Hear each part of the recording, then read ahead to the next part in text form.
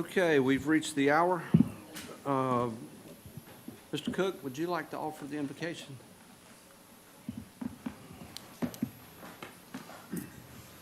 Let us pray. Lord Jesus, we come before you today, understanding that we need you. We exalt you. We bless you. We understand your ways are higher than our ways, and your thoughts are higher than our thoughts. That's why we ask for understanding and revelation and direction on every choice that will be made today, that you would allow unity to come into this place for the citizens and the commissioners, that we would come together to understand your will and proceed after it and entertain your presence in this place, Lord. We just worship you and give you all the glory. We ask it in Jesus' name. Amen. Amen. I pledge Allegiance to the flag of the United States of America and to the republic for which it stands, one nation, under God, indivisible, with liberty and justice for all.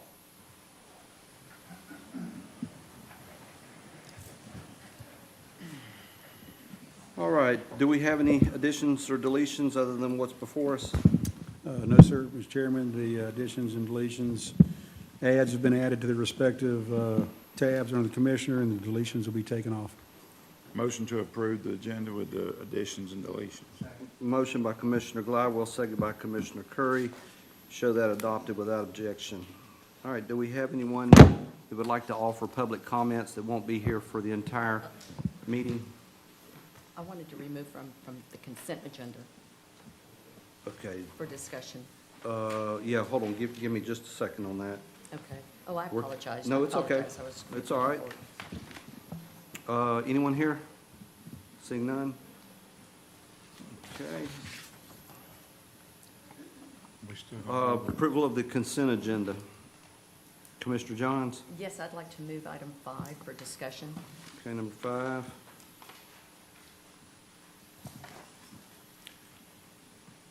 Anyone else? Motion to approve the consent agenda with that exception. Okay, so we have a motion by Commissioner Gladwell, second by Commissioner Curry. All in favor of the motion, say aye. Aye. Show that adopted unanimously. Now let's approve the entire agenda. All in favor of the motion by Commissioner Gladwell and second by Commissioner Curry, say aye. Aye. All approve, nay. Show the agenda adopted. Okay, Mr. Kellenberg, you want to pull 5 off and place it where? Yes, sir, we'll put it under my tab, right before number 16. Okay. We're going to do the, All right, ordinance and I want to, let's move, Commissioner Anderson, did you want to move your agenda item up? Yes, I would like to move mine to the front so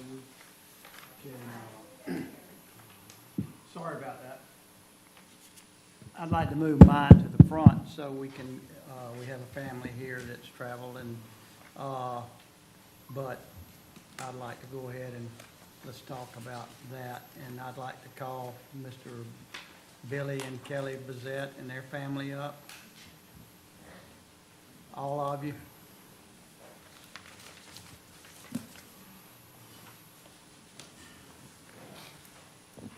I'm going to make a motion that we name the Grayton Beach Community Center in honor of Betts Beach Mama Haynes. second. And I'm going to have the family tell a little bit about her, but she was called Beach Mama for a reason. I don't know probably anybody that loved Grayton Beach any more than she did. And she's donated property. She was just a legend at Grayton Beach for a long, long time. And I remember her when I was a young man. And first time I saw her, I said, "Who is that?" And they said, "That's Beach Mama." And I said, "Okay." But anyway, I'm making a motion that we name the new facility at Grayton Beach in her honor. Second. So we have a motion by Commissioner Anderson, seconded by Commissioner Gladwell. And I'd like for Billy to tell, and Kelly to tell a little bit about her story, and any of the other family members that want to chip in. Well, Secretary Bazette, you're recognized. thank you, Mr. Chairman. I really appreciate being here. I'm an outlaw, if you will. I married into the family 40 years ago, or almost thereabouts. And the first half of my marriage, I had the opportunity and privilege of getting to know my mother-in-law really well. She was just an inspiration. She really did so much. It meant so much to her, Grayton Beach. She really wanted that beach to be for the community. And in early 1973, when bulldozers arrived and construction was going to begin, she leaped into action. She formed the Friends of Grayton Beach. She worked diligently, even though she was a mother of 4 children and married to a full-time pilot. She found time to be the leader of this group, and she never stopped. And before she passed away, she gave me several boxes of hers, and I've been through them all, where she would write single-spaced carbon copy letters to anybody who would listen, and people listened.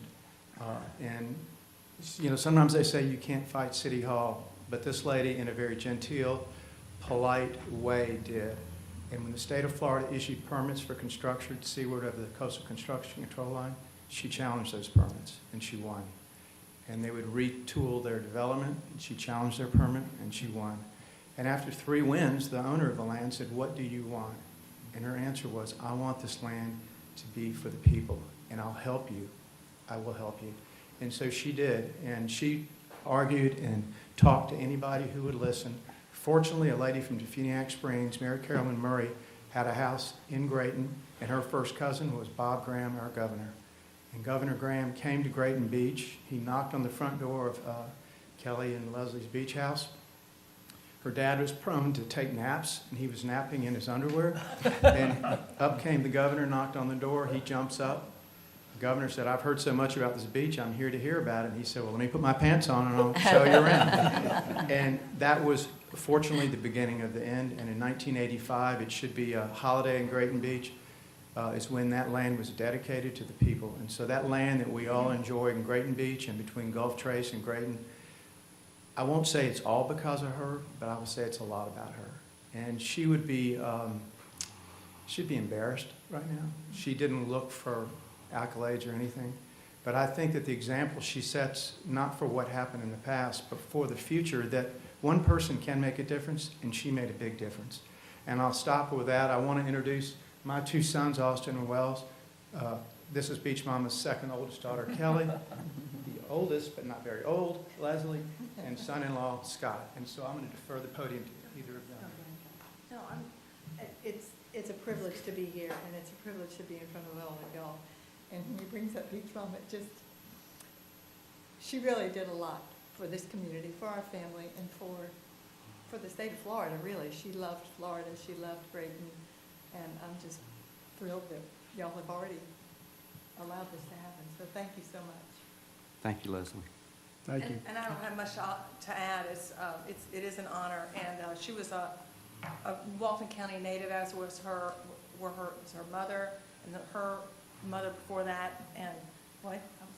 And Leslie was born in Defuniak Springs. So it's she's always saw Grayton as the people's beach, and I'm happy that it is, and we thank her for that, and thank y'all for that.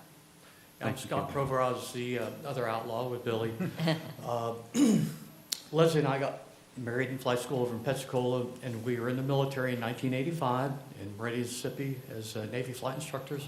And we took leave to come down and celebrate the dedication in March of 1985 when Governor Bob Graham and Congressman Earl Hutto and all the others were there for the dedication. And that was a very proud moment, a culmination of a lady who had started in 1974 writing letters to the Florida legislature. It meets 100 days every spring, and she would take a station wagon full of Grayton residents, the Friends of Grayton, and every legislative session she would be there on the agenda to talk about trying to preserve this beach in perpetuity for the citizens in Florida. And we got to celebrate that in 1985 when they did the dedication. Very proud moment. Austin, would Mr. you Chairman. like to say anything? Or Wells? No, nothing really. Okay. And I want people to understand that Grayton Beach would be totally developed if it wasn't for this wonderful woman that took care of it. And it's someone who has not fought, but worked with the legislature on customary use. It's not easy going over there every week.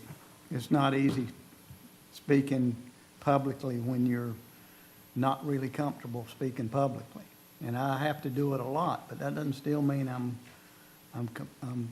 good at it or I'm comfortable with it. And your mom and your boy's grandma coming up, going over there doing that is the reason we have Grayton Beach for the public. And I want to thank the family, and I want to thank your mother, your mother-in-laws, and your grandmother. The work she put in is saved Grayton Beach. And since I was 6 years old and my cousin took me to the Red Bar for the very first time when we were supposed to be going to the beach, but we weren't. It was called Butler Store then. And she chased boys, smoked cigarettes, and drank beers, and swore me to secrecy on the way home. And so it's always been my favorite beach. It's where I went to every time I went to the beach growing up. And wasn't easy lugging a big ice chest full of beer down there, especially when you're 20, but 21. I was close. But thank y'all, and we appreciate the hard work your mother and others did to save Grayton Beach for Walton County, because that's our calling card, Grayton Beach. And we appreciate it, and it's the least we can do as a county to name that building and that park after her. Absolutely. Thank you so Any very other much. commissioners? Or, see, now, let's put this in parliamentary posture. Commissioner Anderson moves to waive the rules for the public hearing requirement. Is there a second? Second. Second by Commissioner Glidewell. All in favor of the motion, say aye. Aye. Show it done unanimously. Now, on the motion to approve, motion by Commissioner Anderson and second by Commissioner Glidewell. All in favor of the motion, say aye. Aye. Show it adopted unanimously. Congratulations.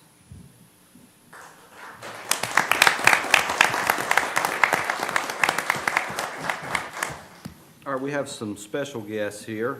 We want to recognize the Walton County Emergency Management and Walton County Fire Rescue staff for receiving the Emergency Operations Center credentials through the Florida Division of Emergency Management. Mr. Goldberg, you're recognized. Thanks, sir. I appreciate that. Jeff Goldberg for the record. I was up in front of you about 7 or 8 months ago or so with some of our other staff that got credentialed through the Florida qualification system. So just to kind of refresh your memory, in 2022, FEMA began requiring specific credentialing for folks that are that are paid under the grants, as well as for deployment. But what we decided to do was ask some of our folks that work in the EOC to go through that credentialing process. So this is the last group that's being done under historical recognition, which means they fill out the forms, they fill out that they've worked in these specific positions for a certain amount of time, number of different incidents, documented training, and it goes before the Qualification Review Board, and at which point, if they pass, they get granted their credential. So Dom Maestri from Fire Rescue received his credential as an EOC branch director, and Wanye Goodgain, who Wanye joined us back this past year. He was originally the logistics coordinator when he left the first time, so he got qualified actually this year as a EOC logistics coordinator, and so he'll be working on his planning coordinator one next, which is going to be a task book. This just kind of shows the level of the folks that we have here working in emergency management, working in the Emergency Operations Center. We're one of the few counties that are not just credentialing our emergency management staff, but some of the agencies that are providing support and assisting us during activations, during deployments, things like that. So I just kind of wanted to toot their horn a little bit. And also, Dom just received his master's in Fire Service Executive Leadership just recently. So some great folks working in fire rescue. We've got an amazing partnership with them. Chief Canuck, you want to say anything? Just want to say good job by all parties here. Lieutenant Maestre, recognize him because he was one of our lieutenants at one time. He went to dispatch after a back injury, and he was out for 3 years. And he is back on the truck again, and he tested for lieutenant, and he's earned his degree And everything that he's doing just shows the pride and willfulness of our men and women at Fire Rescue. So I'm very proud of him.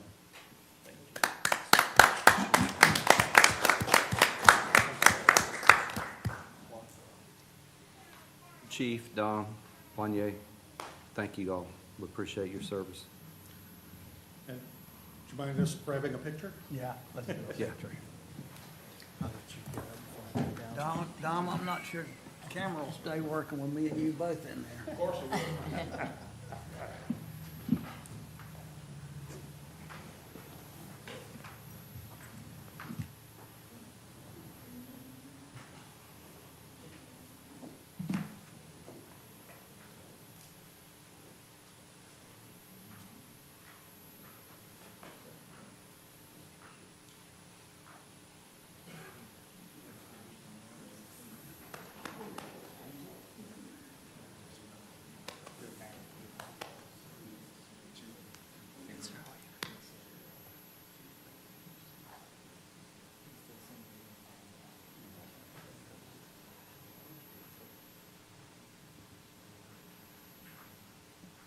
Okay, got everybody in there, big smiles, and in 3, 2, 1. Got it. Thank you.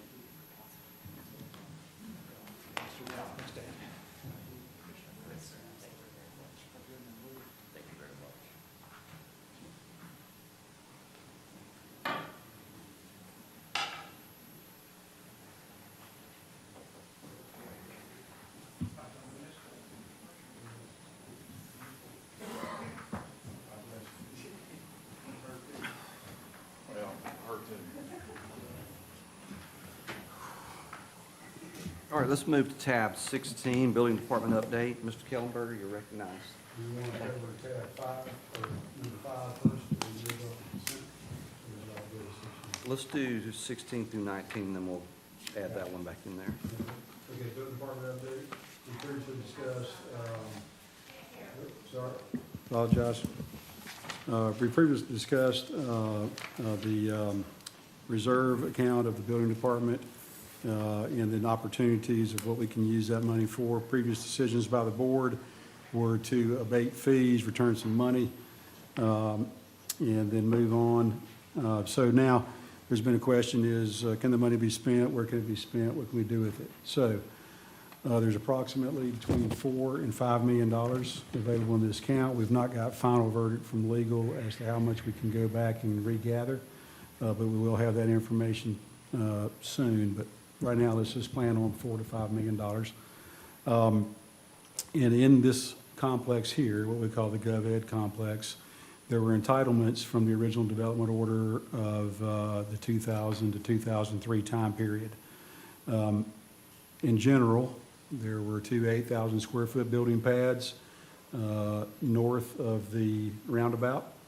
There's another 12,000 square foot building pad west of the parking lot here, a 5,000 square foot building pad that we're using for the future senior center, and there may be some more entitlements on the loop road back by the health department, but I'm not sure as to what they used with their additions to their building. So I would recommend that if we do decide to pursue, what can we do that we don't seek the entitlements that were from that early development order. Some of the codes have obviously changed. Entitlements should still exist. When I say entitlements, the ability to build, this is all in Town Center 1. It gives us the opportunity to build civic buildings. Obviously, the room is there. There hasn't been much construction on this road that would take away some of the other items that come with the development order, traffic concurrency and stuff like that. So if we did decide to move on this endeavor with direction or a motion today, I would recommend that we engage the planning department to help us understand what can be built here, and then we pursue a development order of the appropriate type to build whatever structure that we decide to build. That would normally start with a property assessment, some conceptual designing, and some cost estimating. In this case, I think we would start with some very basic cost estimating. Obviously, if we're going to build a building in this campus, we would try to follow the architectural flavor. Whatever this county commission would like for this admin department to do is what we'll do. So, Chair. Commissioner Jones, you recognize. I think that it's so important that we do have the building department down here, but in talking with Billy Bearden, that we also, is Billy or Bobby? Billy Bearden, that we also have a planning component with them to make it worthwhile. So we can't use that particular money for the planning portion of it, but we can use that for the building department, really is all that we can use those funds for. And that way we would have a building portion down here, you know, a satellite office, and also the plan is to have planning here as well. So that way that you don't have to travel all the way to Defuniak Springs or something in order to get these things done. And it would make it a lot easier for the people, you know, either from Freeport and down, you know, because they'll have an option. You've got your office, the office there. But yeah, I think it would make it a lot easier for people along the south end for sure. And since that money is there and it's strictly for that purpose, that we should go ahead and take advantage of that. So do we need a motion or just direction to get some information? If the board's just getting information, there's no motion needed. You can just give staff direction to bring something back to vote on. Okay, Okay. would you do that? Yep, sure. So, Sure. Board good with that? the direction I'll do is seek what opportunities we have here and start to put together some cost estimating based on buildings that would serve the civic function and look similar to this building here. Chair, I just have one question. You recognize. I just want to make sure, we were talking about planning, which I think is a great idea, to have both entities down here. Sorry about the computer.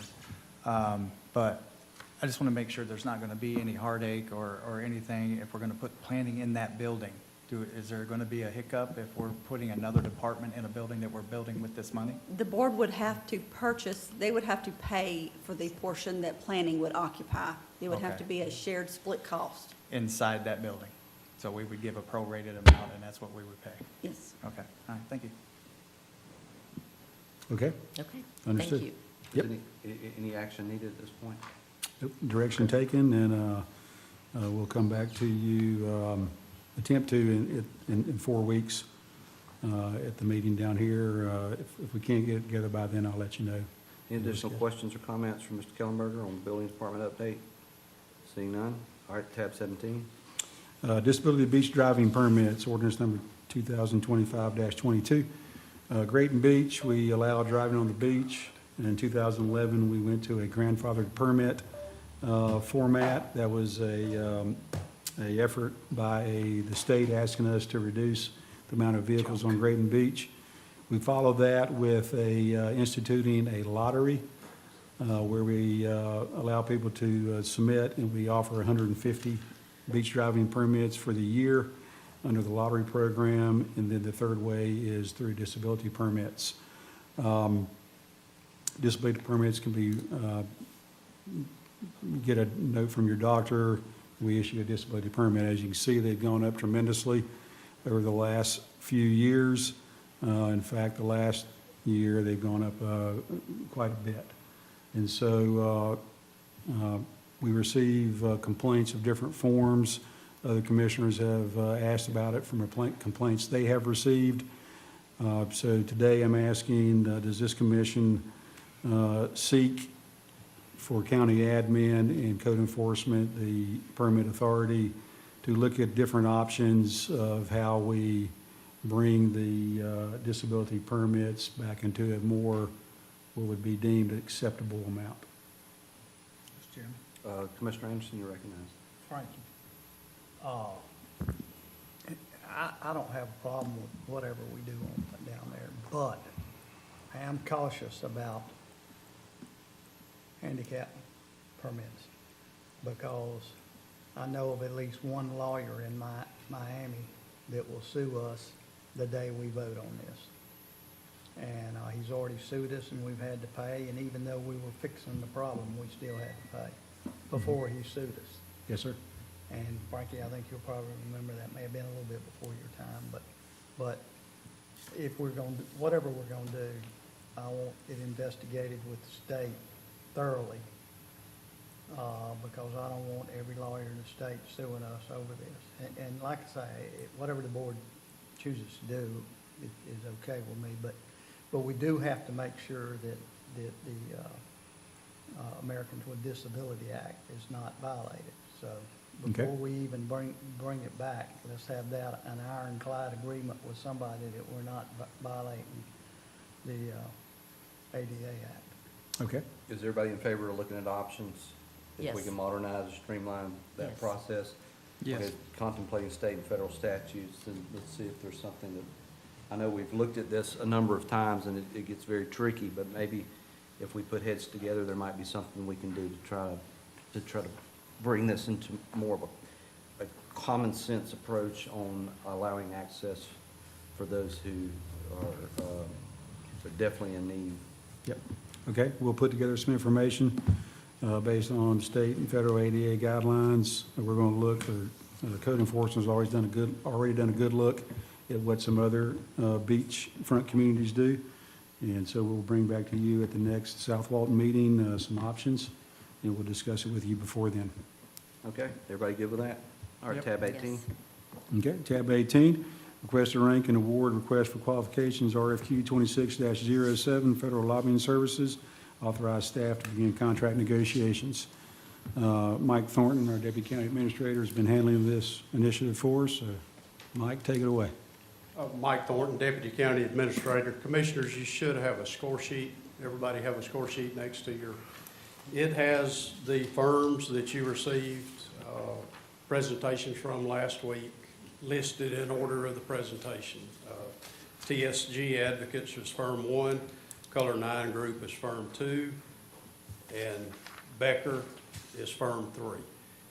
The scoring, maximum points is qualifications of the consultant up to 50 points, relevant federal experience up to 30, and then technical approach and methodology up to 20 points for a total of 100. If you do score a 0 or 100, if you would, you can put a comment on the back. Once you tally those scores, once you do those scores, I'll hand them over to the clerk to be tallied and summed, and then we'll read them out. Any questions of the board?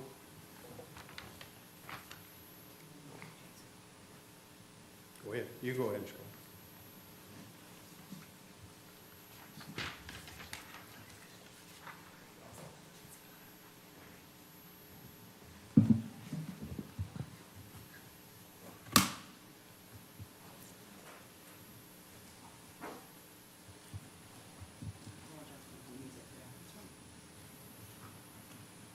Might as well getting slapped in school.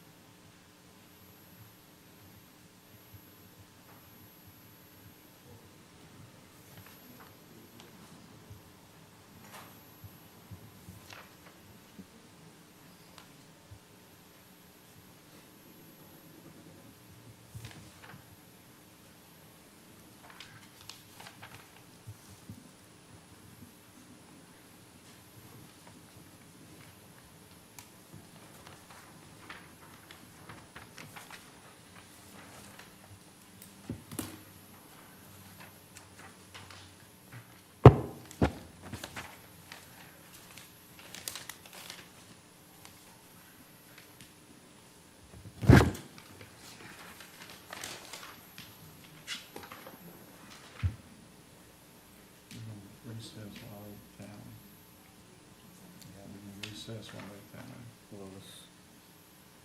Well, we'll move to a different item, and then we'll come back to it. She's got to keep the record there. Clerks, when we're doing 2 things at once. Okay, Loretta's doing it. Never mind. You're good.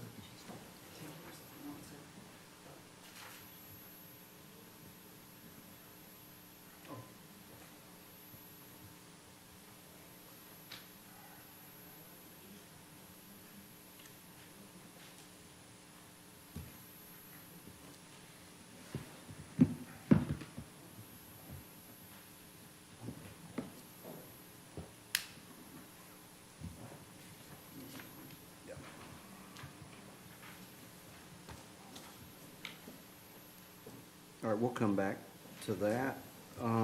Let's move to tab 19.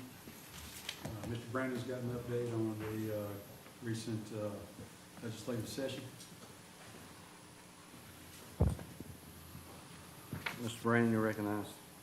Yes, sir. Scott Brandon for the record, BRANNON. Thank you, Mr. Chairman, members of the board.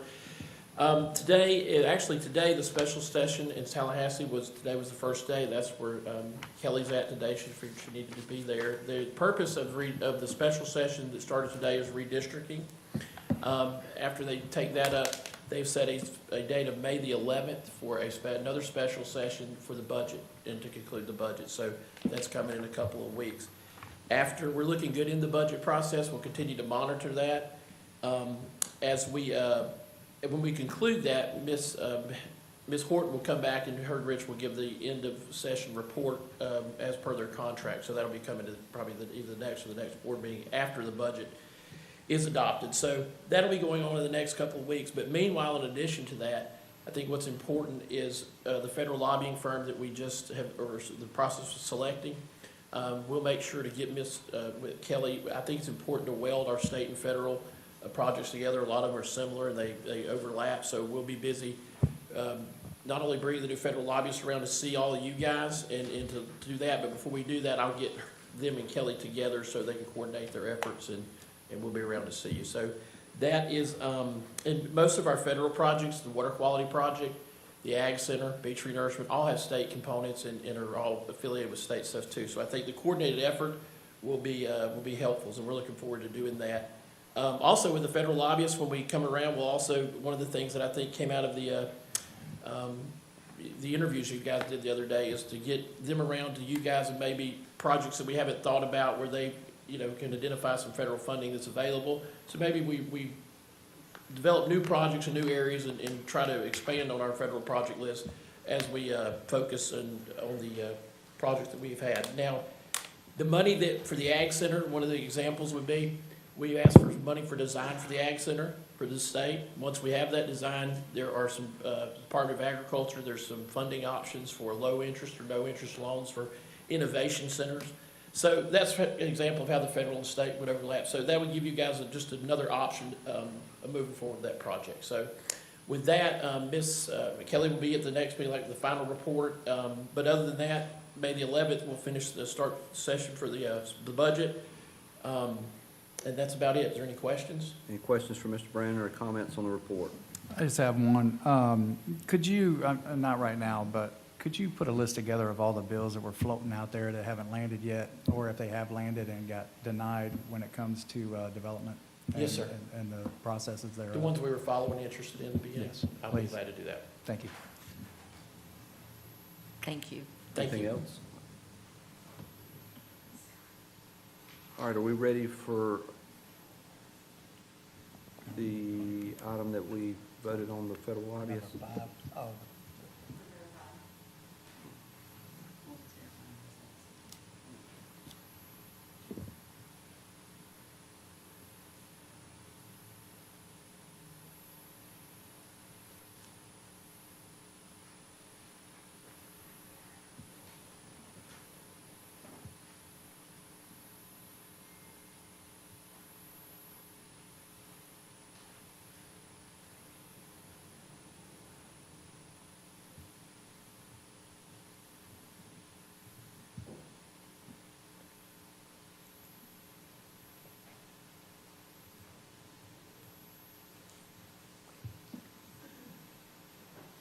Do we need some more time, Melissa? Okay, because I can move on if you prefer.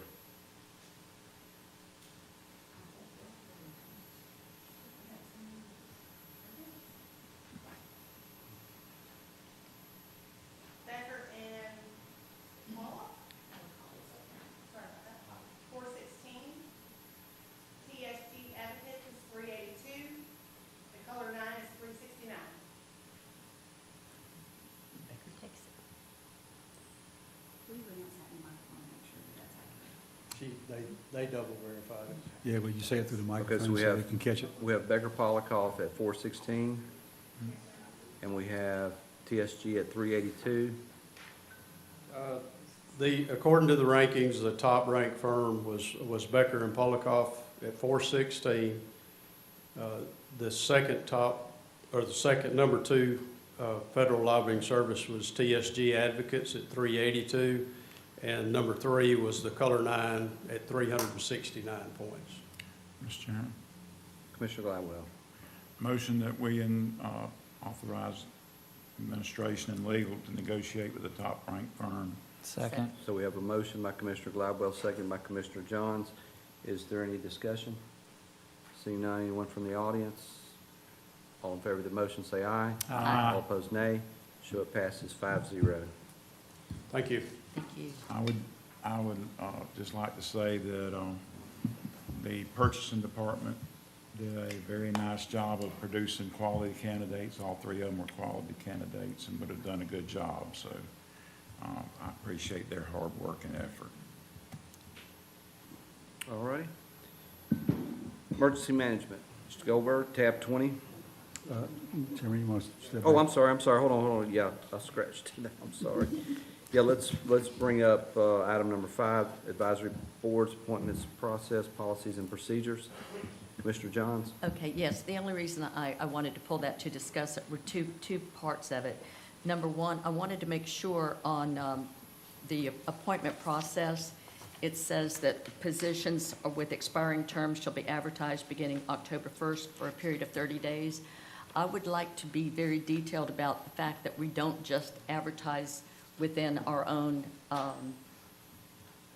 website and things like that. I want to make sure that we go out far and wide to advertise so that people actually know, because in the past, we have had a lack of people that want to apply because they just simply don't know about it. So as long as we can include in there that we want it to go out, whether it's in the newspaper, all over social media or whatever, we need to make sure that people are aware of it so we can get some really good qualified candidates. That's one of the things I'd like to include in there. All right, hold your thought. Mr. Kellenberg, can you handle that with our comms team? Yes, sir. All right, Commissioner Johns? The other issue is we say that the BCC shall appoint qualified individuals to the advisory board and committees in accordance with established timelines and procedures, and that no member may serve on the same board or committee for more than 12 years. But I think that 12 years should be max, regardless of what board they're on. 12 years on any board is a long time. And if you can serve 12 years on one board and then turn around and go on another board for 12 years, I don't think that that's appropriate. I would like to make it a 12-year limit all around. Chair. Commissioner Curry?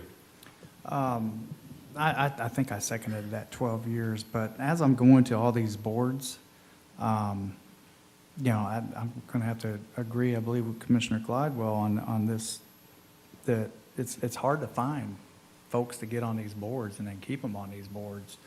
I don't know, I know I did the 12 years, but I'm almost second guessing myself after going to some of these boards and asking those questions. Why has that person been on here so long? Well, because nobody else has volunteered, or, technically, those board positions are appointed by here, or voted on and appointed by this board. So technically, every 2 years or 4 years, there's the opportunity of taking those members off and new members being put on. So I'm kind of second guessing myself on that. I apologize, but I don't know. Every time I go to the Affordable Housing Board, I go to the Planning Board, I go to the ZBA Board, I know I'm constantly asking myself, where are all the new people at? Where can we find people to take these places? And I'm getting the same answer. There isn't any. So I don't know where that puts us. I don't know if we need to relook at it. I don't know. So I just want to put my 2 cents in. Yeah, I concur with Mr. Curry on this. It's good in theory, and for somebody that likes term limits, but before anybody else was on this board, and I was the only one still on this board, it was crazy trying to get people to do this. And a lot of the issue is that it's state mandated that they follow the sunshine law. Most of these boards, or a lot of these boards, they have to release their financial documents, and people don't like doing that. And, you know, we as elected officials, we have to do that every year. But the average citizen does not like people knowing their financial business. And it's public record once it's released. So I'm not ready to put a term limit on it yet. I'm not saying I won't be the next time it's brought up, but I think we need to try it for a couple of years and see what it is. I'm not opposed to 12 years if that's what the board wants, but I also know how hard it is. And I don't know if we might can legally put, Frankie, you would have to answer that question, but if somebody wants to serve, it's kind of hard to tell them no when you're having a hard time getting people to serve. So it's, I'm like you, I'm kind of up in the air about it. I'd like to do it, but I don't know that it's beneficial for us. Mr. Chairman, Commissioner Gladwell. I agree with Commissioner Curry and Commissioner Anderson that this sounds good in theory, but it's not good in practice. And I don't see the problem with somebody serving 12 years on the Planning Commission and then serving 12 years on the Design Review Board or what. I mean, those, first of all, the Design Review Board has some very specific, and so does the Contractor Competency Board, and there's a lot of these boards have very specific qualifications. And as Commissioner Anderson said, when you have to put all your financials out there. A lot of people don't like that. You have to follow the sunshine law. You're getting beat up on a regular basis on social media, and you don't get paid. And so it's hard to find people who are that civic-minded. So I would be very cautious about. Are you in agreement as written, or are you in disagreement with the alternative? I'm in disagreement with the alternative. I was in disagreement with the as written, but I can live with it.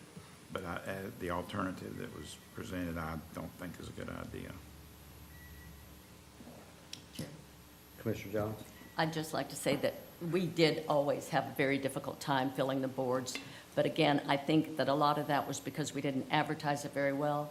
And the last time we did advertise it much better, we went out further and wider, and we did have a lot more applicants than we have in the past. And so I think that's part of the problem.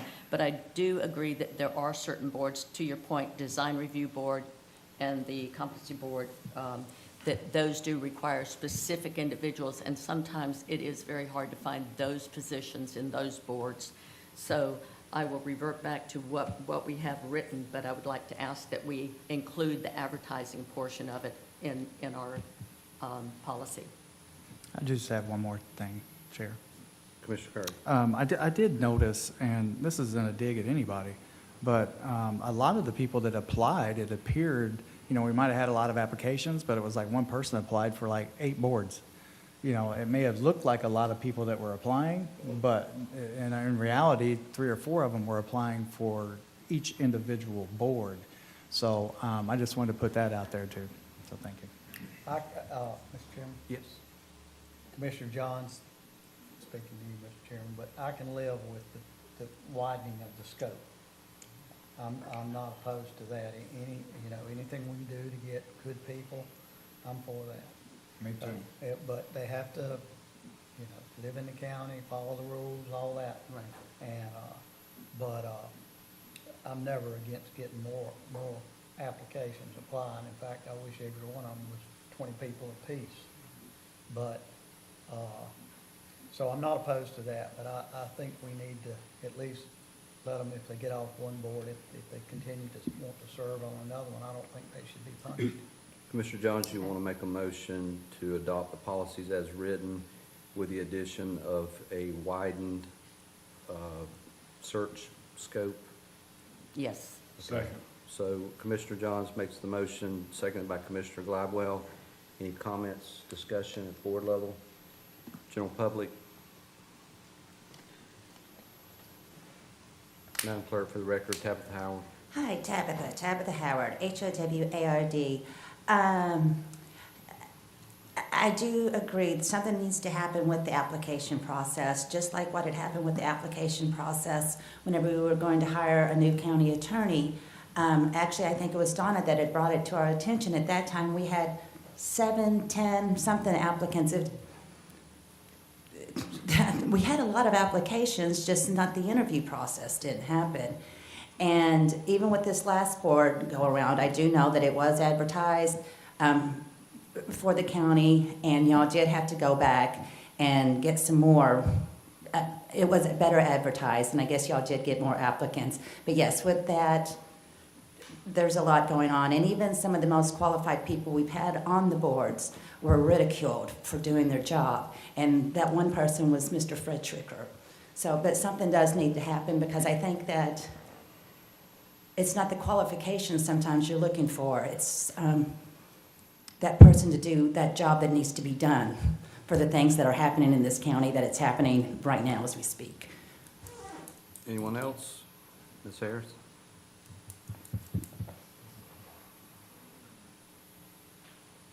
Madam Clerk, for the record, Suzanne Harris. You're recognized.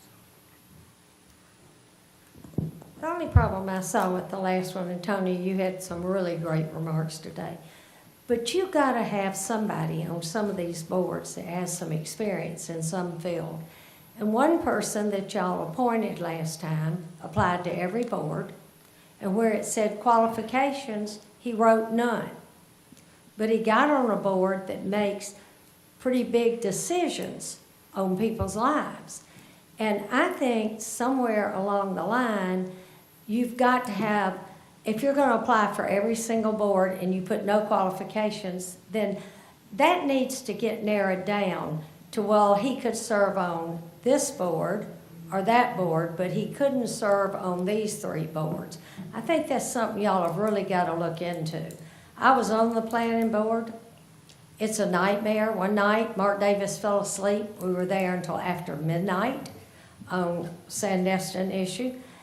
I've been on the TDC board. I have to give my financial statement for everything, and I don't mind that. But I can guarantee you, I've called people and said, you'd be great on this board. And they say, if you think I'm giving my financial statement to be spread all over Facebook and the newspaper, you got another thing coming. So you've got to try to get the best, most qualified candidates you have. And if you ask one person that's on the board serving as your representative, and you have to ask him because of something said on a hot mic to resign, and then you appoint him to another board 2 years later or a year later, that's not right either. So we've got to get good qualified people, and we got to go out and advertise. And they need to put down on certain ones, if you apply, there should be a different application, not where you just put all boards. If you want to be on the design review board and you think that needs qualifications, apply on the design review on one application and put your application. Then if you want to be on something that doesn't need a professional to be on it, then fill out separate applications, not just one application and put none for all qualifications.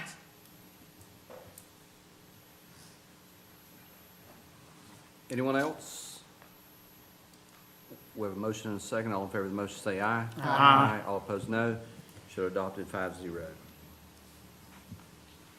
All right. Thank you. Tab 20. Mr. Goldberg.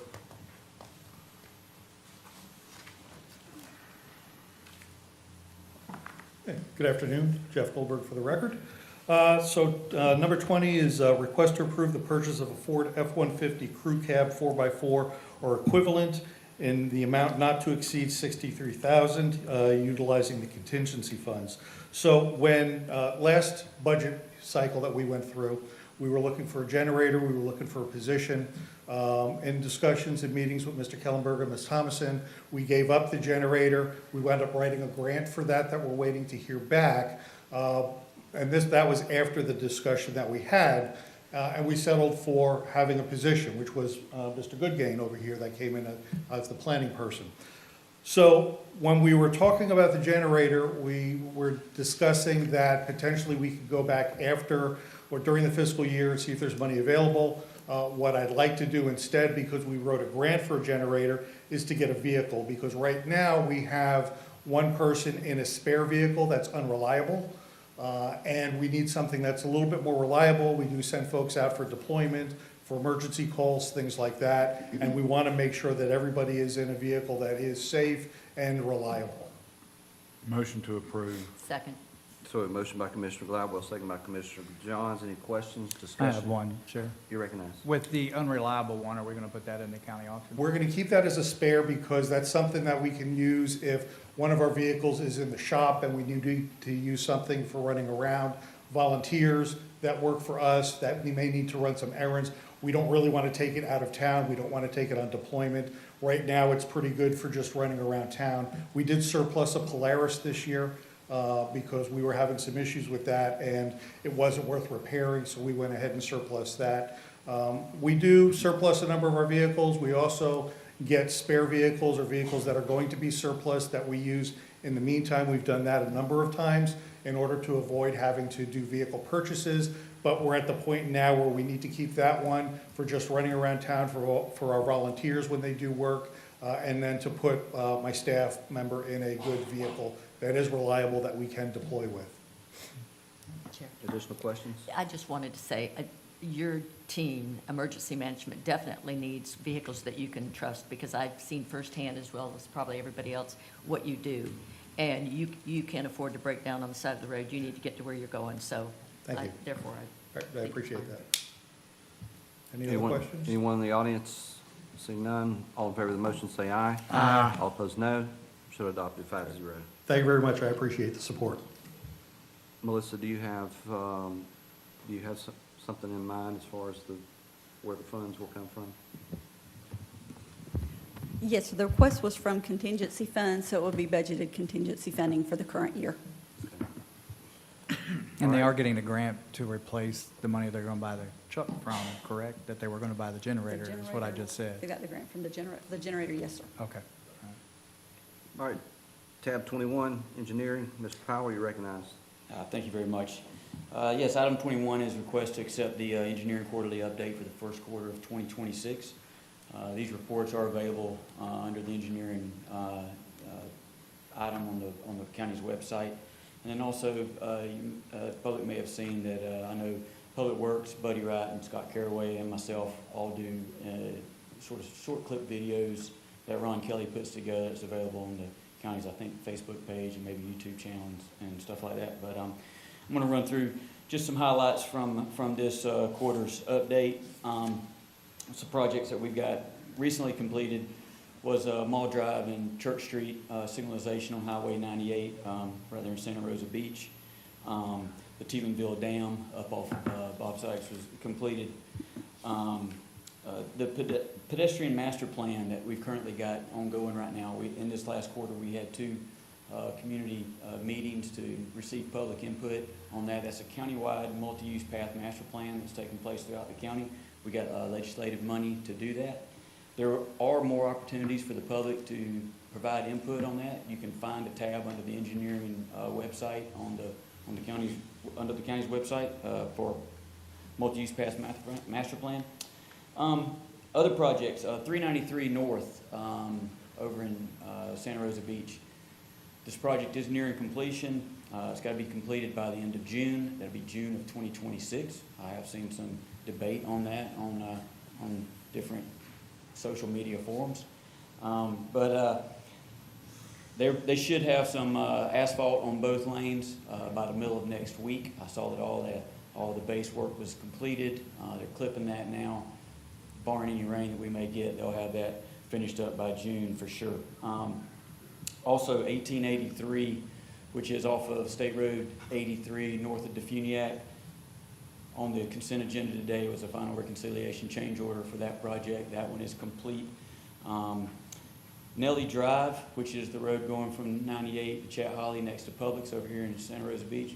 That one, the construction is being delayed till middle of July because of some requirements in the Army Corps permit, because of a tricolored bat that may be present on the site. That will be construction will be started in July 25th of, July 15th of this year. And contractor is already ordering materials, providing those on site. So you'll see some stockpiling of materials back near Chat Holly.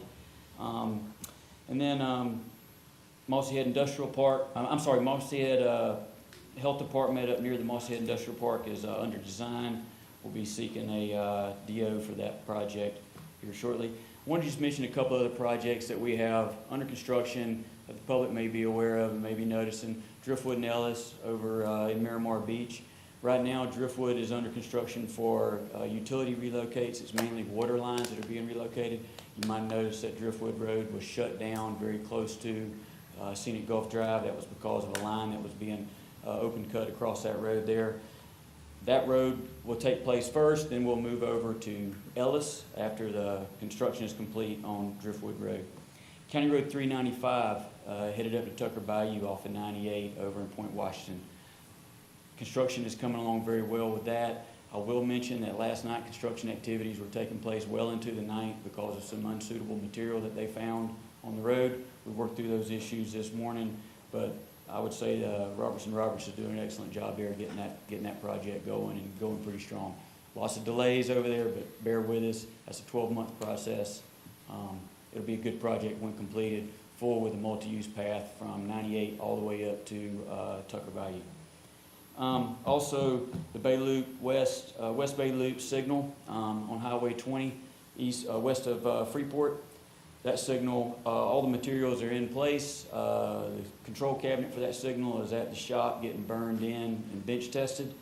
We expect that signal to be operational by midsummer. If you have any questions for me or the public has any, feel free to reach out to us on email or by phone. Any Motion to questions? approve. Motion by Commissioner Gladwell, seconded by Mr. Anderson, I'll second. Commissioner Anderson. Are there any I additional got a questions? Questions? I know I talked to you a little bit about the 83 and 20, where they took out my old crap lane. Yes, sir. We And now- discussed that today. Yeah, and then everybody, if you notice, I did see some flags out there today when I went out there, but that pothole from everybody just taking, assuming that they can still make that turn is just, it's wallering out like almost every other day. So I didn't know if you did talk to them about maybe widening that mouth a little bit when you're making that right. We did. Well, paving activities are complete. We're going to see what we can do to address it. We'll get something done there. Unfortunately, it seems like the longer the radius you make, there's still people that like to fall off of it. But we'll see how we can address it with some asphalt there. It's almost designated that one hole, though. I got You saw it. Yeah, so. I've seen it. Gotcha. Thank you. Thank you. Any comments from the public? Seeing none, all in favor of the motion say aye. Aye. All opposed, nay. Show adopted 5-0. Tab 22. Next item is a request to authorize chairman to sign change order number 4, contract number 24-29 with Gage Golden Construction doing business as BGN Contractors. This is for the Glendale Fire Station, increasing the contract amount by $119,120.85 to be paid by the Walton County Sheriff's Office, and increasing the contract completion date by 50 days. This is, as it says, being paid for by the Sheriff's Department. This is services that the Sheriff's Department has requested that exceed what is required. Are there something that any they felt was questions? necessary. Motion to approve. Second. We got a motion by Commissioner Johnson, second by Commissioner Gladwell. Any discussion, questions? Anyone from the public? Seeing none, all in favor of the motion say aye. Aye. All opposed, nay. Show adopted 5-0. Thank you. Thank you. Tab 23, Parks and Rec. Mr. Supple, you're recognized. Thank you, Mr. Chairman. Shane Supple, Parks and Recreation. Joe Roboto, Parks and Recreation. We were tasked to come up with a white paper to discuss the pros and cons of synthetic turf versus grass field comparison for Helmcall Park. We have done that. You should have the white paper attached. We're here to answer any questions, make recommendations, whatever the board would like. May I? Questions, comments, Commissioner Jones? It seems like there's quite a bit of difference in the cost of the turf and the regular grass. And I personally would like to see Helen McCall move forward, and I'd like to go ahead and get it done. There's a lot of kids out there, and they need places to play. They need the ball fields, and I'd like to get this off of the hold that it's on for this and move forward with the grass fields. Pardon? Mr. Rivaldo, let Commissioner Johns finish, please. I just would like to move forward with the grass fields as we've had them in the past, but with, making the new changes and continuing on. This has been a long process. It's, I think we started this before I was on the board, I believe, is what, it had been funded for, and obviously, the longer we wait, the more it costs. So I'd like to go, yes, a motion to approve. Second. Okay, so we have a motion by Commissioner Johns, seconded by Commissioner Gladwell. Mr. Rivaldo, do you have any comments? No, that was our recommendation. Okay. Or anyone from the public? Anyone else? Or, yes, ma'am, come on up. Any additional comments from the board? I have one, but it's going to be on my agenda item. I'll wait until. Yeah, I have just a comment. Go ahead. The cost difference is substantial. And I'm still not a big fan of artificial turf. I've played on it. The ball comes off artificial turf a lot faster than it does grass or clay. And, the high school kids could handle it. I don't think anybody still playing Little League can handle that speed. You get a guy like the kid from South Walden High School who I'm friends of the family. He's a great player, going to be drafted in the first round for a lot of money. And he was that much taller when he was 12 years old than any of the other kids playing baseball. And if he would have turned on a fastball and hit it down the third baseline with artificial turf, he could kill somebody. That's how much of a difference the speed is. The cost is astronomical. And I'm not voting for it, I can just tell you up front. Hi, I'm Michelle Brown, VP of softball for Little League. I met with several of y'all this morning out at Dune Lakes Fields, and we discussed a lot of things, a lot of positive things I think are going to be moved in the right direction. It was brought up that there's a possibility of a trial turf field, just one to see how it goes. If that's a possibility, I think it would be a good starting place. As far as the turf field, what we're looking for is not so much just like one baseball field of turf, right? It would be a whole plot of turf, and you could turn it into soccer fields, lacrosse fields. You can play 3 coach pitch or t-ball games at once, depending on how you move the portable nets. So a lot of multi-use with that turf field, and if we could just get one, see how it goes for make a plan 5 years, and then revisit it in the future. Commissioner Anderson. No, she's not through. Are you through? No, you go ahead. Joe, could you come up here a second? The cost difference, how many regular fields can we build compared to the cost of one field with that? We can build 4 fields. Huh? 4 fields. So, I'm just telling you, the cost and the danger on it, I'm just not for it. Injuries are a lot higher on turf fields than they are on grass fields and clay fields. And, it's just, I'll be honest, I can't speak for the other commissioners, and I'm not speaking for the other commissioners, but I'm just opposed to it. Mr. Chairman. Ma'am, I understand what you're saying, and I have no problem with doing a proposed trial field in the future. But the motion we're talking about today is whether to proceed or not with Helen McCall. Mm-hmm. And to Commissioner John's point, we've been talking about this for, I think, 5 years. More than that. Maybe more than that. I think it was my first or second year in office. And we've got the engineering and all ready to go. Mm-hmm. If we were to back up now and try to change that field from grass to turf, it would back that project up probably 6 to 8 months. And so that's why I'm for just leaving it. Even just one field, it would back it up. It would back it up, because the difference in the engineering between a grass field and turf field, Mm-hmm.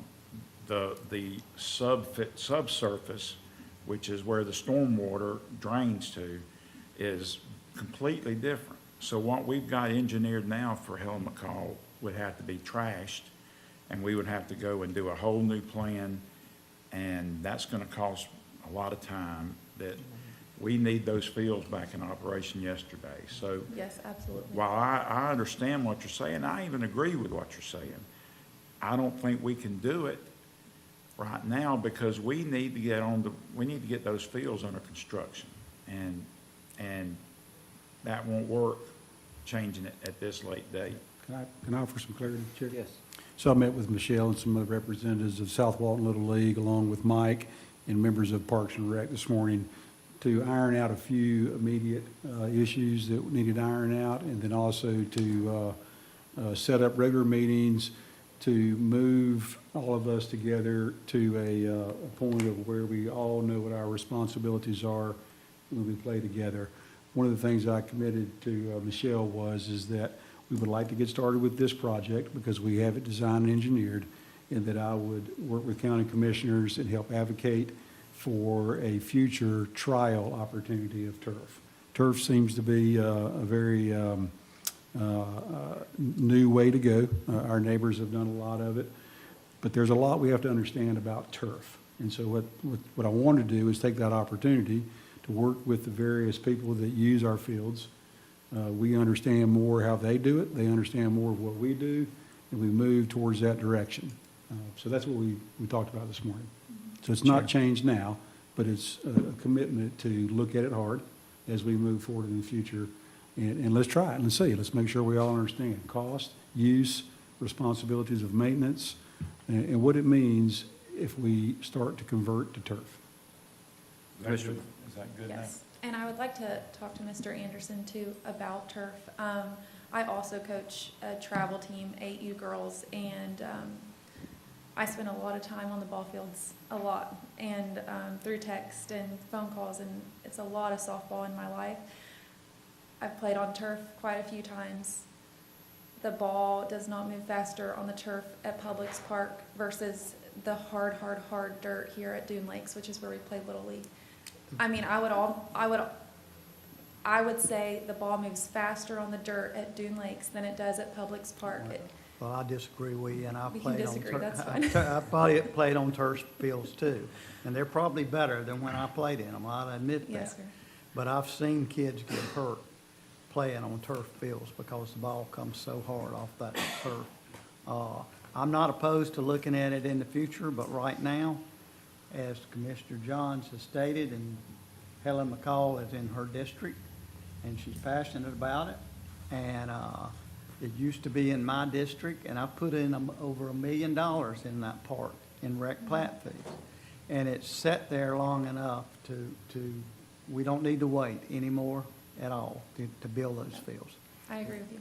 Commissioner Curry? Yeah, some of you guys are taking my thunder out of my agenda item, but I think what we're talking about here is a perfect, once I get to my agenda item, I'll go into more details, but just to say that there's not a day or a week that goes by that I don't get a phone call on, we don't have enough ball fields.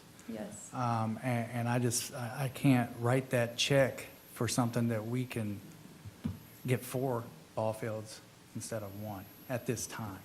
From the north end to the south end, where we're struggling. And that's why one of my agenda items, I hope you stick around. I'm going to discuss that further. Okay. So thank you. Thank you Ma'am, so much. and you're welcome to come by my office and talk about it anytime you want. You can Yes, sir. bring your friends and try to convince me, and you may Okay. do it, but. I'll do But that, I'll yeah. talk to any of y'all about it. I'm just I agree with Commissioner Kerr. Right now, it's not the time, and if it's gonna be the time, it's after we have enough fields to at least cover what we've got. We don't now. No, we do not. These kids are practicing 1 day a week. My team doesn't practice at all. Yeah, So- and- And if we and- do, it's on a Sunday afternoon, and we just and- go hoping that we get a field because it's first come, first served. So, I Exactly. mean, I understand. And if we can get, 4 more fields for 1 field of that, right now, that's what we need. And like I say, I'm not that hard-headed, but I just right now, I'm not in favor of it. Like I say, y'all know, come visit and show me stats and all that, and then we'll talk, okay? Yes, sir. I'll do it. Thank y'all. Thank you. Anyone else from the public? Seeing none, I just want to say real quick, I'm not opposed to turf fields. I like them. And that may be the future there. But what I would like to see is a public-private partnership, just like they have over in Bay County at Publix Park. If we can have some buy-in from other partners outside of government, I think that may be, the right answer for putting this thing together with cost efficiency. So I would charge you, if you would, to kind of reach out, begin a community effort to find partnerships. I think that might get us, kind of get things off the ground. All in favor of the motion, say Well, aye. Chair, I just want to add to you, I did have the South Walton president come down to me, and he said there's plenty of people down there that would donate for a turf field. But that's part of my agenda item. So I just want, it's funny that you said that, but they have been working on that, I think, for a private payment style. But I'm sorry, Chair, go ahead. No. All in favor of the motion, say aye. Aye. All opposed, nay. Should adopt it 5-0. All right, planning, 24.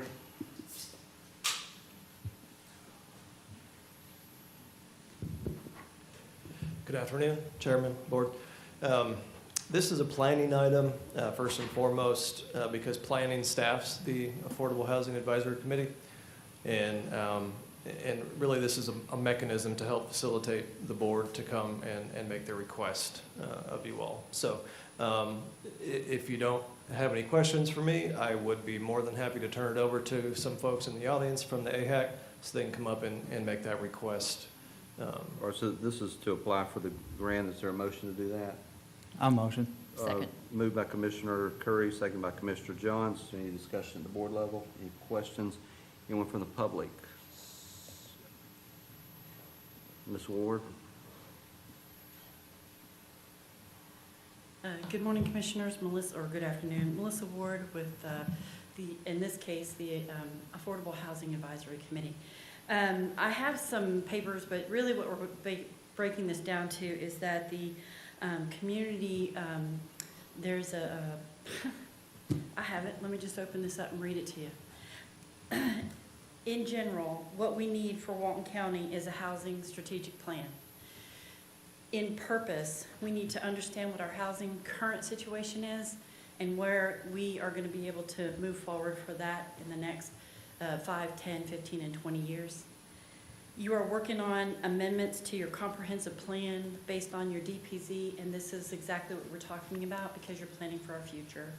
We're looking for housing for the people who are unable to currently pay rents that we are experiencing or housing costs or prices we're experiencing in Walton County as we continue to grow. So what we're looking for is permission for the Emerald Coast Regional Planning Council to apply to the Community Planning Technical Assistance Grant in order to pay for a study that we've been needing for some time. And that is the request. And I have some a projected layout. I'll just pass this out, that they prepared to give you an idea of what those deliverables will be, what their performance would be, how they would have community meetings and do data analysis and prepare some information for us. And I'll pass that around for you to help you make that decision, but I hope you vote yes. Mr. Chairman? You recognize. While she's passing out around, I'm on the State District Housing Board, and I'll make a motion that we approve this for them to go after this. We have a motion. I think we already had a Second. first and a second. Oh, do we? Okay, Yeah. I'm sorry. But anyway, this is a problem all over the state. Yes. And Tom, my good friend Tom Baker, every time he comes to my office, he looks sadder and sadder. And this is something that's not going away. And I know we've all kind of put affordable housing and workforce housing and all that on the back burner. And it's not just us, it's everywhere. but it's time to pay the piper. I mean, if we, and I know a lot of people have been to these big cities and seen the homelessness and all that, but if you haven't seen that in person, and if you think this can never come to Walton County, you're sadly mistaken. It's already here. And if we don't take this seriously, and I don't think we can take it seriously if we don't have a 5-year plan and a 10-year plan, but the Fed's cutting money back on those programs. But that doesn't mean people are getting houses. It means we're just throwing them away. And believe me, being on that state housing board is an eye-opener. And I really didn't want to be on it. Now I want to stay on it. So I think this is a great idea, Melissa, and I think y'all have come up with something great. And just tell us what we need to do, you know? Melissa, don't go anywhere. All in favor of the motion, say aye. Aye. All opposed, no. Show adopted 5-0. In addition to applying for the grants, Melissa, what is it that we can be doing looking forward as a board or as our professional staff in their duty performances? What is it that we can identify? Are there multiple things identifiable that we can do immediately to lay the groundwork to get us to where we need to go? And based on all the things that other commissioners have said, and we see it, what is it we can actually put into place? So, I mean, that's a big question, and I am happy to talk about this for a while, but I know I'm going to try to keep this to a limited. You know I will get chatty. Here's the thing that what we're looking for as we move forward through this. When the Emerald Coast group, if we get the grant and we're moving forward, they will begin to have community meetings. We're going to need full support. And so we need a letter in writing that says we support, Walton County supports the ERC doing this. Well, we do. Absolutely. But what is it that what else can we do? We will absolutely need more communication with the stakeholders, not just the county commission, but other, like, for instance, what are the hangups that we have with our utilities and service providers? What are the issues? For instance, if you're going to have children in a house, they're going to need internet just to get through school these days. So we're going to need to know if there's any kind of areas where we're going to be developing housing where we may have lack of, and you guys are doing a great job, by the way. Please hear me when I say thank you for supporting Tom Baker whenever he came up here and asked y'all to, if necessary, help them with their funding. Thank you for reaching out and doing what was necessary when it came down to affordable housing projects. And thank you for making sure that the Affordable Housing Committee gets together and talk about these issues and try to find ways to resolve them. We need new policies. We need policies that allow housing to open up. And you're working on that now with your planning department on how to open up housing in single-use categories that allow them to build more than just a single-family home if necessary. There are ways that we're looking at promoting some kind of growth that allows for affordability in the areas that need it the most. What we're looking for is to put the workers where the work is. And the only other factor that we're missing in Walton County is some form of public transportation.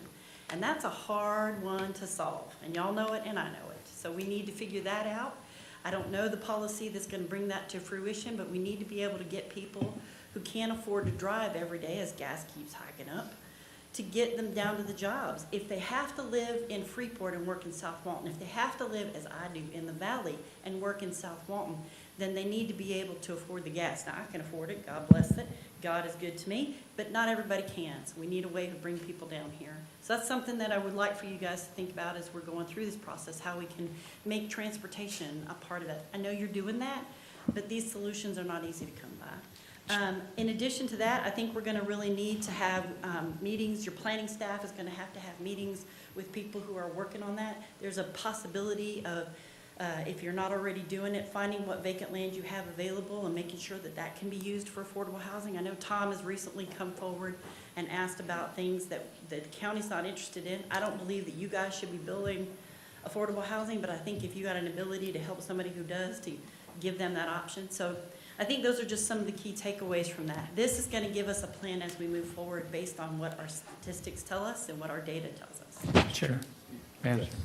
Mr. Curry? Mr. Black? I know I spoke you yesterday at the strategic planning in here in Freeport. And I would like to see if I could ask Brian, or I know Scott Brandon likes to dabble in the mappings of the county. Can I get a map or a listing, color code of what we have land-wise that is under our possession? And then possibly later on, I could have a town hall, or we could have a workshop and see what kind of possibilities on a private-public partnership we could have with, be it Habitat for Humanity or whoever else, with some land that maybe has been sitting there since the W went in Walton and we're not doing anything with. So, I mean, I just kind of spitballing here. Is that any way I could get a map like that? Yep. All right, thank you. Mr. Chairman? Yes, you're recognized. We've got land, I think there's 14 or 16 lots right behind Chelco that we've been trying to give away. I mean, and nobody wants. Have you nobody met will take Teresa it. Jones? I'll call her up here if you like. That's who you need to talk to right there. Habitat, I'm gonna say this because I love Habitat for Humanity, and I'll tell you why. Everything they build is 80% AMI or less. Everything they build is 80% AMI or less. These are the working Waltons, okay? And that's not short-term rentals, that's not even long-term rentals, that's home ownership, that's generational wealth. Let me introduce Teresa Jones from Habitat for Humanity. Ms. Jones.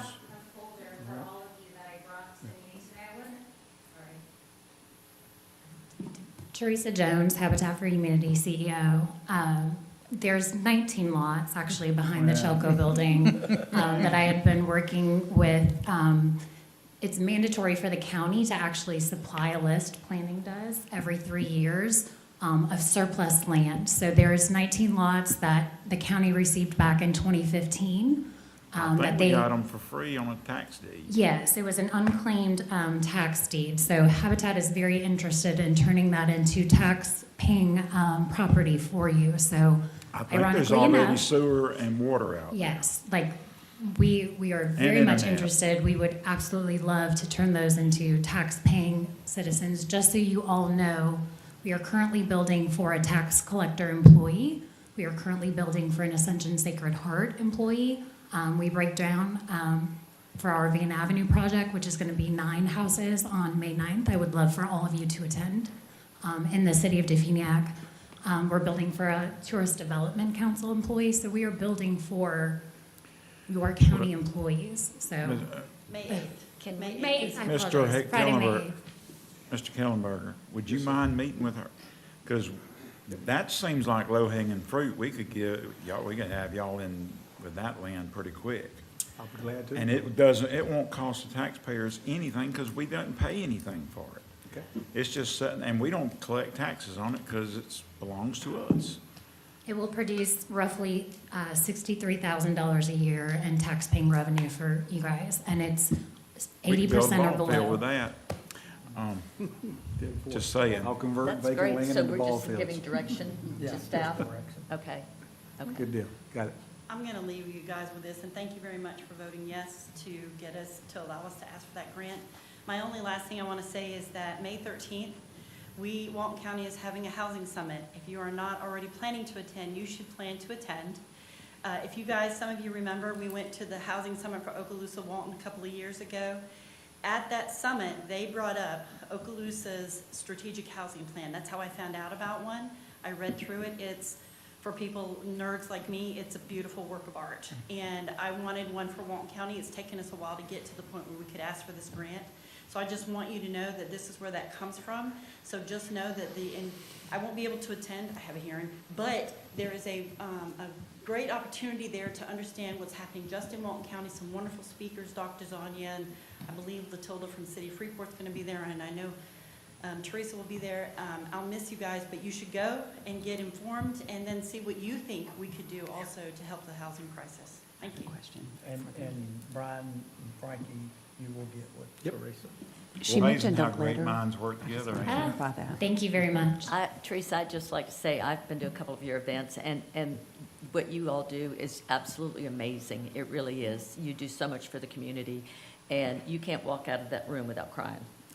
I appreciate it. And once again, I thank you all for your support. And we, like I said, love to just continue to further our influence and impact. 1 second. Ms. White, did you have a comment? I actually had a question. You mentioned a letter of support. Did you need that to accompany your application, or did you just need a general letter of support? We actually had a draft that I thought I had copied and put in there, so. If by you'll your send that question, to me? I will, absolutely. I'll get Vakari Dickerson, who is with the ERC, to send it, ERPC to send it to you. I listened to your meeting, and I'm pretty sure it's due on the 1st, so if you have that, want to get it to me, I'll make sure it's I'll forward the reviewed for one I got legal from her. There you sufficiency go. and have the chair sign it, if that's okay with the board. Okay. So I have a Thank quick, you. have a quick question. How do we maximize our participation in this summit? Because I don't want it to be just an event where you go and you listen to something and it feels good, and then you're like, I hope somebody fixes that. I want us to have someone there. I want us to have a team assembled that if there are ideas that are shopped back and forth and things that we can do immediately, I want us to be on top of it. What do we need to do physically to maximize that event? So I think that one factor is, some of you may recall when we went, one of the things that they did is, they do presentations, obviously, to talk about who are the people that you're servicing and what that means, like the type of people that are needing the housing, single parents with children, this whole thing. But they also take you into separate groups and talk about what are the type of policies that are going to further your goals while providing for affordable housing, what type of items that what are the barriers that you're experiencing. So there's a whole list of note-taking, and then they generate a report. And that report is, I believe, should be treated as an action plan that is then given to your county administrator and say, okay, what are the things that we see here that we can fix, and then brought out and disseminated to your divisions. So I can give you the last action plan. I can send it to your county administrator from the last summit, and then we can, as soon as the new one comes out, we can send it over and see if we can't use that as an action plan. We're walking forward until we get this action plan done. What day of the week is that on May 8th? May 8th is It's our Friday. groundbreaking for the Main Avenue. May 13th is Wednesday. It's at the Destiny Worship Center in Freeport, Florida. Okay, can we have someone on our staff attend that, please? Make sure to do it. I have one question. Go ahead. Melissa, to what extent do we involve the industry that needs workers in our affordable housing discussions? So it's my opinion that always you need to have your businesses involved in the discussions. Right now, for instance, in South Walton, small businesses as well as the larger ones are experiencing difficulty in either hiring or retaining constant help. And so their biggest concerns relate to housing affordability close to work, and the other is, of course, transportation when they have to live far away. And so they can give, as an example, I know several businesses right now are giving people fuel checks along with their paychecks because the gas has gone up, so they're having to drive from Defuniak or Freeport down to South Walton. But that's a short-term, isolated incident. It doesn't go on forever, and the next time they give pay raises in another year, if the gas prices are still high, the pay raise is negated because the fuel check stopped. Yeah.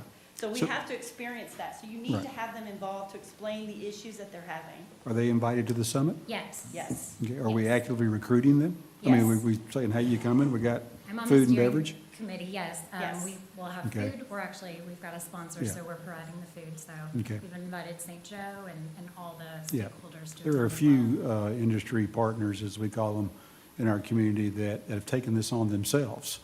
Yes. The affordable housing issue for that very reason. And so whenever we talk about affordable housing, I always like to make sure that we're talking to the people that need the workers, and that's the industry. We'd be happy to get with you and talk about who you think we ought to be adding to the list if we don't already have them. I think you ought to get with Matt Algren, since he works in the biggest industry we have, Okay? and get him, he's got a nice database of industry partners. I'm already involved. I got committed. You're already involved. Okay. Thank you all very much. Thank you. All right, let's do one more item before we take a break. Public Works, Betty, Scott.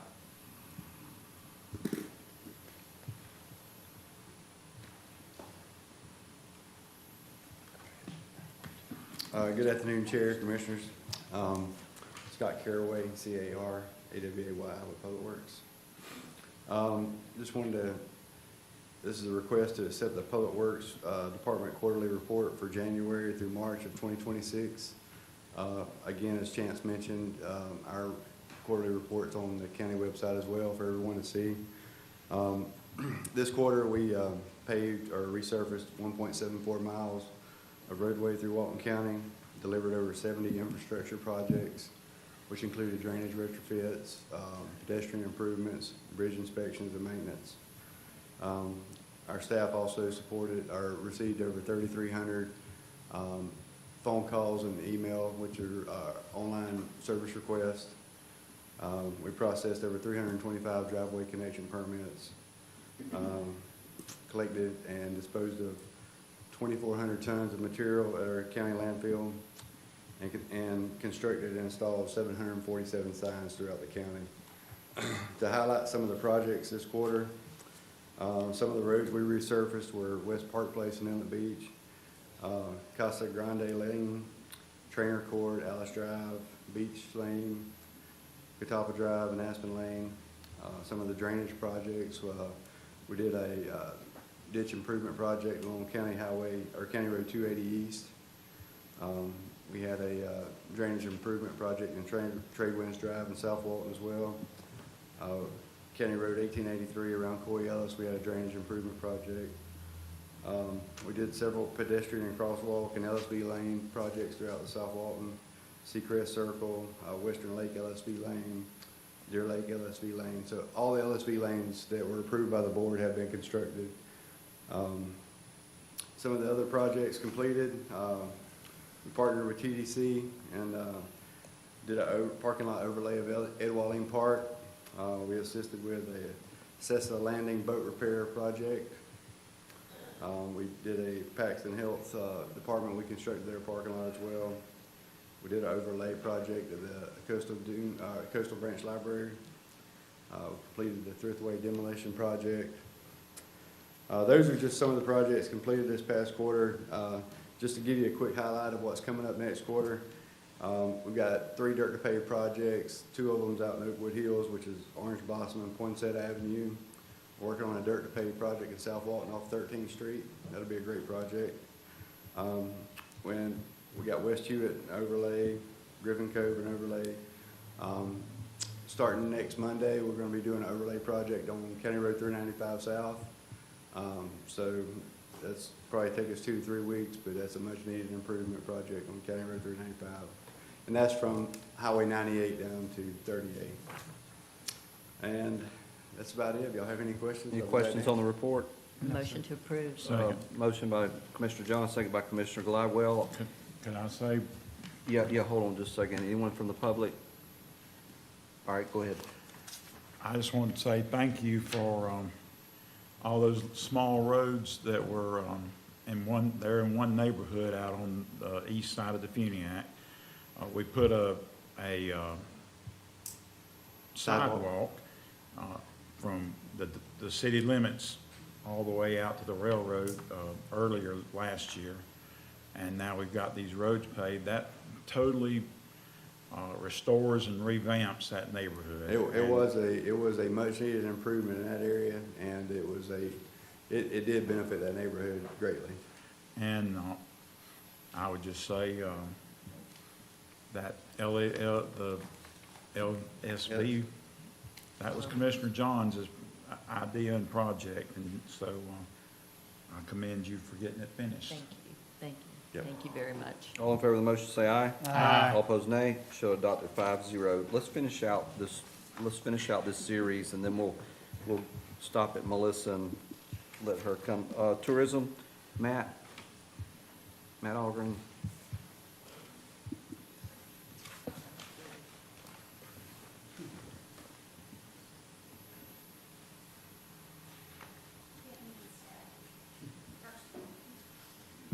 Kelly Carter. So before you have the media plan that was presented to the TDC and approved to bring forward to you all. It is the entire year's media plan. It encompasses every piece of media we buy. The plan is The plan is consistent with what we've done in the past. It includes leisure, group sales, and beach safety, North Walton and Walton County Tourism of what we do. Individually, you can see that in each plan, there's print, there's digital, there's linear TV, there's outdoor, and then we have what we call a bucket called opportunistic, and those are for the things that pop up during the year that, you know, we think is very good for us, but we didn't know about it at the time. The reason we do this before the budget is approved is because we sell co-ops to go along with this. And through our partners, typically 75+% of these are bought. We have 339 total opportunities for our partners.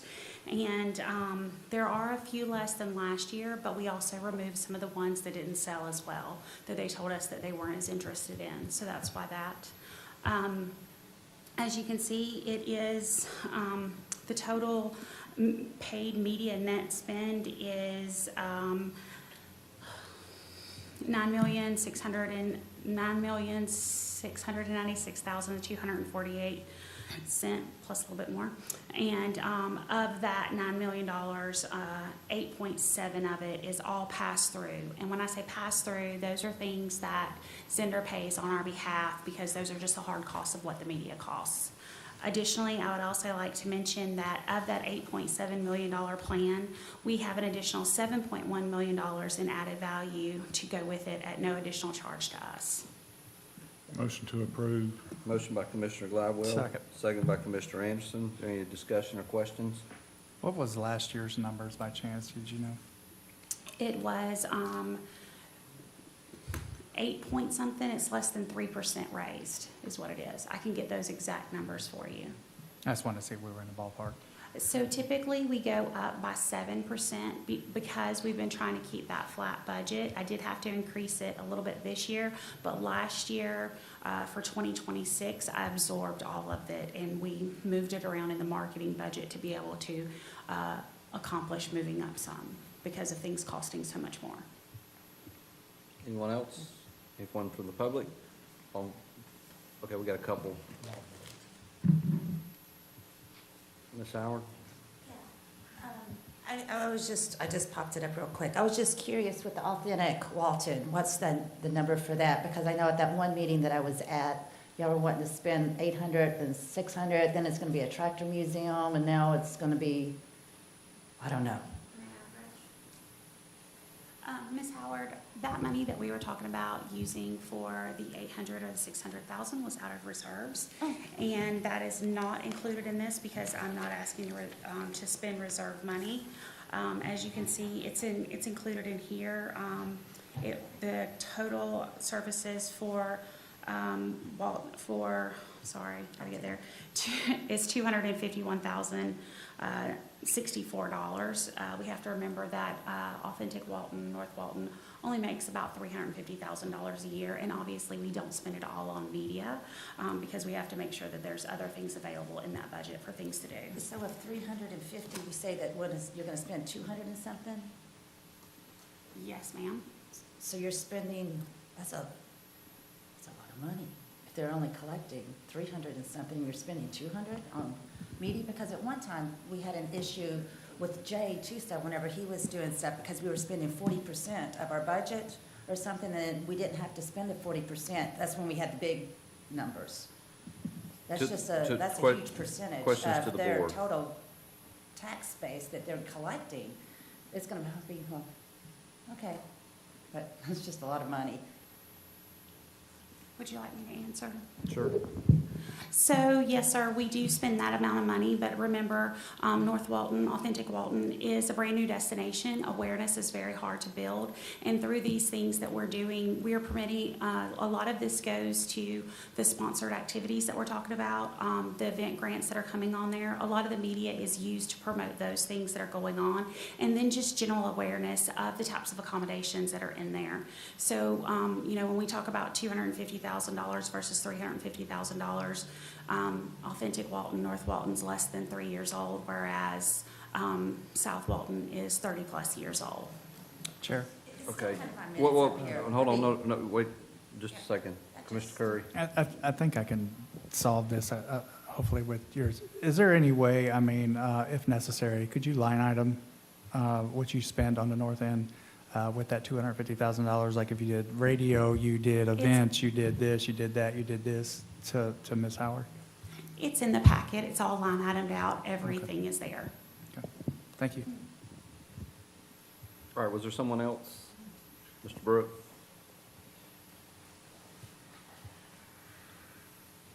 Madam Clerk, for the record, Bob Brooke. Brooke.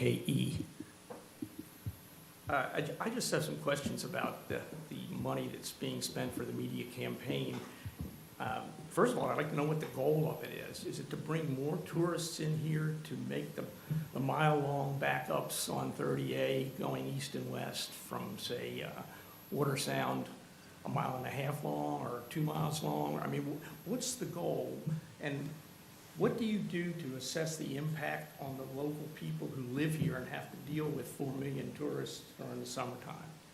And matter of fact, it's not even all summertime.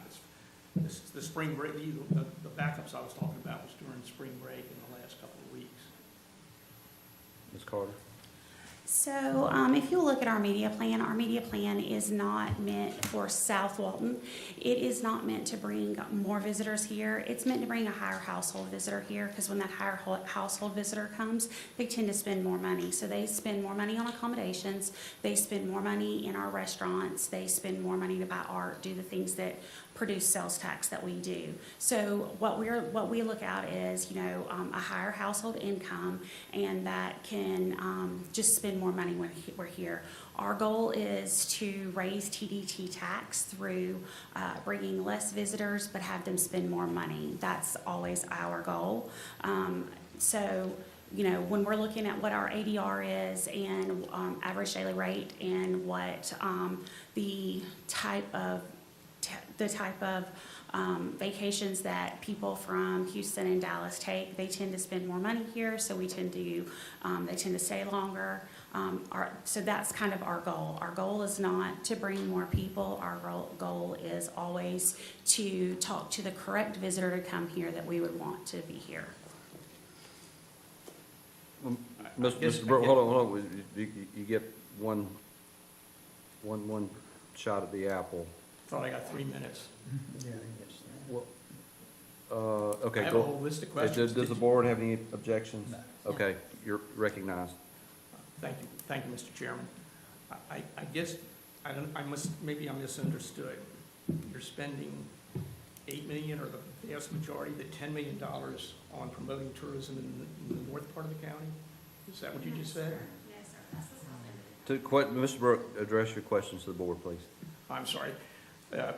I guess the thing that confuses me is we're not trying to bring more people here, but we're spending $10 million or $8 million on bringing more people here. We may assert that we're trying to change the class of the people. I think that's what I understood the representative from the tourism business to say. But I certainly live here, and I don't notice that. So they need to do a reassessment, I would say, of their plan, because I don't see it actually supporting their goals effectively anyway. Mr. Kellenberg. Mr. Brooke? Yes, sir. Matt and Kelly are in the tourism business. Our biggest economy is tourism. They've been tasked with increasing that industry. We are sympathetic, and we are cognizant of the impacts of tourism. And we, in the rest of the county, are trying to offset those. But Matt and Kelly's job is to get people to come here. Their media plan for years, we discarded the Heads in Bed program many years ago with the, let's get the more affluent guest to come here. It increases the rental accommodations ability to raise their rates. The restaurants certainly enjoy it, and you're correct, there are long lines here. We're attempting to solve those problems through infrastructure, different routes. Infrastructure can be different routes through things, but to ask Kelly and Matt, why are you trying to get more people here? I don't think is necessarily the right question to ask them, because that's what they've been asked to do. That's what we Well, do then- here. Then maybe they're being asked to do the wrong thing if the impact is not the intended consequence, because the consequence is getting more people here. So the I mean, consequence, well, actually, what we're I've trying lived to do here is, and I've watched it, Brian, and I know you're protecting your people, and I applaud you for doing that. But I don't believe that the measures that are being taken, when we're spending $10 million to bring people here and $20 million maximum on roads and bridges in our budget, then we're not putting our money in the right places. And I think the impact, as much as you say you're concerned about the impact on the people who live here, I don't see any effect or improvements in what's happening to the people who live here. okay. So what you're really advocating for. Words are Hold on. There's lots of Is it nice change- words. Mr. Brooks, hold on just a second, stop this time.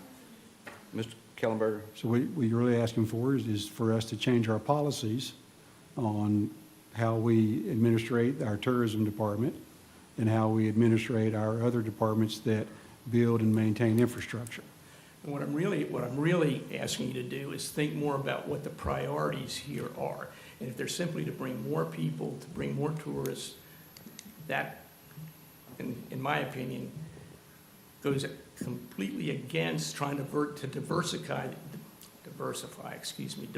the economic base.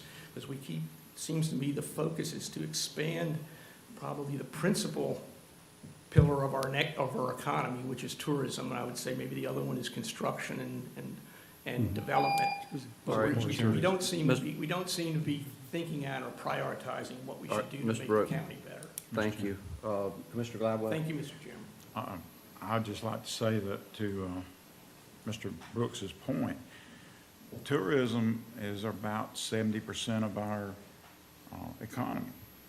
And it is these two fine individuals' job to make sure that our bed tax collectors and our restaurants and our retail stores and other businesses are maximizing their dollars, maximizing the ability to make money. And I understand there is a segment that doesn't want more people, but there are a number of people here whose livelihood and feeding their family depends on that. So to say to Ms. Carter and Mr. Algren that we don't want you to do what you're doing, I think that's the sweet spot, is that we're wanting more average daily rate and that we want a better product. And there's nothing wrong with that. But it's not their job to diversify the economy. That's the EDA's job. It's not their job to build infrastructure. That's Mr. Caraway and Mr. Wright's job. It's not their job to do anything but the marketing. It's not even their job to take care of the beach. That's Mr. Irvin's job. So I understand Mr. Brooks's frustration, but Mr.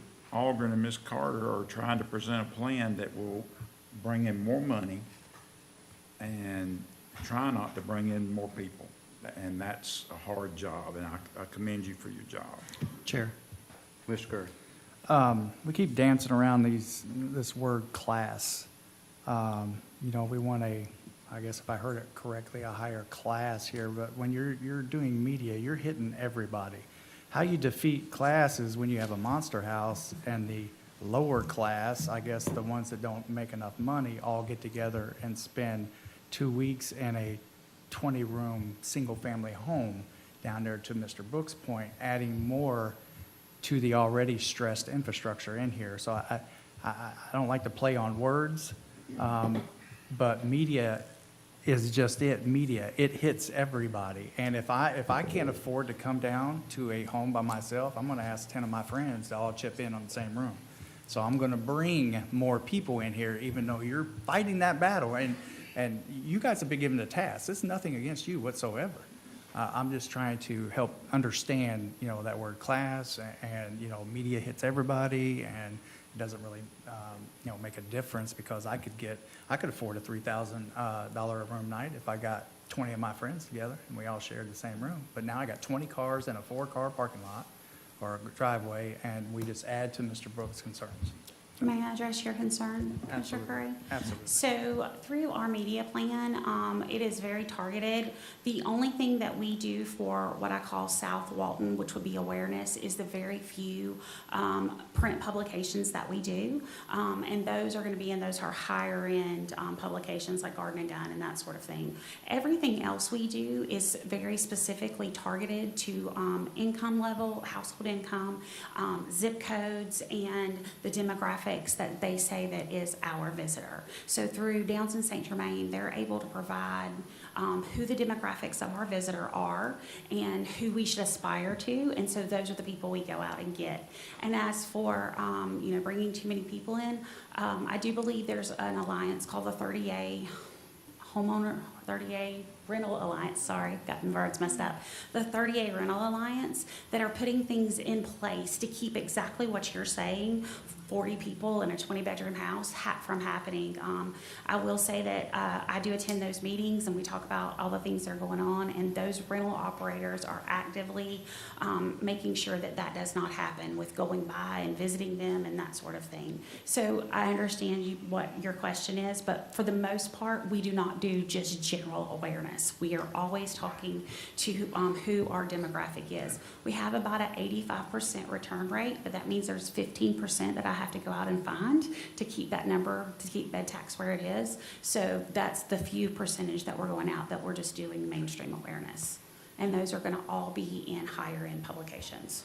But some of those media outlets that you're talking about, other folks do read them. You know, your $40,000 a year may read the same thing that your $150,000 a year guy. Yes, sir. reads. And I like to think that South Walton, there are some things for everyone. There are some hotels that are not as expensive, and there's a lot of things going on. So I would hate to look at it as classes, because it's more like, within your budget, if this is where you want to be, I think you could find something as long as you fit within the parameters of what the rental operators are offering you. I just heard that word a couple times, and it just kind of struck me odd. So.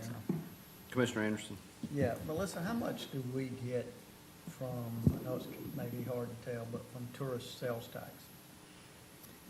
From What the would you sales guess? tax, that's going to be difficult to tell. If you give me Yeah. a few minutes, I can do the But math on in it. tax in general and spending in general. Percentage-wise, probably 30, 40 million. Yeah, And I'm just basing that on the bed tax percentage. And where does our budget come from? The board's budget? Yeah, most of our budget comes. Most of the board's budget does come from sales taxes and property taxes. We get about 17%, if I'm remembering right, of About that. property taxes. And what do we have to pay out of that? All the constitutional. All the constitutional, sheriff's office comes out of property taxes. So let's remember that these tourists are paying a great amount of these sales taxes, which keeps our taxes low. And with the last two tax cuts we've had in the last 3 years for property tax, it's one of the lowest, if not the lowest in the state right now. Number two. So we need the tourists. Would I rather it be 10 tourists making $10 million apiece, and as opposed to 20 making 50,000? Of course I would. That makes sense. But we need to understand, not everybody is coming back to South Walton. And their job is to make sure they get as many people down here as they possibly can. And their task, and they're doing it by advertising to, I'm not saying upper class, but to a higher financial bracket that will spend more money down here. Now, we can cut out the tourists, we can just say, no, we don't want you coming anymore. We can say TDC don't advertise to them, but they have to, because they have a certain amount of money they have to spend on advertising, correct, Kelly?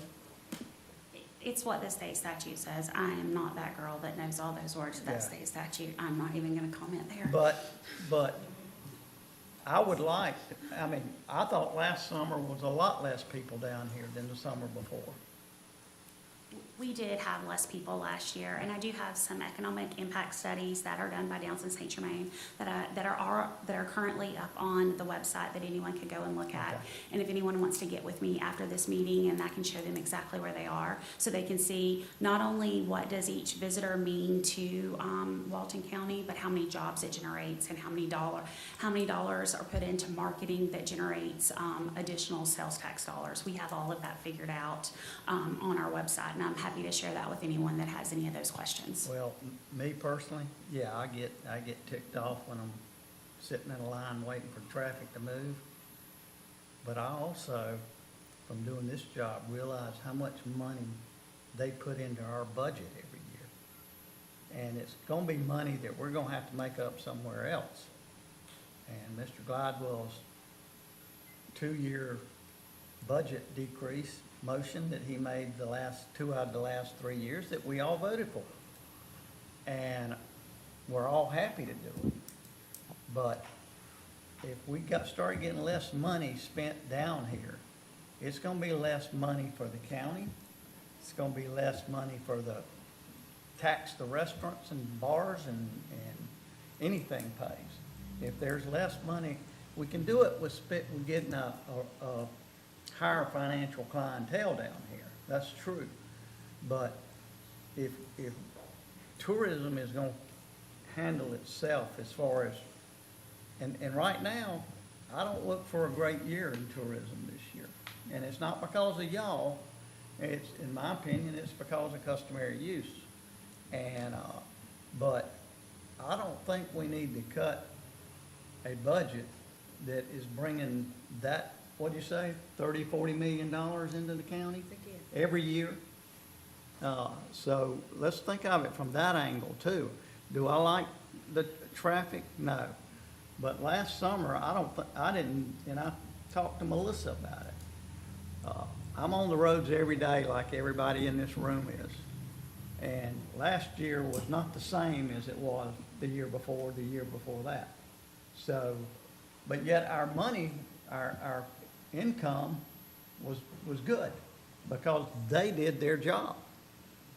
And I just think that we need to understand that the tourist is not the enemy of Walton County. The tourist is our friend. And Bob, I agree with you. I don't like sitting in long lines in my car, and I don't like the way a lot of people drive when they come to Walton County.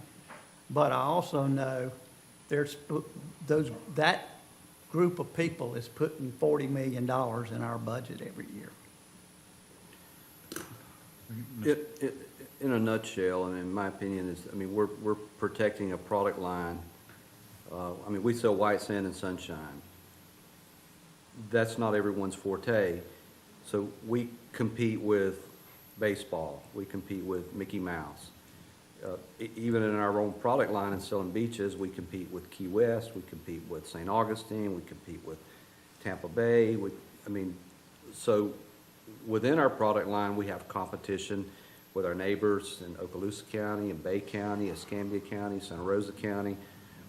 But we compete with Las Vegas, we compete with New York City, we compete with Los Angeles, we compete with all these places because there's only so much personal discretionary recreational spending. People, families from all over the United States where we strategically market, there's only so much money that they budget to spend on their family, and sometimes there are expenses, there are places to recreate that are high end, there are some places to recreate that are lower end. But there's a reason why Coca-Cola spends $8 million on a Super Bowl ad. It's because they are protecting their brand, their identity, and what they're good at. And I think it's been said over and over, and very well so, that our economy, our Walton County economy, whether we like it or not, whether it was the intent or whether it's just reality, we are a tourism county. Now, we're trying tirelessly to diversify our portfolio or our offering. We want other recreational opportunities. We want to provide additional product lines. But this one is so large, and it affects everybody that lives and works in this area, that it is essential. We have to protect what we do. If we don't, then you'll see the repercussions. And I think everybody's sensitive that with success, there are challenges. So once we do a good job in creating brand awareness and when we provide a pleasant experience, or that's the goal, is to provide a pleasant experience so that people will continue to come back, we want to make sure that that revenue line continues to stay predictable. So I think that's, in a nutshell, that's what we're doing, and I think we do a pretty good job with it. Can we do better? We always can do better.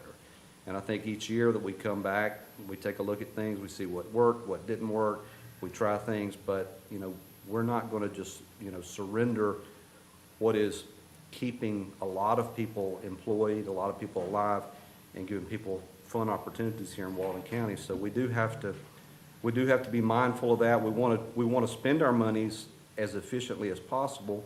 And I think we have a good team, and we have a good board of directors on our TDC who kind of weed through a lot of that in the preliminary stages and then bring us what they feel like is a good way to continue to do everything that I kind of just said. So I'm grateful. I mean, we do have things that we have to work on as far as once we bring the people here, we want to manage that the best we can. And I think we're doing that to the extent that we can. So thank you all for your job. Is there any additional comments or questions? Did we leave off, so we had a motion and a second to approve. Anyone else from the audience? Seeing none, all in favor of the motion say aye. Aye. Aye. All opposed, nay. Show adopted 5-0. All right, one more item, and then we're going to take a break. Tab 27, request to approve and authorize chairman to sign a resolution recognizing the week of May through 3 as National Travel and Tourism Week. Is there a motion? Motion to approve. Second. Moved by Commissioner Glidewell, seconded by Commissioner Curry. Is there any discussion at the board? Any questions? Anyone from the public? All in favor of the motion say aye. Aye. All opposed, no. Show it adopted 5-0. Let's take a 20-minute break or 17-minute break. We'll be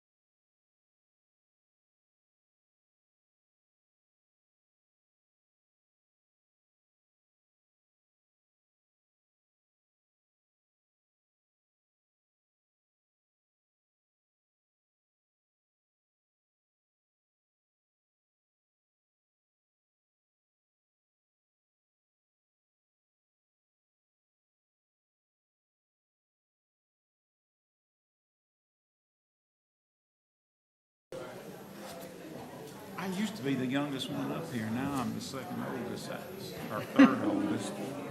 Something's wrong with all that.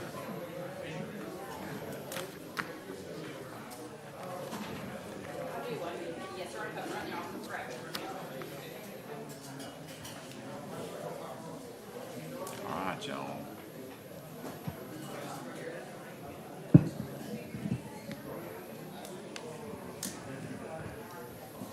Man, I want. Do I need to do any of this? Or do you guys do it? You sign this. That's your signature. You swear and affirm that is your signature? So help me God. Perfect. I accept and I will notarize it for you. Thank you, ma'am. While Tony's talking, I'll be right back. I gotta get me a Coke. I'll grab you one. What? Is it all you want? Yeah, that's all I want, a Coke. All right, Melissa, you ready? Go ahead. Tab 28.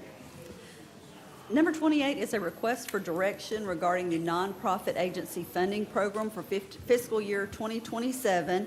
This is a request for direction, not an actual motion, because the approval for this program would come during the budget process. Staff would just like direction to move forward with including this in the budget. We need direction regarding the programs, the number of programs, and the funding limits that would allow staff to advertise and accept applications.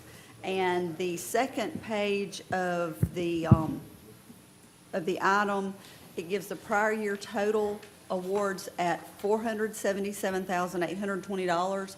Just for something to reference, we left the overall program amount roughly the same at $475,000 for a fiscal year 27 proposal of $25,000 that would be allocated just for those unanticipated requests that seem to come to the board periodically, leaving $450,000 for the grant program. We went back and looked at prior board direction and have proposed one program with a total budget of $100,000 for applications of $10,000 or less, and a second program with a total budget of $350,000 for applications over $10,000, with a cap of $35,000 per application recommended. Both of those programs, the application cycle would run concurrently for about a month. I said for the month of May, but what we would do is when it started, we'd let those go for a month, allow those to come back, let the committee meet, review, and then make recommendations, and only those recommendations would come back to the board probably in July. That way we would have time to get the contracts ready prior to the beginning of the fiscal year. So we'd just like direction regarding the amounts that you see and whether or not that program is in line with what has been, what you have seen as prior board discussion. Yes. Chair. Questions for Ms. Thompson? You recognize Commissioner Curry. I know we've talked about this, Melissa, and I know last year I had said, since we had everything come to us and we, didn't want to pick winners and losers, that I suggested to use the Beach Chair Vending Fund to, subsidize everyone. But I did want to reiterate that we're only going to see who we are going to fund, if it's the top 20 or whatever. And part of that is whatever that max funding pot is. And I had suggested $200,000. Because if you take off the Beach Chair vending money, that was only $190 that we did the previous year. Yes. So I'm suggesting we, $200,000. But I mean, we can have talks. I mean, that's why we're up here, to talk and debate and discuss. But that was the only point of me asking for the Beach Chair vending money, because I think the process needed to be tweaked a little bit. And we were going to pick winners and losers, which I know we don't really like to do up here. So I think the total number that fits that max budget is the only ones that we need to see. We don't need to see all 50. We just need to see whatever that is with that max amount of money. That's my 2 cents. Chair. Commissioner Jones, you recognize. Thank you. I agree. I think we need to reduce that, and I'm okay with 200,000 or 250. I don't think it should be more than that. Last year, what we did was we had 2 people that painstakingly went through a lot of documentation, and they rated them. And so if we would have gone with the top 10, it would have been about $250,000. Instead, we ended up giving everybody everything that they wanted. And it was kind of like, why did we have people go through that process if we weren't going to value their opinion and what they came up with? So I thought that was unfair to them, and I hope that they'll be willing to do it again. But I do agree that we need to reduce that cost, and I think that 200 or 250 is fair. Mr. Chair, Mr. Gladwell, you recognize. I don't have any problem with your numbers, except I think the cap should be 45,000, which is in line with what some of them get. And I think we ought to limit our the target should be about 25, no more than 25.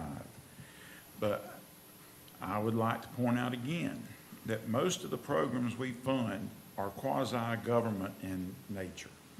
They carry out functions that if these not-for-profits were not doing this, we would be having to do this probably ourselves. So, I mean, there's a lot of them that are children's programs, or battered spouse programs, or a lot of different things like that, like I said, if we don't allow these not-for-profits and help them to do it at a lot less cost, then we would have to do it ourselves, or these people wouldn't be helped. And, you know, there's a lot of those programs that are children's programs that I'm not willing to cut. So I like the way you're going, and I think that holds the line. But I would say 45 should be the application limit, or the limit of funding. Anyone else? Anyone for the? I have Yes, go one more ahead, Mr. question. Jones. Didn't we start this with the idea that if it was a new, somebody new coming up, that we were going to kind of help them get off the ground, you know, the first couple of years maybe, and then let them fly on their own? I think it was discussed, but there was not board action on that. No, I've been on here the longest, and I don't remember us hearing that at all. I'm not saying it wasn't brought up or something, but I don't remember that. Well, Mr. Kellenberger or Commissioner Jones? Go I was ahead. just going to say, I think that 40 is too high. I think that we're going to break it down, and we want to get as many players in there as we can, that I think that 25 is at max would be a good amount. Yeah, because the more the max, the less you're helping. Right. Mr. Kellenberger? you have- I was just going to add that Commissioner Johns's memory there is, I think, surrounding the event grants program that the TDC does. Okay. That was to help those get, these are traditionally, like Commissioner Anderson has said, or Commissioner Gladwell has said, quasi, municipal service. All right, so, And, Go ahead. excuse me. No. You know, you can give these, and I've looked at the list, I can't find one that's not worthy. You can give them $25,000 and let them fall apart, or you can give them an amount that actually helps them perform the function that they're required to perform. So, I mean, like the spousal abuse, I mean, those are good things, and things that people need, and we need to fund them as good as we can to provide that service. And if we don't, and they go away, then we're going to have to do it, and it'll cost FTEs. And next thing you know, we're spending $1 million on something that was costing us $40,000. which one is that, the spousal abuse? The Safe Connections. Yeah. Okay. 15 out of the 21 are under, or 25,000 or under. Yeah, but some of them need that money. And the Westonwood Ranch Transit, I mean, $15,000 is not a lot of money, but that's a good program. A bed for me, I believe, is for children who Need a bed. are need help. the Point Washington Medical Clinic. I mean, that is a valuable service to people who cannot afford health care and cannot afford insurance. And on and on and on. And they were instrumental during COVID. If they hadn't have existed during COVID, we would have been up the creek in a chicken wire canoe. Chair, one more thing. Recognize. You know, like, I agree, all of these are good programs. But, like, we'll take the one that you just said, the one that's $100,000. They only asked for 50 last year, and we said, hey, why don't you ask for 100? So I don't devalue any of these programs. I just don't want funding 5 at the highest amounts and dropping the 15 off and giving them nothing. So if there was a way that we can balance with a set maximum, don't go over, don't play Santa Claus, don't whatever. If it's 200, it's 200, we stay at 200, that's it. If it's 250, we stay at 250, that's it. But we got to make that amount fit the folks that are wanting the money or needing the money. That's just my 2 cents. I'd like to help all of them, but I can't help all of them at $50,000 a pop or $100,000 a pop. You know, maybe we can help all of them at 10 to 15 here and there or whatever. I don't know. I think that's where we need to have options. So what's option A, option B, option C? This at 200,000, this is what you could help with this max at, you know, so on and so forth. I mean, give us some options. That's all I'm asking for. I think it's reasonable to ask for a justification of expenses in some of these worthwhile organizations. I'd like to see their plan and what they're doing with the money, how they've used the money, where the need exists, where the anticipated costs and delivery is. What I don't want is like if we award someone $25,000 and then, you know, around Thanksgiving time, they realize that, or let's say around, what's our fiscal year? Let's say it's March or April and they realize they've got $10,000 left to spend, they're gonna either use it or lose it. That's not the concept that I think we want, because then they'll figure out how to spend the money. Let's figure out what the justifiable need is and then work around that. I think that's reasonable. I think that's a good idea. Mm-hmm. But if they need 40, like the Matrix, if they need Right. 45,000, then we ought to give it to them. And now- And they can demonstrate what they're using that money for, and we see where, and we actually see how it was used. Those are things that are helpful, I think. And Commissioner, now, the way we have the program set up right now, that would be a function of the committee that would look at that. When you say you would like to see it, would you want this to come back to the board, or would you want the committee to function to review these? I want to see it. Sounds good to me. So is the board going to serve as the review committee, or do you just want to see the recommendations that are made? Because that almost sounds like the board wants to be the final reviewer of the applications. The board's always the final reviewer. I mean, we were the final reviewer last year, and the year before, and the year before, and the year before. But do you want to see, last year you saw everything, and the direction had been, you know, maybe we don't need to see What I everything. want the committee to do, and this is me, and I'm not speaking for the rest of them, I want them to sort through them. I want them to bring us, okay, here are their expenses, here are their projected expenses, this were their expenses last year. Because I don't think any one of us up here wants to be dealing with, oh gosh, we got $10,000 left over, let's spend it before the first, before the budget year. And I agree with Commissioner Gladwell, every one of them up here are worthy causes. And I think Commissioner Johnson and Commissioner Curry agree too. I'm not sure $200,000 is gonna be enough to do half the stuff or even a third of the stuff we need to do, but we can't make that decision until we see some numbers. So would you like it to be opened up with no limitations and no cap? Sounds good to me. I'm not saying no. I just need to make sure I do the right thing. I'm not saying that. What I'm saying is I want to see some numbers before we decide on the cap. And Well, that's what I meant. I think we need to see what this is entail. I mean, we could only give them, we could not tell you to keep it to 200,000, and then you got 5 things that want to spend that money, and then you come back and say, well, we need to go up. Let's just see what the needs are, and Then make a decision. then make Okay. a decision. So do you want Is to that work, all right with y'all? do you want to work I- off the, I don't know. I just feel like we need to put some sort of cap Yeah, but on we it. don't have a clue what that cap needs to be. We're pulling a number out of the air, saying we need to do this.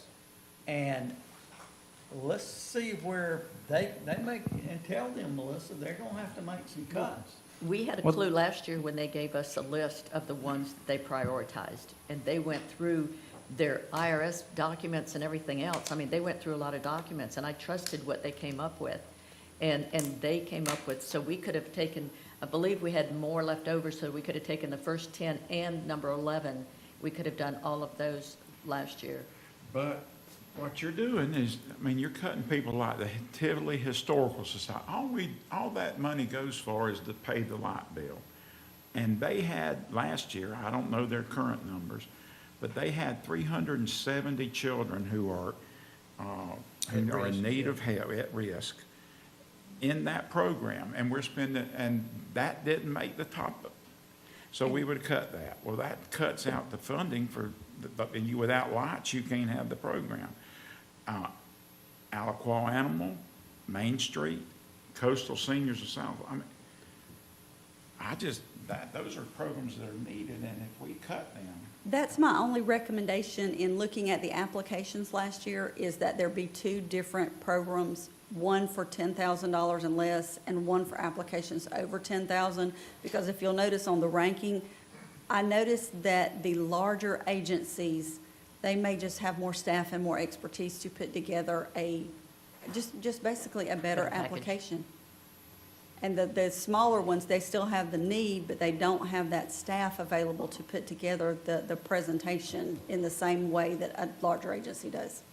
I mean, a prime example of not having a cap is what happened last year. And now that everybody's listening out here, how much you want to bet that 470,000 is going to be $1 million this year with everybody wanting anything? I took time out of my day to have a town hall at this very room right here for all nonprofits to come and tell me what they would like to see, what kind of process would they like to see, their needs, their wants. You know how many showed up? 0. I had 5 residents show up that did not ask for any nonprofit. They were not part of any nonprofit. That's how many showed up. So I'm going to tell you right now, if anybody wants to wager a bet, I got $5. That 470 is going to be just a rock in the pond with the applications this year after what they've just heard. So just telling you. So your hard decisions on this is going to be double now. We need to have a cap. We need to have a cap on this. I think 250 is a fair cap. Does anybody else think 250 is a fair cap? No, I don't think that's fair. I'm good with 250. I'm good for 200. So If What do the you board think? is amenable, we can go ahead and we can put it out for applications and bring back whether or not you would want a cap. why don't we do this? Why don't we approach this working off the existing model, but giving our partners, sharing with them that they may have an understanding that there could be an anticipated reduction, and to maybe in their ask anticipate a reduction in funding, recognizing that it's going to be very competitive, and also recognizing that the desire of the board could potentially be to institute a cap. And then that way they build their model, you know, they figure out what their resource needs are with that understanding that that could be a potential reality. Chair? Can you come up with a list of the ones that are on this list and the receipts and things that they had, and go through them and give us a kind of a synopsis? What of- they've asked for Yes. reimbursement, I can. Thank you. That's a good question. So, Melissa, do you need anything more than the commentary that we've offered today, or is that Just whether or not you'd be amenable with me advertising it as two separate programs, a small and a large. If you'd be amenable with me doing that, we'll move forward With the possibility of a cap for all with the inclusive. possibility of a cap. Okay. Is that, Yeah, that's good with me. all right? Let's go with it. Okay.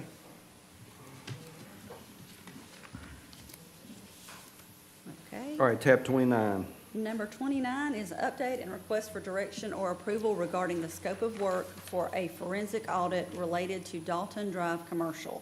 This goes back to August the 6th of 2025. That was prior to our engaging, or the board engaging MGT to perform the planning department operational audit. Mr. Robert Raymond that day came to the board and requested a forensic audit of the Dalton Drive project, which was begun back in 2016, to verify concurrency fees, safety measures, and statutory compliance.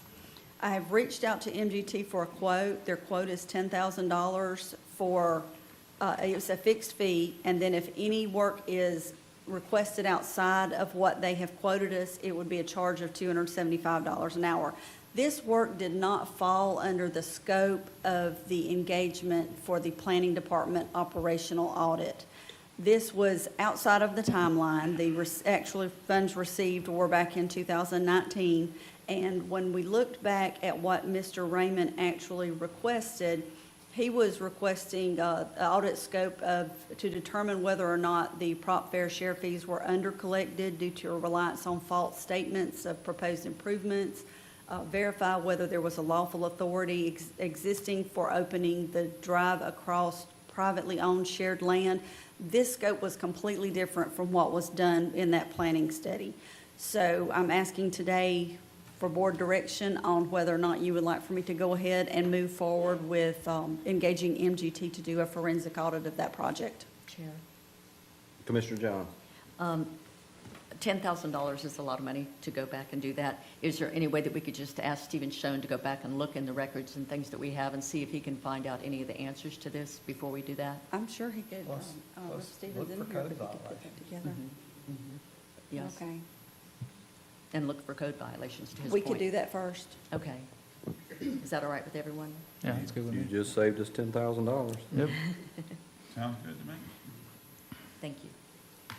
And let me revert back to 28, Melissa. Yes, sir.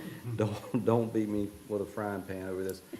But I do think that there is some value if we looked at the receipts from the expenditures over the past. If somebody's been given grant funding for the past, let's say, 2 years, let's compare what, year one and year two, and then let's look at those in a way that we can identify like where the money was spent.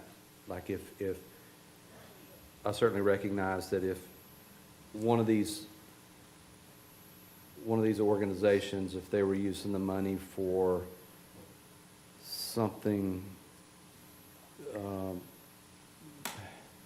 we would just want to make sure that that the deliverables are what they are, that it's not stuff that, like I mentioned earlier, that at the end of the fiscal year, they're looking for places to just spend the money or they're going to lose it. Right.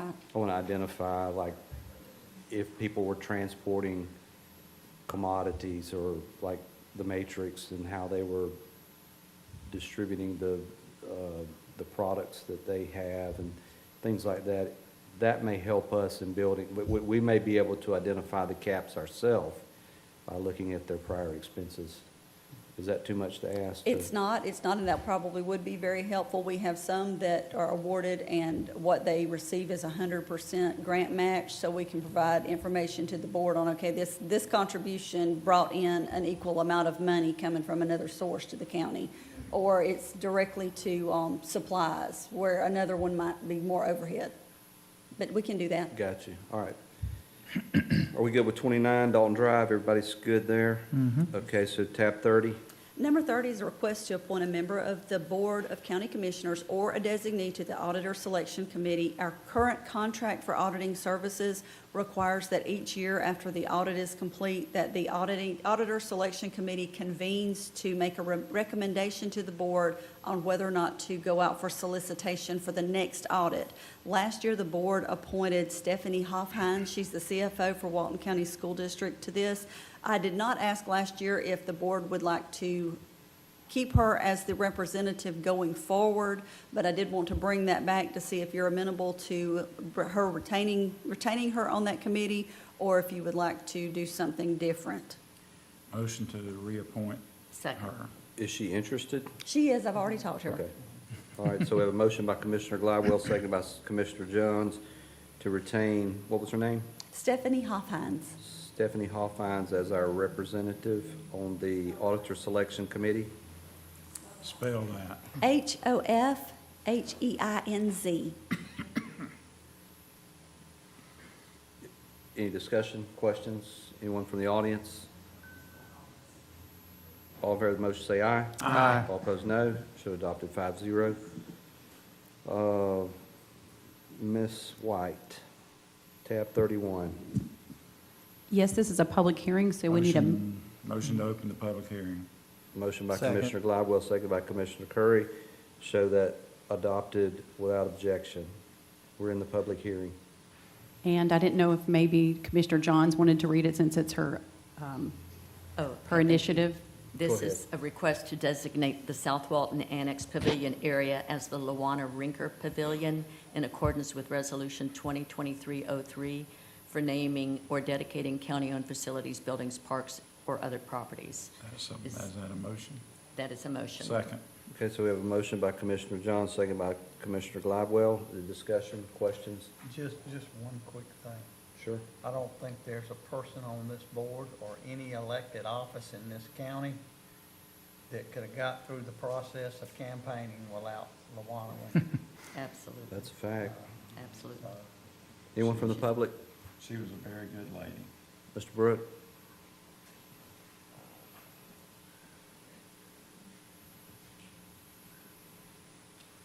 Bob Brooke, B-R-O-O-K-E. Thank you, Mr. Chairman.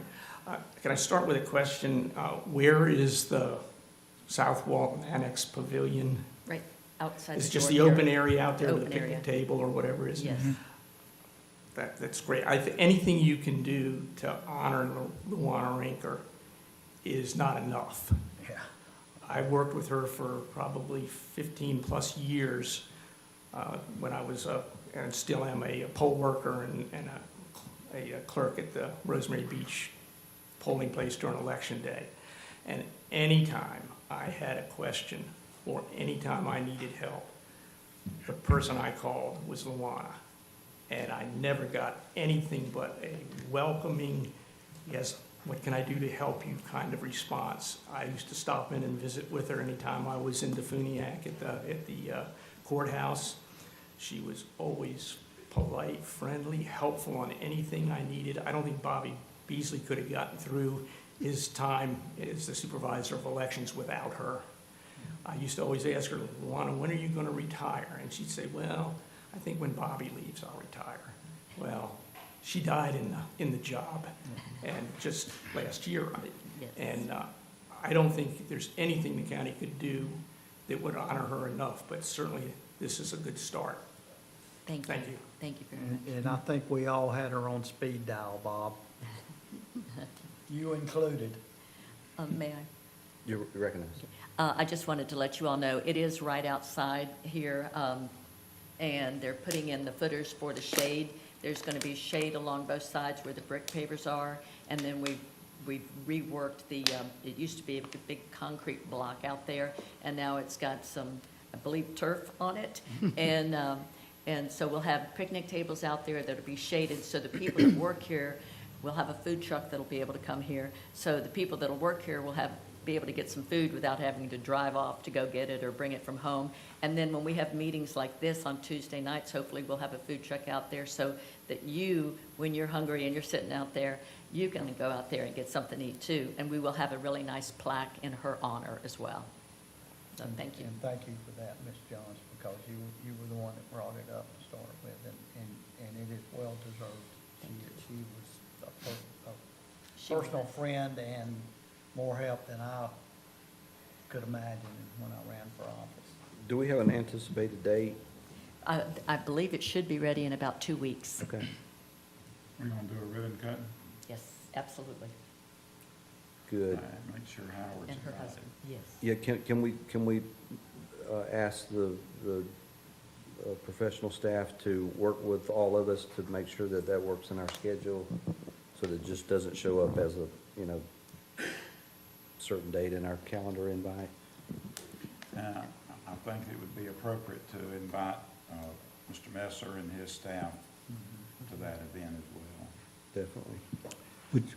Which food trucks would y'all like? There you go.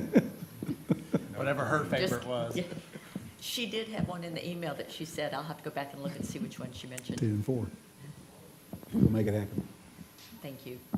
All right, all in favor of the motion, say aye. Aye. All opposed, show it done without objection. Or show it, all in favor, say aye. Aye. All opposed, nay. Show it adopted 5-0. Motion to close public hearing? Second. Moved by Commissioner Curry, seconded by Commissioner Johns. All in favor of the motion, say aye. Aye. All opposed, no. Show the hearing closed. All right. Commissioner Curry, before you go to 32, I want to go back to 28 and just and reiterate, Melissa, also in sharing what, the potential, what that looks like potentially with the board, not only advocate that, or inform that there could be some caps, but maybe ask them to go through that exercise with an anticipation of a reduction, and we can start at 50% or 25%, or, it could be some number, but just have that anticipation factored in and what they're thinking, that maybe it could be the desire of the board to reduce that by 20%. We don't know, but I think that would be good for the exercise. I will ask them to give enough detail to say if the board cuts 25%, where would you like, that way we'll know here's what would be cut if There we the go. board cut it. Okay, all right, Commissioner Curry, tab 32. All right. Thank you, Chair. I know last time we brought up the beach chair vending funds and all that good stuff. What was the lighting? I had asked for some, look into some lighting around Bay Loop, and everybody said they needed lighting. I think everybody has some type of park or facility in their district that could use, some help, that they don't have rec plat fees. So I'm just throwing this out there to see what y'all think. I'd like to see that funding divided by 5. Because you don't have a lot of rec plat fees at the north end of the county, and that would be a good, kind of a good way to do some of the projects that you guys are much needed, in Mossy Head, Defuniak Springs, Paxton, all that good stuff. I'm looking at, and whatever you guys think, I just want to discuss this, but, $250 apiece, and then the $250 that was left over, that's why I was talking about the nonprofits. That would be so we're not taking out of, the tax-based type money. We're using the beach share venue money for the nonprofits, and all 5 districts get $250,000 to do projects in their district, or they could share, and maybe there's a big project that would benefit the north end together with Chair Drake and Commissioner Glidewell. They could put their funds together for something else.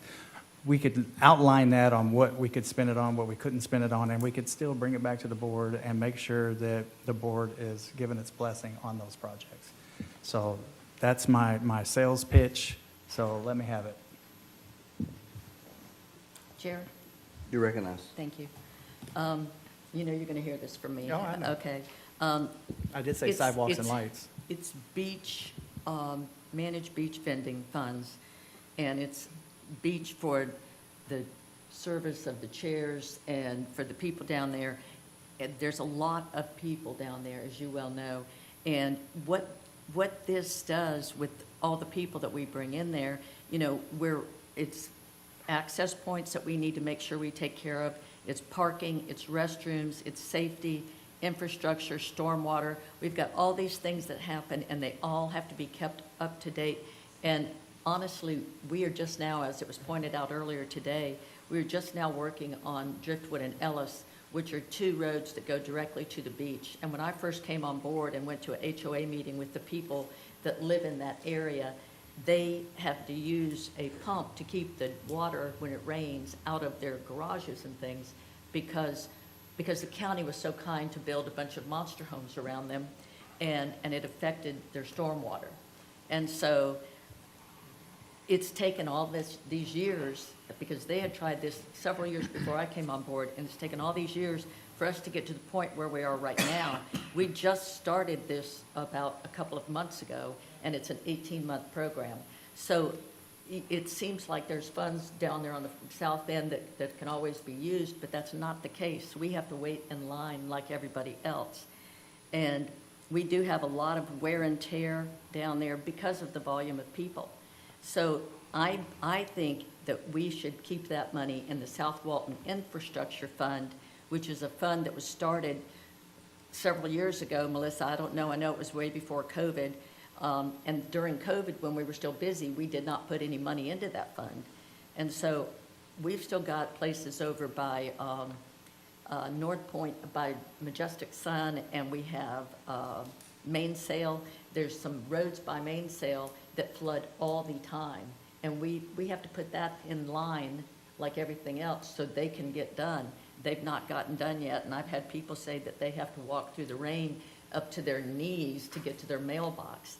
And we're still trying to get that stuff fixed. And so we've got a lot of things down there that need to be done, just to kind of keep up with things and to make sure, because, as you know, we have massive growth down there, 18.9 square miles in District 4, and we probably have, I don't know, Tony, how many monster homes you have in your area, but we've got a ton of them, and I don't think we have too much land left. But we need to maintain it, and we need to take care of it. And I think that taking these funds and using them for other areas is not appropriate, because we have other funds that are specific for other things. And so there's also a fund that I think most of us forget about. I know I forget about it.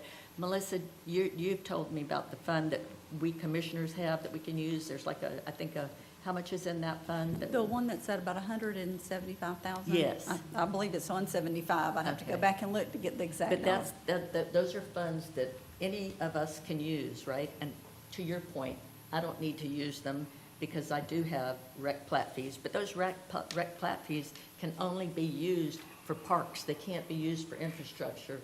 They can't be used for any of the other things that I'd like to use them for. It's strictly for the park areas. So we've got money for that. I've got money for that. Tony's got money for that. You probably have some with Oh, I all the have some. building going on in your area. I'm just trying to help the north end of the But county. Commissioner Drake and Commissioner Glidewell don't, but that money that we're just talking about, they could tap into. I think I just gave you an idea, didn't I? No, I've been doing it, I just didn't want to say nothing. Okay. But you mentioned direct plat fees, and they don't have that up there. I mean, between both of them, they could probably, what, $500? I want to correct you. Oh, I'm sorry, go ahead, sir. I have $1,500. See, looky there. And rec plat fee money, it has been there the same amount for 3 years. 3 years. So where do We let me, have $1,500. may I thank ask you, on your parks and Sheriff's Park, where does the money come from to fix your parks out of the general fund? Right here. Oh, I'm sorry, you share. He I like does. it, Tony, that you share. I got it. And I've been spending that infrastructure money. And then And you I- use $250,000 on Helen McCall, not on walking people to their mailbox and water or any of this other stuff. You used it on your Helen McCall. Hold on just a second, Commissioner Curry, you have the floor. So I'm just saying, easy, because we are using this money for everything else opposite of what you just said. I'm just trying to take a fund, I mean, to be honest with you, I'm borderline saying no vending on beaches, period.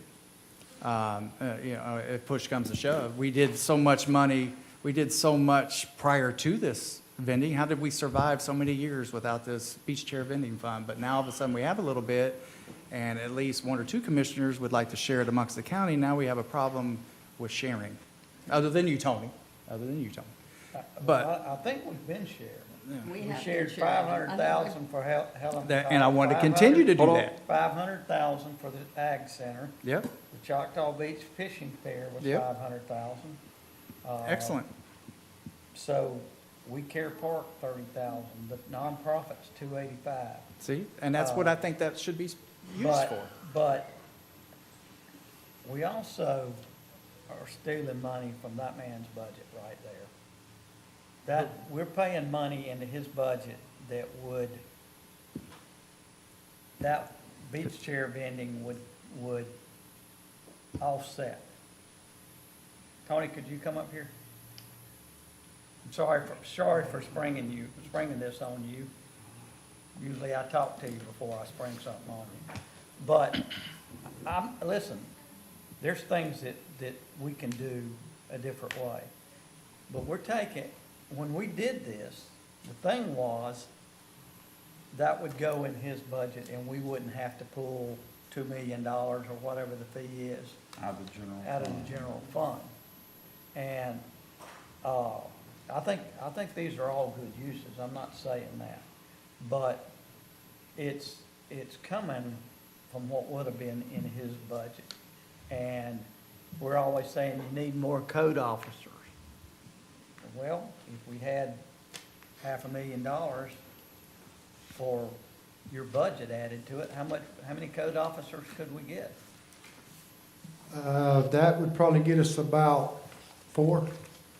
And like I say, I'm not opposed to finding things to build this on, but let's, if we're gonna do this, anything that we take out of that fund needs to be workshopped and everything else. So let me, Commissioner Curry, I'm Yes, sir. kind of intrigued by this idea. So while contemplating the intent as Commissioner Johns was describing, now that you've offered this idea up publicly, I'm intrigued by it. What if you gave us some time, now that it's been presented to us, to contemplate, each of us individually, on what that might look like? And it's, there's possibilities, we could do things a number of different ways, like if you stayed expressly within the means of the silo, as Commissioner Johns was outlining, there may be ways that all 5 of us can contribute to the appropriations of those monies within that silo. Or it could be some expanded modernized appropriations, So I'm not shooting it down. I think that it's ripe to, sit on this idea and let us think about what that looks like, and maybe that gets you closer to what you're trying to do. I have no problem with that. Is the board amenable to Yeah. thinking through this? I'll Okay, take $250,000. all right. I figured you Tony would. might shoot me. Well, I just saw that, everybody needed lights. I'm like, well, damn, here's a perfect opportunity that, we can get some lights in some areas where, all across the county that are needed, south end, north end, central end. So I'm just trying to look at other avenues that this money could be utilized countywide. That's all I was looking for. Well, and I'm not saying that it can't be used north of the bay. I think it needs to be used where it needs, but let's. Well, it gives us all an opportunity to think about this. Yeah, exactly. What And it that's might what, look that's like. what I think too. And,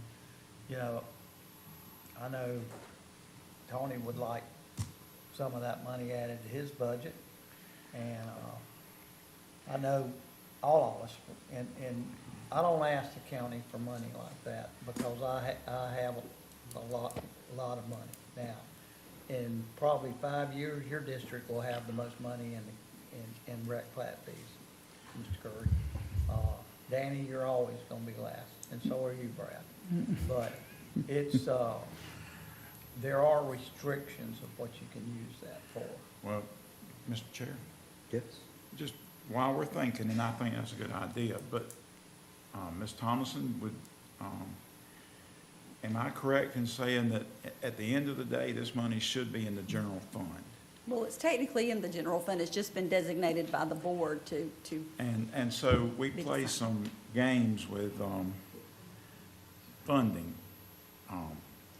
I believe, if I remember correctly, on the sheet of where we would have to cut if code enforcement was on that list. Code is funded by tourism and by the fees that they generate, So so they don't have a deficit. they weren't on that list, no, sir. Then you don't need the money. Well, the money we bring in, which part of it is that 1.5 million, plus what TDC funds us, basically generates our whole budget. We have zero impact on the general fund. But, again, if you spend that money somewhere else, then you have to offset that with the general fund. That's what I was getting to. Yes. Is there is a cost. I mean, I think it's, we generate the money, but again, if you spend, if you generate $100 and you spend it over there and you gotta put that $100 from somewhere else, it's just We could moving just money around. give Commissioner Drake and I $250 apiece and then give the rest of it to you. You're already sneaking it out of that other fund. Hey, I have a lot of needs. You got 18 square miles, I got 443 square miles. Well, I like I got stuff to do. what I like about the conversation is it kind of tapers off that first one to the trough, gets to spend the money. So if there's $200,000 allocated for some particular purpose, if one ask is for $180,000, and it's usually a genuine ask, then, one commissioner may have spent it all and it may have been worthwhile. But if we look at something like this, it kind of gives us all, an ability to capture some of those contributions We're gonna get your money. or request, where those are best spent. So is that fair to sit on this for a little bit and Absolutely. think about? Okay. That's why I brought it up for discussion. All right. Very good. 33. All right. I'm going to probably ask Melissa more on this after I give an example. Vanessa's not here because I tasked her. I'm not going to get a Christmas card this year from her, but I tasked her with contacting, I've already contacted 20 other counties in comparisons.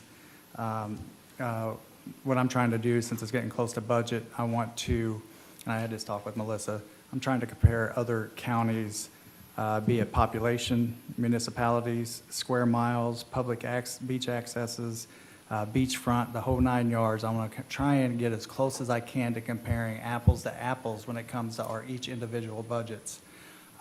What I discovered with the first department that I chose, we have one department next to us in Okaloosa County that's budget is let's see here, almost $500,000, and compared to our department's budget at $4.8 million. We have, hang on, let me finish. I'm going to name all these. You have, and I'm trying to get, like you're talking, Okaloosa has a population of 223,000 people. We have a population of 90. They're similar in vacation, tourism, and all that stuff. Are they exactly the same? Probably not. But I'm trying to get a basis, and that's why I asked Melissa what kind of, I was leaning towards a forensic audit of each department and try to get a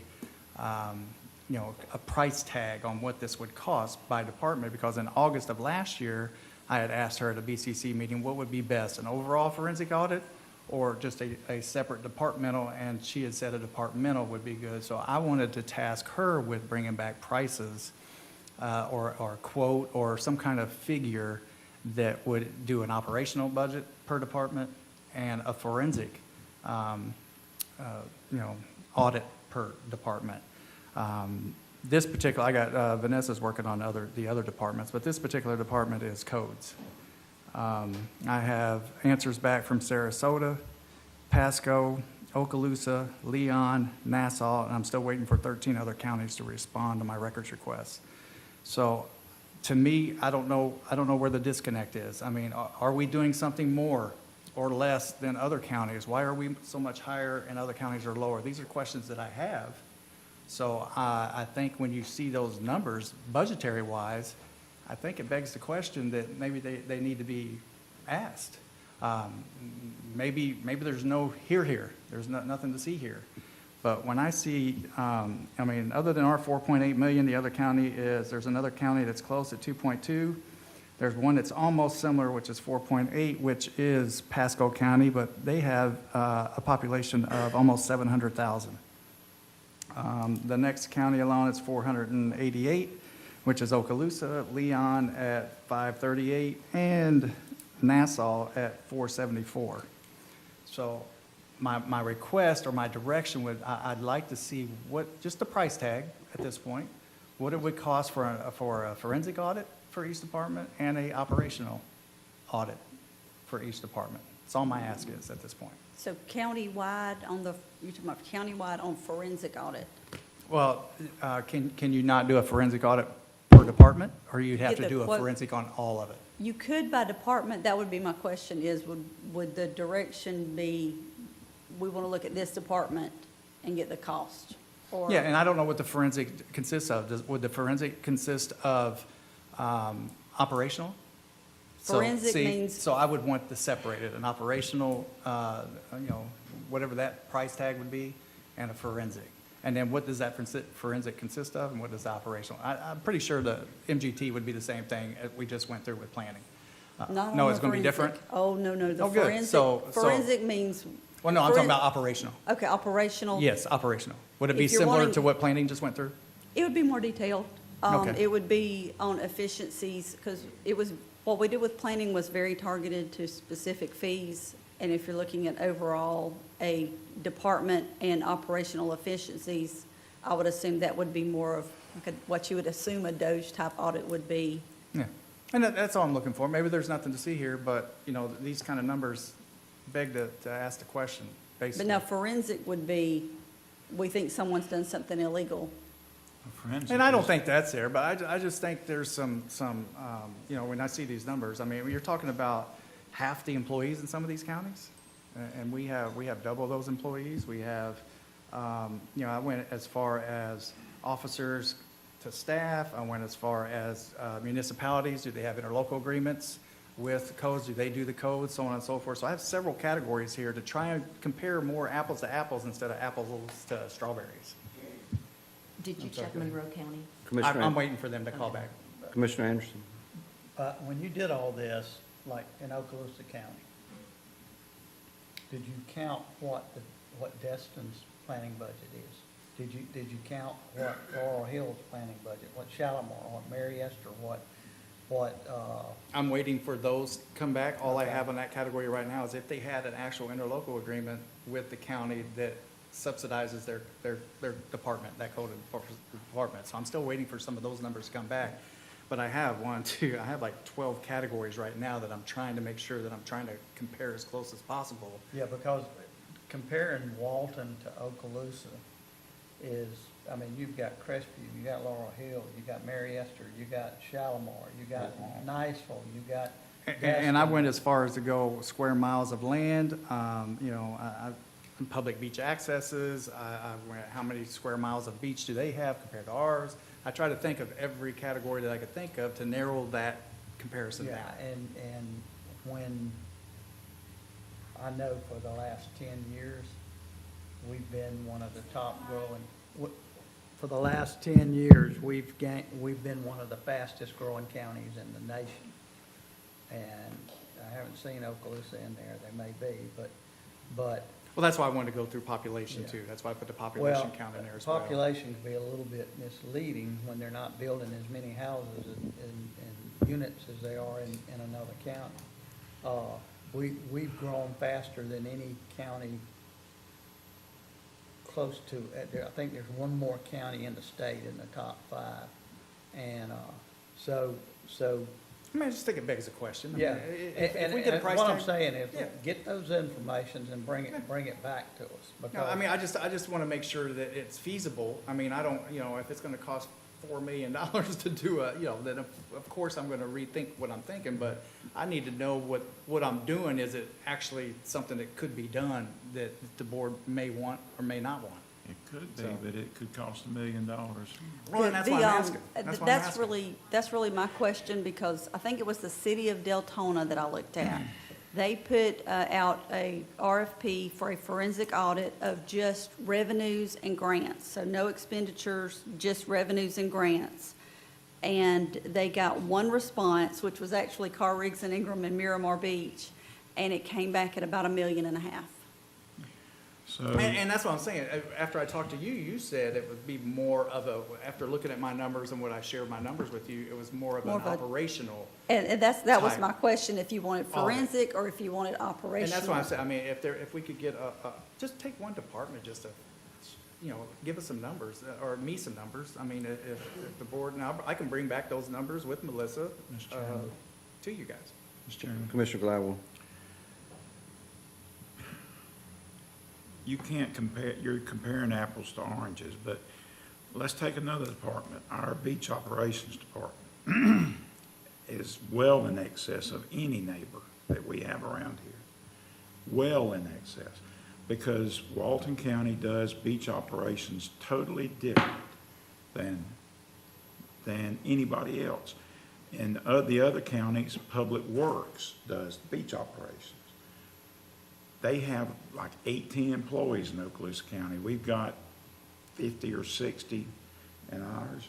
So our cost is way above what theirs is. But, I mean, forensic audits are when you think somebody is breaking the law. And they are extremely expensive. And so, I mean, how does it look that we're not willing to give $200,000 to help children's programs and stuff like that, but we'll spend $1.5 million to do an audit that is, Freeport did one several years ago. It cost about $250,000, and they found nothing wrong. I mean, Do you have a problem with the operational budget? I mean, I'm not I'm not pushing the forensic. We have a CAFR from Carr, Riggs and Ingram that is audited every year. And so if you want to look at the audited figures, I would suggest you get the CAFR.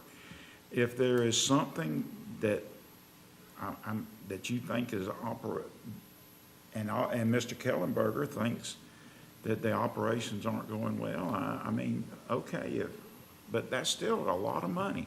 How much is an operations audit going to cost? That one that we just did for planning, that was Almost limited. 100.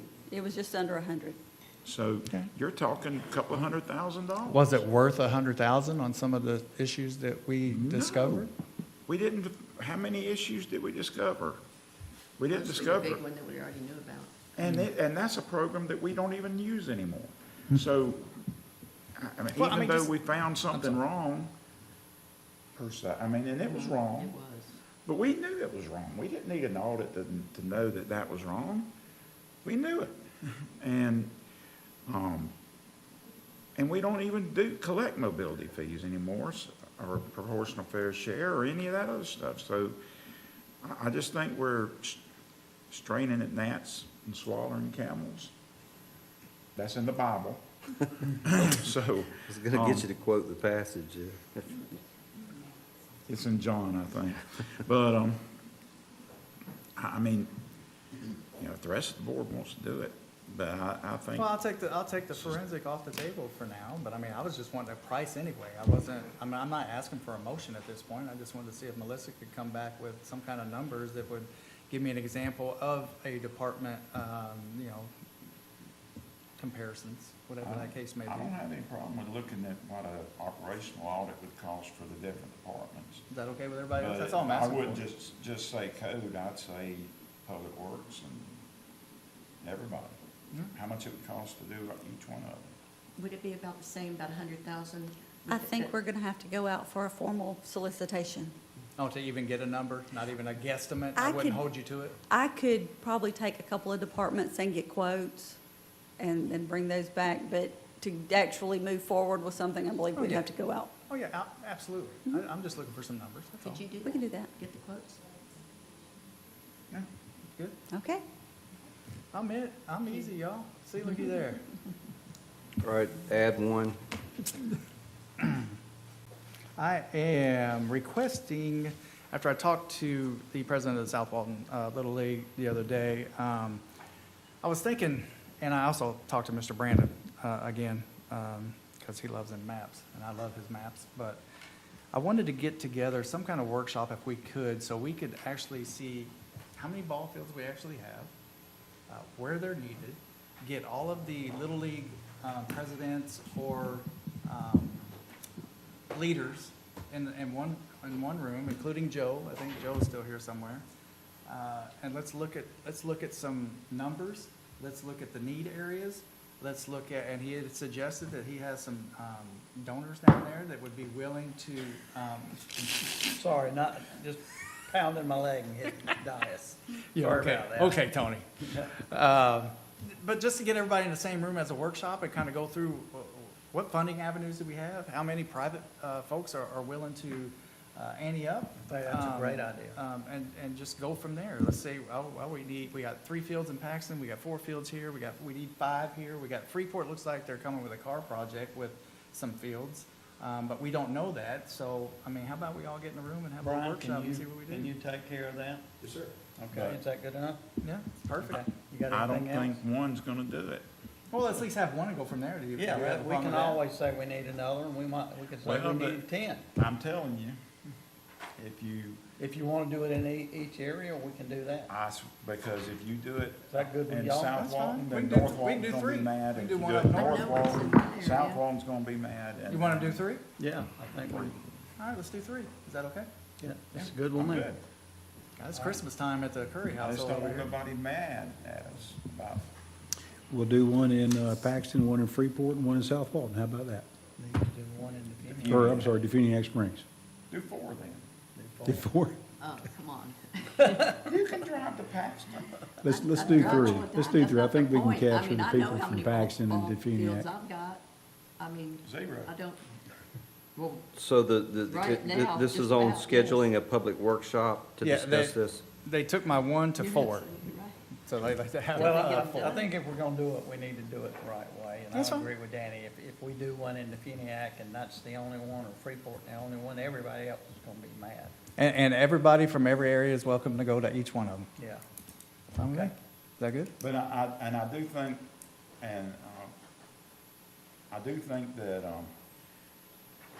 the needs in South Walton are radically different than the needs in the Puniac. And we need, and so I think you need a targeted workshop for each area to delve into their own issues. I agree. And all sports, soccer, football, baseball, softball, all that. Yeah. Yep. Is that good? We don't have a motion. That's the chair's business, I'm sorry. What is it that, I mean, are we asking for a motion on these public workshops? Don't need one. No, Okay. But the lady from South Walton softball wanted to talk. I'll get with you. I'll get with you. Is she still here? Yes. Sure. We don't have a motion. Well, he Michelle requested it. Brown, again, with South Walton Little League. With the, how quickly can we get these in? Because I know we just approved the Helen McCall to move forward, right? If we got this workshop in and we were able to come and say, South Walton Little League, we can get commitments from these private sectors to fund whatever, whether it's turf, whether it's not. But if we could get funding for certain things, would that be able to be doable, even though we already approved the Helen McCall, you know, to not move in Helen forward? McCall, because to his point earlier, Mhm. the way that it's already been set up as far as like stormwater and all of that sort of thing, it would be different. So Mhm. what I would like to do at Helen McCall is I would like to go ahead and get it done as it is. And then after it's done, then if we want to do a pilot program or something with one of the fields, doing an infield with turf, then we can look at doing that. But I want to go ahead and get it built out because we need it so We do need it. desperately. Right. Yeah. So we could get these public workshops, which I love that idea, quickly, right? So we can get it turned around. And be that guy down Well, over there. So there'll be public workshops to do what Mr. Curry's asked us to do, and it's really a bigger look at what are our needs, what are their opportunities and all that. I don't think we're gonna be able to iron out funding and everything in a quick enough manner to affect this year. So let's think of it as more of a long-term type look. Mhm. And then maybe some short-term things will come out of that. But Right. what we find when we have public workshops, because of our diverse community and their different needs, that a lot of times we'll get bogged down. My job is to keep us from getting bogged down. Mhm. So that's what I will attempt to do. We'll come out of it with a list of what I call actionable items to present back to the board for further decision or direction on how to proceed. We actually have a lot going on right now. So we purchased some land in Defuniak Springs that our intent is to put a couple of pinwheels on, right adjacent to the existing Little League up there. We've got the Helen McCall project that we've decided to move forward on. There's a lot going on. We've committed to meet with y'all once a month.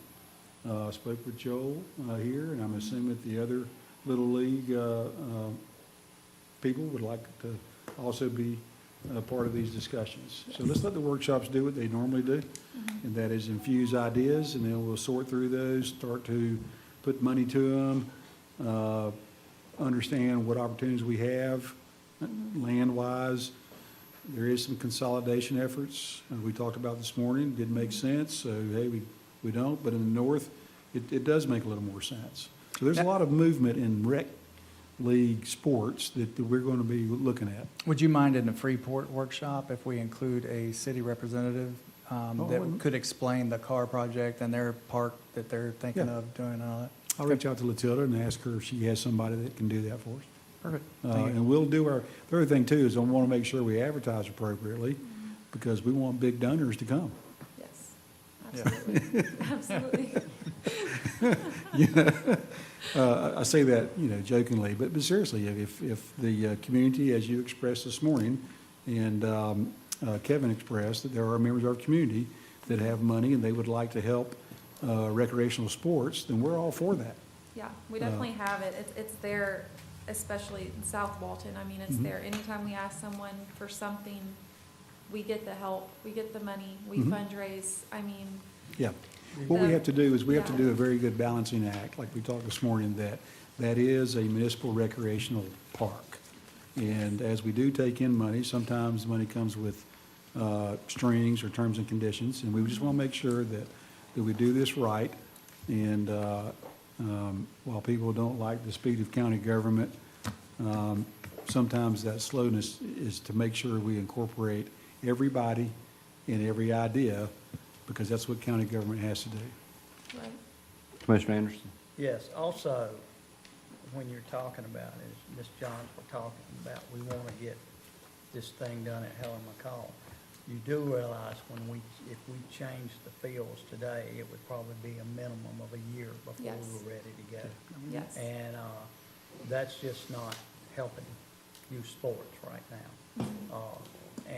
Because we have to start all over, and we have to get the same permits you would have to get if you were doing it. Mhm. And we have to get this new engineering done. And, I mean, there's just, everybody thinks the county can just say, hey, okay, we're gonna do it, and nobody's gonna say anything about it.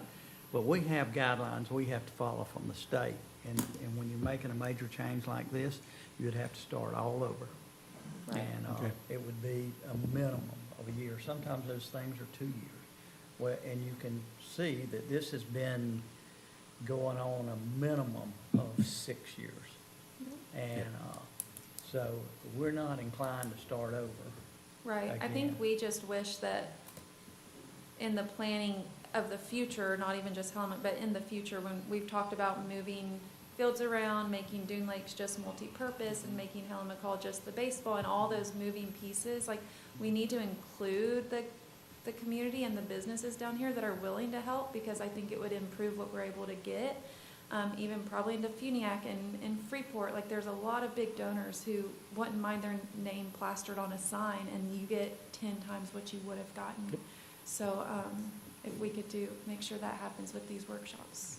I ask you to spread that word and have those potential donors show up at these workshops. Sure, we can do it. And that's, Yep. that's one of the problems we have, is we have a workshop. Very few people show up. And it's a ways off for those fields, for those artificial turf fields. And not because, I mean, I'm probably the only one on board that doesn't like them. But, you know, I'm gonna follow what the board wants. And, but we've got some places we're planning on putting some more type fields, and, but they're a ways off. So, you know, it's, I'm not opposed to having, us looking at them when we do those fields, but we gotta get Helen McCall done. Right. We gotta get it done as quick as possible. Chairman? So now, I mean, so with this discussion, the genie's out of the bottle, so I think the challenge is going to be in managing expectations, because now we're setting up these public workshops. In a sense, there's a built-in expectation that, hey, get ready, a ball field's coming to a community near you. And we have to be on task with this and managing the expectation that we would like for that, but we need the public to tell us how we can do that. It's because it's going to involve a significant expenditure. We need to get interest built in from the community on partnerships, maintenance goals, things like that. So in these workshops, we definitely want to, we don't want to go there saying, hey, we've got a blank check, we're about to build a ball field. It's going to be more along the lines of asking for the public's input on how we do that. How can we help facilitate this idea of putting, you know, much needed recreational opportunities in different communities? And we're not going to be able to put them in every community, so there's a lot of things that we have to contemplate when we go through this exercise. Chairman, Mary King reminded me, if we're scheduling public workshops, we do have to have a motion. Okay. Motion to approve. Are we doing 3 or 4? 3. 3. Defuniak, Paxton, Defuniak, Freeport, and South Walton. Paxton, Defuniak, Freeport, South Walton. Okay. Thank you, Mary. So we have a motion by Commissioner Gladwell, seconded by Commissioner Anderson. Is there any additional discussion? Thank you both, by the way. Thank you. Anyone from the public? All in favor of the motion, say aye. Aye. All opposed, no. Show it pass 5-0. I'm done, Chair. Commissioner Gladwell, tab 34. Thank you, Mr. Chairman. As most of y'all know, the customary use issues have been long-standing and are continuing in the courts. And recently, there was a lawsuit that it's Dune Allen Incorporated versus a list of people. And the original court had found a summary judgment in favor of the defendants. I think they're the defendants. And so that was appealed to the first district court, and they turned it over and remanded it. So it's coming back. And this issue has been an issue for at least 15 years. And this stretch of beach that we're talking about here is probably as controversial as any of them. You've got the Backstreet Boy problem. And you had it, but I mean, it was there. You had the gentleman from Viscaya allegedly pulling a gun, and you've had all sorts of people thrown off the beach allegedly, and it's just a problem. And there is a good chance that that beach is public, and I believe our legal team would tell you that's a public beach. So anyways, there is a method, because the county is not a party to this lawsuit in any way. But there is a method that the county can express its position to the court. It's called an amicus brief. Mr. Richardson, if I get off course, you get me. But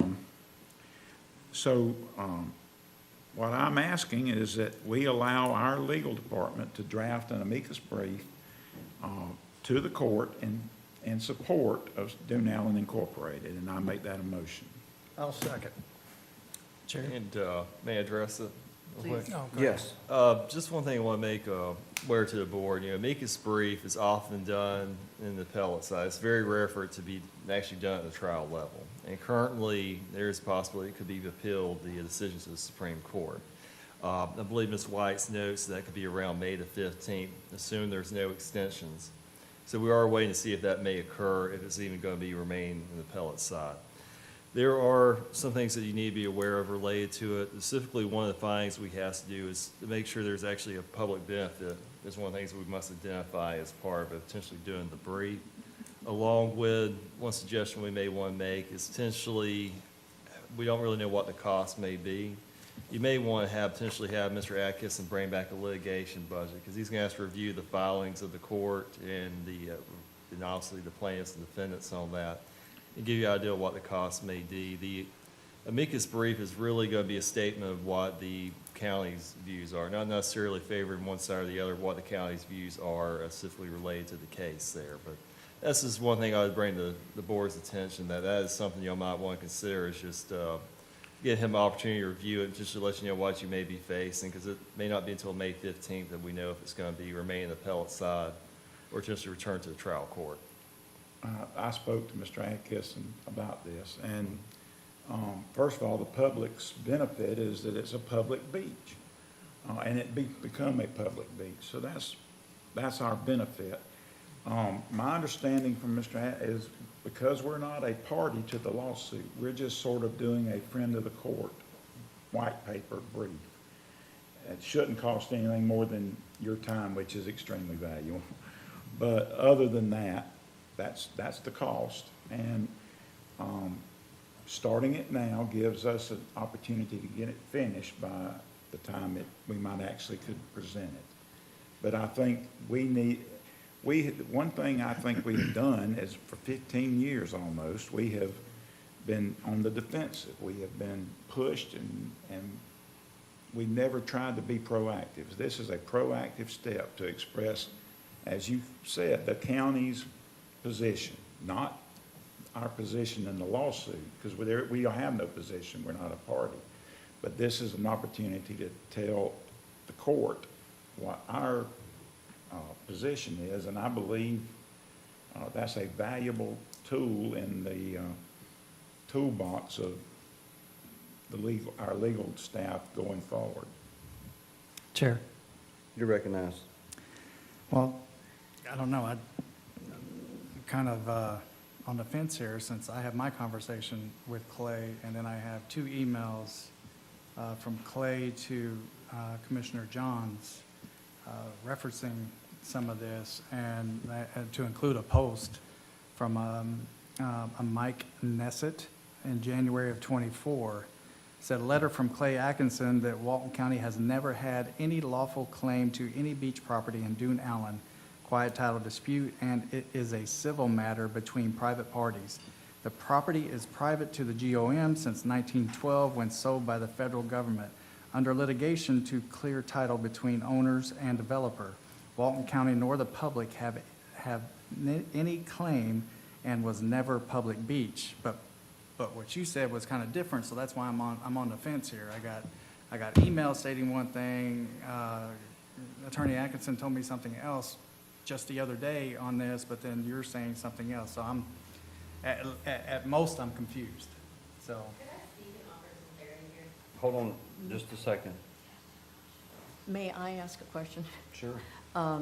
Matt, it's my understanding that it would be above and beyond what we pay our legal folks, yourself or Clay, because this is not part of his normal duties with us. This would fall under the litigation side of things. The litigation side, Yes. so that would be an extra cost. It would be subject to his contract related to that area, for Okay. the services he provides. And he's made clear, something he's definitely willing to do this. So I just want to make sure the board was aware of the options that would be available related to it. But we still don't even have anything back from the Army Corps of Engineers on their survey, correct? I just asked that last night at the strategic planning, and that was a no, and we're still, well, Brian can attest to this, but we're still, a year away from any and all of that to be decided on, so aren't we putting the cart before the horse here a little bit? How about we wait until the Army Corps of Engineers survey comes back, so we know which is which and what is what?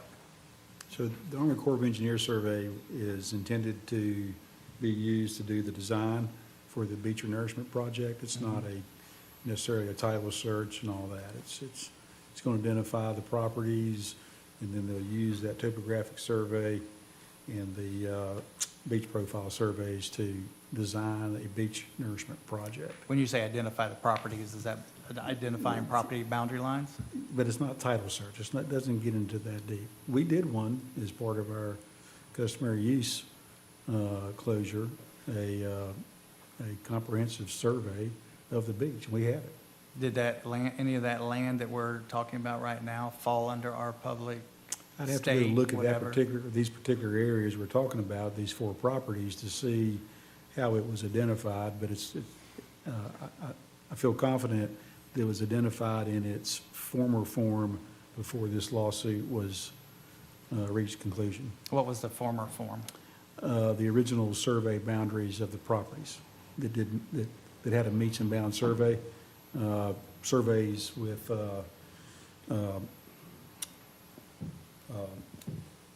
specific distances and polar vectors for. Is that part of the 315 from Correct. and on? So I'm just asking these questions because I want to know before I make a decision, one way or the other, that I have a county attorney telling me one thing, and obviously told another commissioner, because these are the emails that I have, that I requested.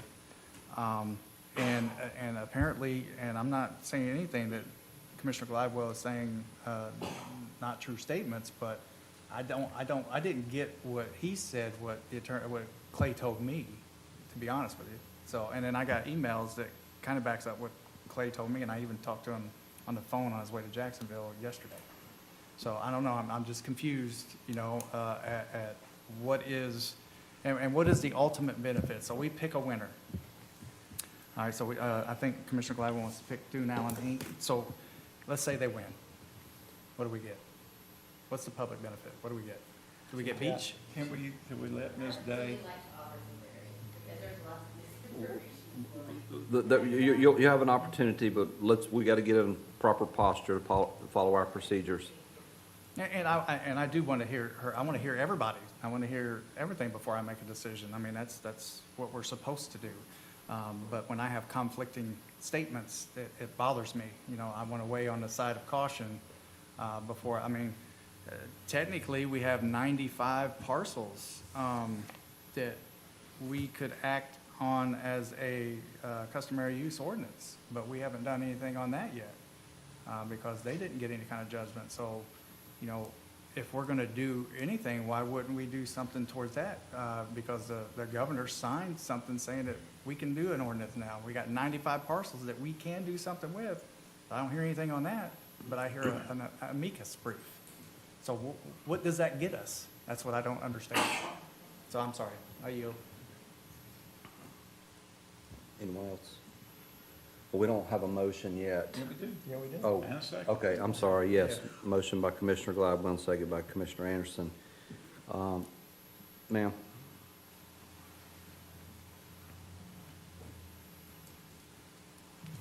Sarah Day. I'm here today on behalf of the Friends of Dune Allen. We respectfully urge you to support Commissioner Gladwell's proposal to file the amicus brief in support of the Allen family in response to the action brought by 11 homeowners. The Allen family's roots in this community run deep, as in more than a century deep. When Eric Allen first acquired this land over 100 years ago, there was no County Road 30A. The coastline we know today was accessed by narrow dirt roads branching south from what is now Highway 98. The company he founded, Dune Allen Beach Inc., it still exists today, and it remains under the stewardship of his great nieces, Cece and Ann. They continue the legacy of local ownership in the Oyster Lake area. The parcels in dispute were originally deeded to extend 315 feet south from the center line of 30A. According to those who worked alongside Eric Allen and understood his intent, that boundary was not arbitrary. It was very deliberate.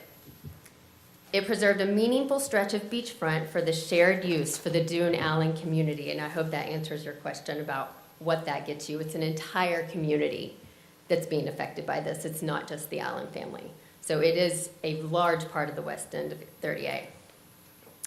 For over a century, this beach has remained open and accessible, and it was not by accident, it was by design. It reflects the Allen family's vision for a community-centered shoreline. The recent quiet title claims brought by these 11 homeowners attempt to rewrite that history. In our view, they lack merit and stand in the direct conflict with both the original intent of the land and the long-standing use by the public. So today, we're asking you to not only protect a stretch of sand, but more so a legacy, and one that has defined Dune Allen Beach for generations by approving this amicus brief. Do you guys have any questions that I could help clarify? I want to speak to you, Commissioner Curry. What this gets you is a whole community of people that have used this beach for a very long time and have now. Does it open up to the public, like everybody in here can So just there's go an there? access. There are accesses there. Yes, ma'am. And the parcels in question have an access right next to it. And so there's a flag and there's county signs and a walkover and all that stuff. Is that the new Seagrove? No. No? This Okay. is on the west side of 30A. Okay. Lake Causeway is the access. Okay, you're right. Yeah, I'm sorry. and so then Oyster Lake is across the street, and it kind of spills out on the other side, and you guys bought those other two parcels by the Oyster Lake outfall. So it's kind of sandwiched in between. The county has a lot to lose there, just because you have all of those homeowners who own homes on Oyster Lake, and many have been there for decades, and they have been restricted in their beach use. So that's what's at stake. Does that make sense? So today I urge you to protect that because your people need it. Thank you. All right. Yeah, Mr. Dillard. Madam Clerk, for the record, James Calkins. Hi, Mr. Chair, Commissioners. I'm James Calkins from Miramar Beach. I want to thank Commissioner Glidewell for bringing this forward, being proactive. Over the past several years, we've seen ongoing legal battles and changes in state law that have created confusion and conflict over our beaches. What hasn't changed is how important beach access is to the people of Walton County, our families, our local economy, and the character of this community. This is one of those moments where the county has an opportunity to take a clear position. I encourage you to do everything within your authority to support and defend reasonable public access to our beaches. Please vote yes. Thank you. Mr. Dillard.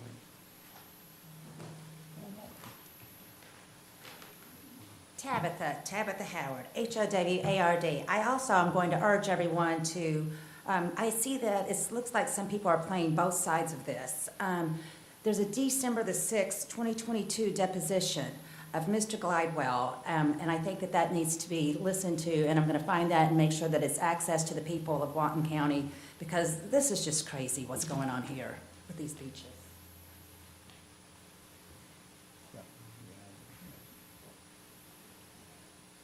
Mr. Brooke. Ms. Howard, that's inappropriate, please. Bob Brooke, B-R-O-O-K-E. I'm not sure everybody got the legal definition of what an amicus brief is, so I'm going to read something my wife pulled out of a 19-page description of the legal description of what an amicus brief is. The legal term amicus curiae is a Latin phrase that literally means friends of the court, or friend of the court. The term is used to refer to a legal brief called an amicus brief that may be filed with an appellate court, including the Supreme Court, by a party not involved with the current case, but in support of one side or another on the legal issue at hand.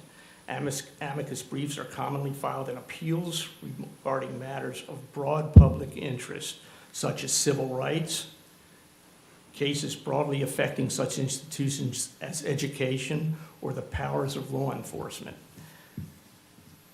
I think it's ridiculous to spend the county's money and the taxpayers' money on a fight between two private entities.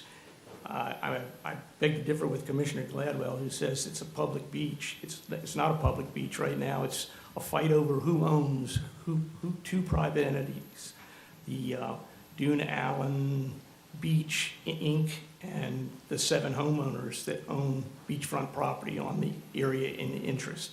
It's a 40-foot strip, I believe, along the beach in front of these 7 properties. So I think at this point, the county and the cost of putting together a brief, and I've had a lot of them put together recently, they're not cheap. And so I don't think at this point, to pick a side, one side is an entity that is not a citizen of Walton County, doesn't live in Walton County, against the other group that are residents of Walton County, or at least some of them are residents of Walton County. And so I don't think the county should be taking a side in this at all, or certainly spending county taxpayers' money to pick a side in a dispute between two non-governmental entities that are disputing the ownership of a strip of land along the beach. There's a long history of this property going back to something like 1912. And there's also been, I believe, there's arguments made that there is a piece of land set aside that doesn't involve this strip of land that's in question in this suit, that was set aside by the Dune Allen Beach, Inc. group for beach area for people in the Dune Allen communities. So this is a much more difficult and complex issue than I think Commissioner Glidewell presented, or the spokesperson who spoke in favor of I guess it's the plaintiff in this case. But I just think it's foolish to move on this now. I think you need more counsel from Mr. Atkinson. Ms. Day, you've already spoken.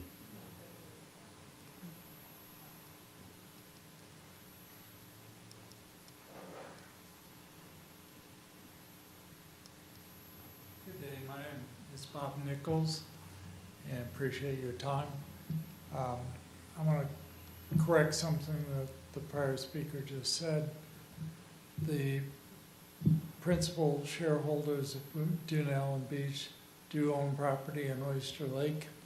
They recently sold their beachfront property, but they're a block away, so that was incorrect.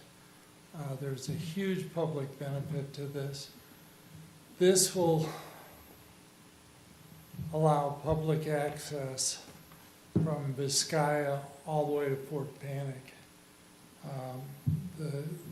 Recently, 2 houses were bought by the county just west of the Oyster Lake outflow, and this will connect those all the way to the east. You know, what doesn't make sense to me is the county put the access in on Dune Allen Beach land to give people access, not just the lots that bordered the water. Paid a lot of money for that.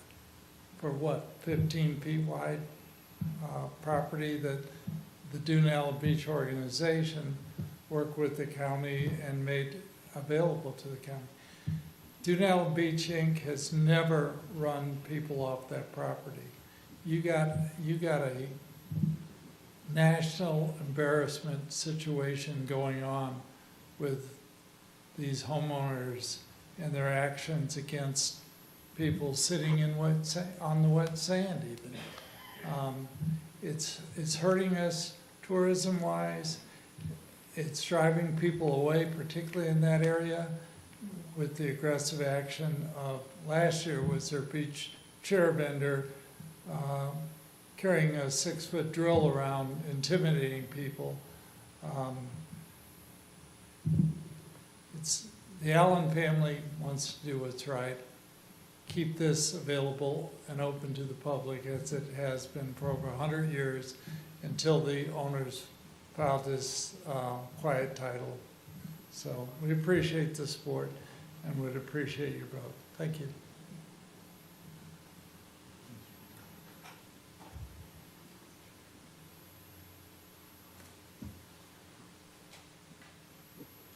Mr. Dillard, you recognize? I'm John Dillard. Perhaps you've seen me once or twice before. HB 631 was an evil bill passed with evil consequences and a series of unfortunate events. SB 1622 sought and gave the county a mulligan and a do-over. What we have to decide today is a baby step. We've had some legal rulings in our favor in terms of public beach access. We have some momentum in terms of beach renourishment. But as a commissioner, you have to decide which side of the sand you're going to stand on. 98% of the votes to pass HB 22 were passed in favor of the bill. It's about 140 people, 138 votes, yes, 2 noes. I suggest the 2 noes should have retired a couple of years ago.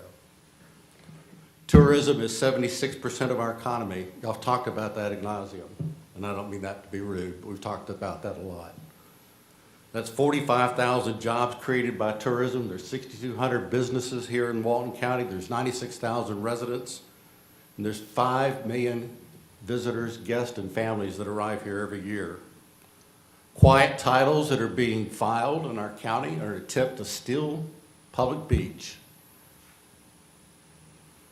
And I have to believe that each and every one of you up here cares about the public, not the private rights of 0.01% elite seeking to extend their titles beyond what their deed actually says. A no vote in this case adversely affects the rights and interests of the public, and I think it violates the public trust. So what you have to ask yourself today is who you're for. We've talked about this brief costing taxpayer money, $1,000, $10,000. It's a drop in the bucket to the budget and the dollars are collected every year as a result of the tourist industry. In fact, I would suggest to you that 76% of the people in this room, including myself, are here because of the beaches. Not because of what they become, but because of what they were. We need to do everything in our power to restore what they were. So you have to ask yourself, are you against or for the 96,000 residents that live here? Are you against or for the 6,200 businesses that rely upon the industry here, with $5 billion being spent every year annually, and then with that money being respent, $6.8 billion economic impact? Are you for or against the 45,000 jobs that are created by tourism, and are you for or against the people? Thank you. I'm supposed to hang around in case you got any questions. Any questions? I think you pretty well said it. Anything? Can I go home now? Anyone else? Ms. Harris?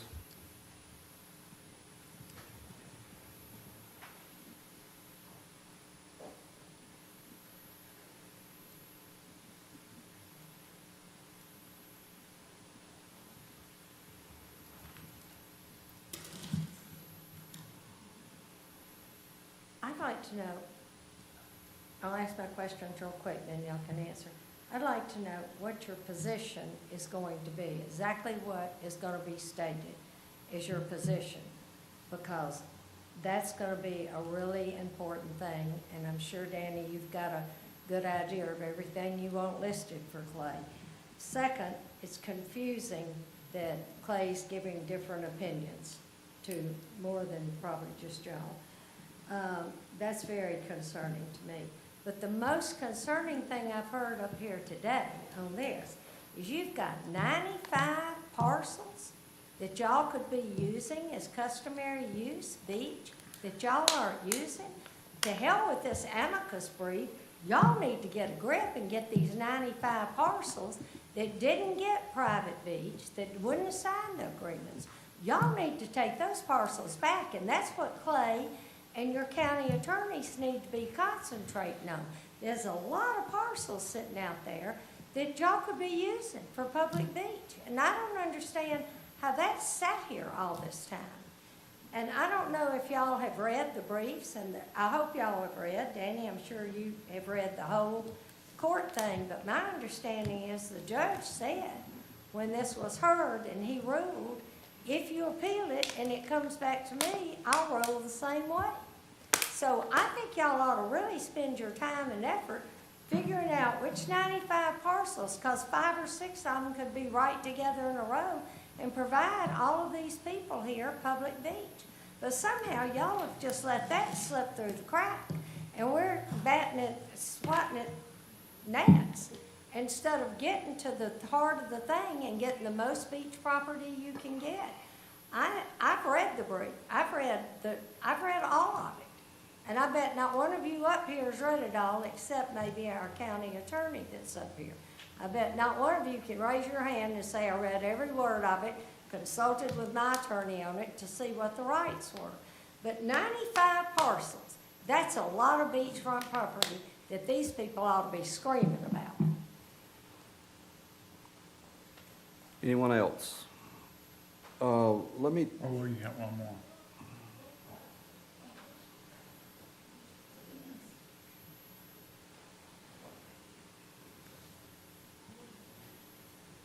Barbara Breerwood, B-R-E-E-R-W-O-O-D.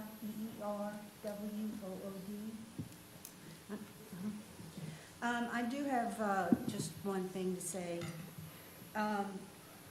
This amicus brief is very important. We need all of the beach back, and this is the first step. And the 95 parcels are just as important, but the first step is the amicus brief, and to take that portion back, because it's being seen all over the county, and it's being seen all over the nation because of one particular owner that is doing this. So please, get our beach back any way you can. Thank you. Chair, really quick. Mr. Chairman. yeah, Commissioner Gladwell. We're supporting, the motion is to support Dunallen Inc. And I think that's fairly simple. And I think this is a small first step in doing what we need to do. I'm perfectly happy to go after those 95 parcels, and I'll put it on the next agenda to do it. One doesn't mean we don't do the other. We do this one because we need to declare one, as Mr. Dillard said, we need to say one way or the other whether we are or we aren't. And, what happened in the past is the past. I don't think anybody up here would say that we haven't made mistakes on this issue, Lord knows. But we need to start afresh. We need to declare how we feel about the most important issue in Walton County, has been for years. And sometimes you have to, get off the pot. And today we get off the pot. And we do what we should have done years ago. So this is a first step. Like I said, I'll put it on the agenda the next meeting to do the 95 parcels, because I agree with Ms. Harris. That's low-hanging fruit. Let's go for it. Why? We should have already done it. I've been told we was waiting on a survey, we're waiting on this, waiting on that. But I'm a little tired of that. Let's get on with it. So this is an important vote. Let's vote to do the right thing for the people of Walton County, all 92, 5, or whatever there are of them. So I'm glad to make the motion. I'm glad to support public use of the beach, and I think I'm hoping we'll have a 5-0 vote for that. Chair. Commissioner Curry. Well, I guess I'm glad I reminded y'all that there's 95 parcels out there that we could actually be doing something with. But what's that old adage, one in a hand beats two in a bush? If let's just say we all go and we go with Dunallen Inc., does that mean all the private beach signs are going up and all the public is welcome on that beach at the end? I mean, that's what we're looking for, right? We're all wanting more beach, more beach. We got 95 parcels that we could be focusing this attention on and getting beach, actually getting sand between our toes. But we're debating on getting involved. You're asking the government to get involved in a private versus private court hearing where we don't know if we're going to win or not. And then if we win, what are we actually going to get? Are all the signs going up? Are we going to all the ghost chairs going away? Is everybody going to be playing volleyball in the dry and wet sand in front of whatever that place was called? This whatever it is. I need to know what we're going to get, and right now I have conflicting stories from our own county attorney. So how am I supposed to actually make a decision when I have a perfect argument from Mr. Dillard and Ms. Day, everybody here? So I got a county attorney that we pay a lot of money for that told me one thing, that told Commissioner Gladwell evidently something else. I have Mr. Dillard that is heavily involved in this, and I applaud his efforts. I have Ms. Day that's heavily involved. So how are you supposed to make an actual decision? You're asking the government to get into a private affair. And I think I've heard more than once up here about government overreach and bureaucracy. So are we now going to say it's okay to get involved in a private matter that does not guarantee us 1 grain of sand, unless Dunallen Inc. wants to put it in their findings that, hey, if we win, it's open beaches for everybody. Wherever I got to sign, I'll sign right now. But I don't think you're going to get that.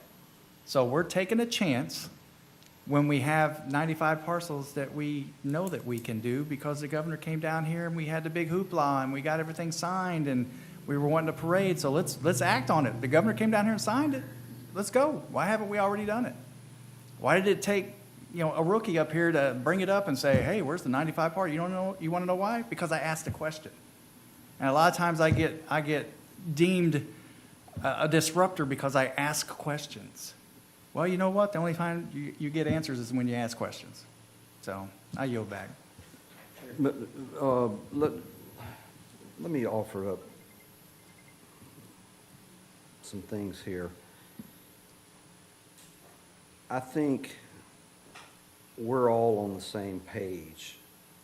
We want to have as much usable beach access for the public, okay? That's not in dispute. But what is uncertain is how our involvement or the actions that we take to get to that point to where we can have the maximum amount of public beach use. We have to be very methodical and very calculated. Okay, so this isn't a first step. The first step was taken several years ago. And through legislative action, the attempt, the effort, which the goal is to maximize public beach access.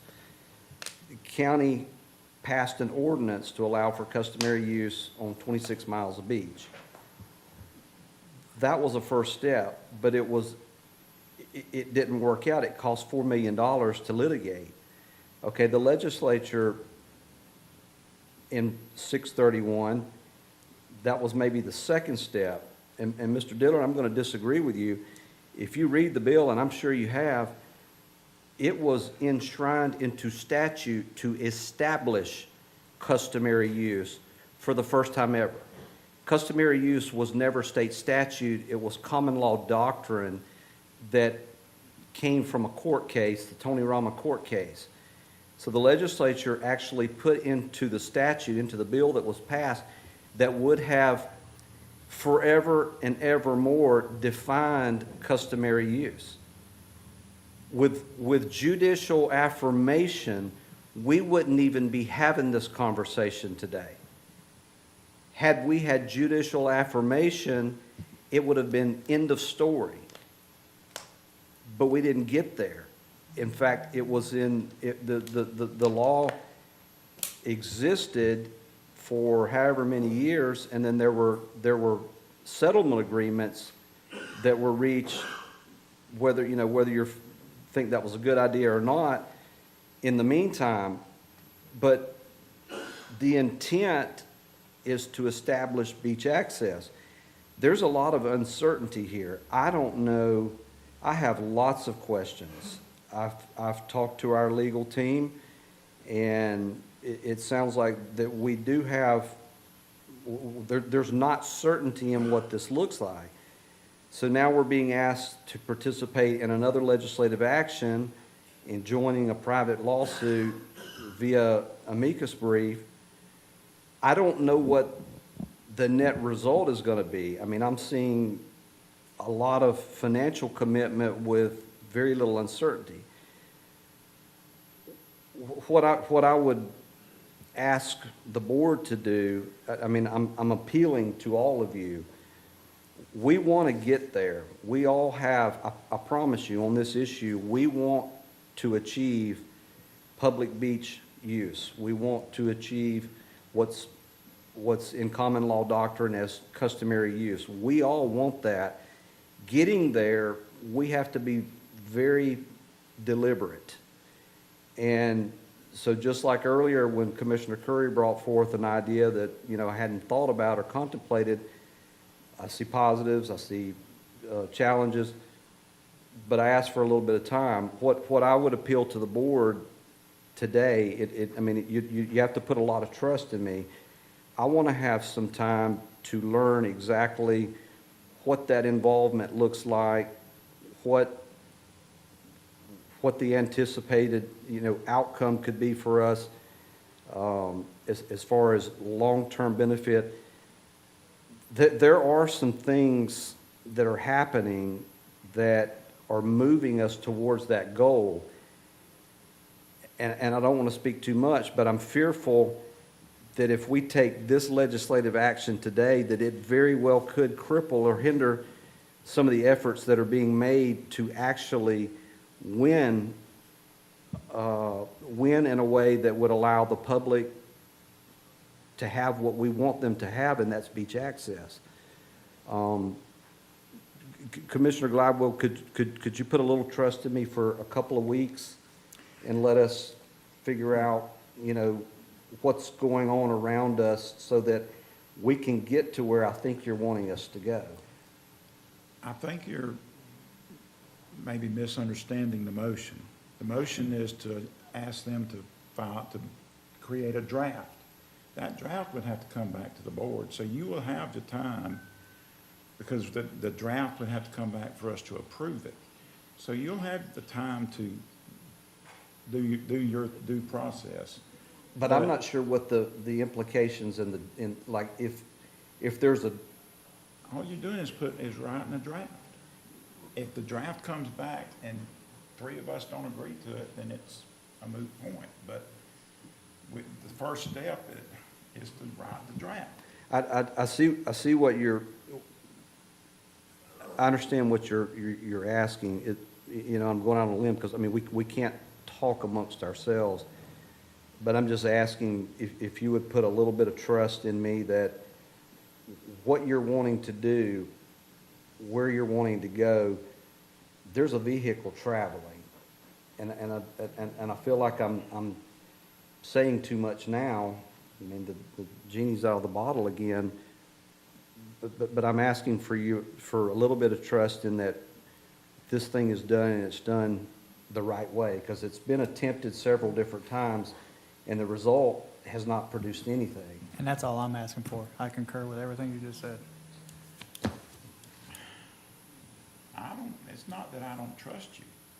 It's that if we need to write the brief. And have I a know, but draft. I want to do it the right way. But the right way is to get them to write the draft and then bring it back to us. And so, if we postpone this, there's no, I thought this was No, I understand, I mean, A I'm- 5-0 vote because it's a draft. Yeah, but my problem is there's too much inconsistencies, and I really, everybody write it down. I totally agree with almost 99.9% of what the chair just said. I'd love to have clarity, and I don't think, unless there's a court date within the next 2 weeks, I don't think, I mean, how long have we waited now? I mean, hell, I hate to bring it up again, but look how long we've not dealt with 95 parcels, so why can't we just go ahead and wait a couple weeks? Number one, let's get Clay in here, or let Clay come around and talk to us and say, okay, why did you tell Commissioner Glidewell one thing, Commissioner Curry different? He didn't tell me one thing, and it's two different issues.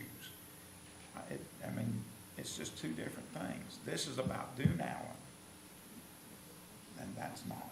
I mean, that's not. You're taking something he wrote to Commissioner Johns about another issue and contemplating it and conflating it into something else. It's not that. All we're doing is asking for a draft. And, I mean, if I'm like Mr. Dillard, you either say you're for it or against it. But let's well, vote. what I'm saying, Commissioner Glidewell, respectfully, is that I know what you want to accomplish, and I think we all agree that's where we want to get to. I'm just saying that there may be a pathway to get what we all want. I don't know how else to say it other than I'm just asking for a couple of weeks for that to mature, and I feel like we'll be in a better understanding and a better posture to get where we want to go. And I do have a proposal, if I may get an alternative. Well, one thing that could be done besides the amicus brief could potentially be a resolution essentially stating the board's position regarding it and support. And that'd be an alternate that could potentially be looked at as well. So what you're saying is that instead of the brief to the court, that we do a resolution offering our opinion in support of Dune Allen Inc. That is an alternate. Our office will do as directed and zealously defend what you would like us to, but that's something else that the board And potentially you could bring that back as a draft, we have to approve it. We could do that. 2 weeks. As I said, I just want to make that an alternate for the board to consider as well. Chair? I would feel more comfortable going that route. Then I'll amend my motion to go that route. I'll amend my second, but I also agree with Mr. Dillard. It's time to say whose side you're on.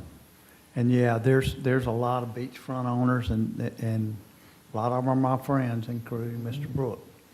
But I guarantee you, if you had it on the ballot, customary use would pass with 80-20. about minimum 80-20. So while we're all in the CU spirit, can we not give direction to look at those other 95 parcels and come back with something? We can't do that. So you have to do a Can't motion. that on the agenda, but I promise you, I will put it on the next agenda. Mr. Kellenberger. So,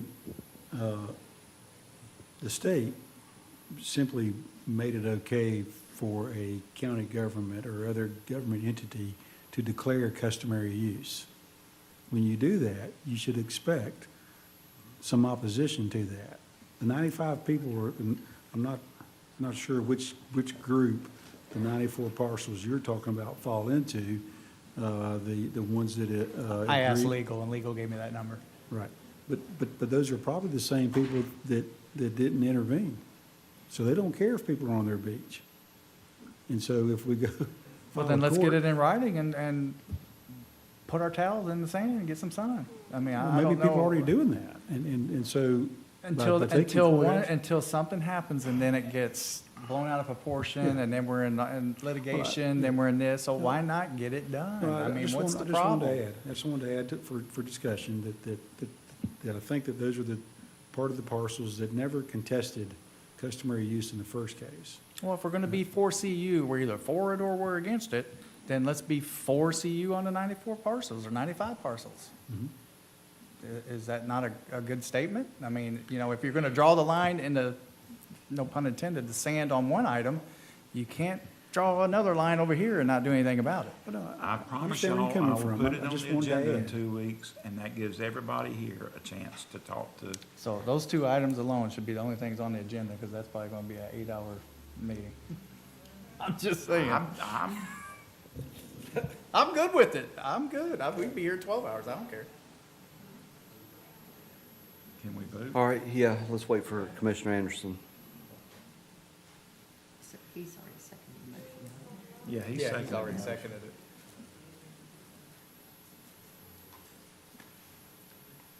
Just to be clear, we're talking now about a resolution of support.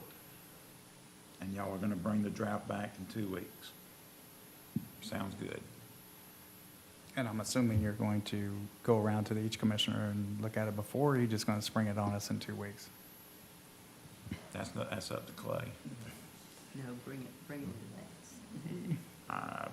Hopefully. I'm If sure he'll bring if we it can back. prepare in time, we'll certainly circulate it among the board members so they have a chance to provide the input in advance. I'd like to see it before, if I have a choice. What is, Matt, were you offering a resolution of support to join Dunallen Inc., or were you No, offering? We're not joining. No, we, To take their side, just to say that we support them. Okay. We don't have But a is standing to it, but is join. it for, is the resolution of support for the concept, or is it for the amicus brief? For the concept. The resolution of support would be an alternative to doing the legal brief, doing the amicus brief. I'm trying to understand, is it the subject matter of customary use, or is it?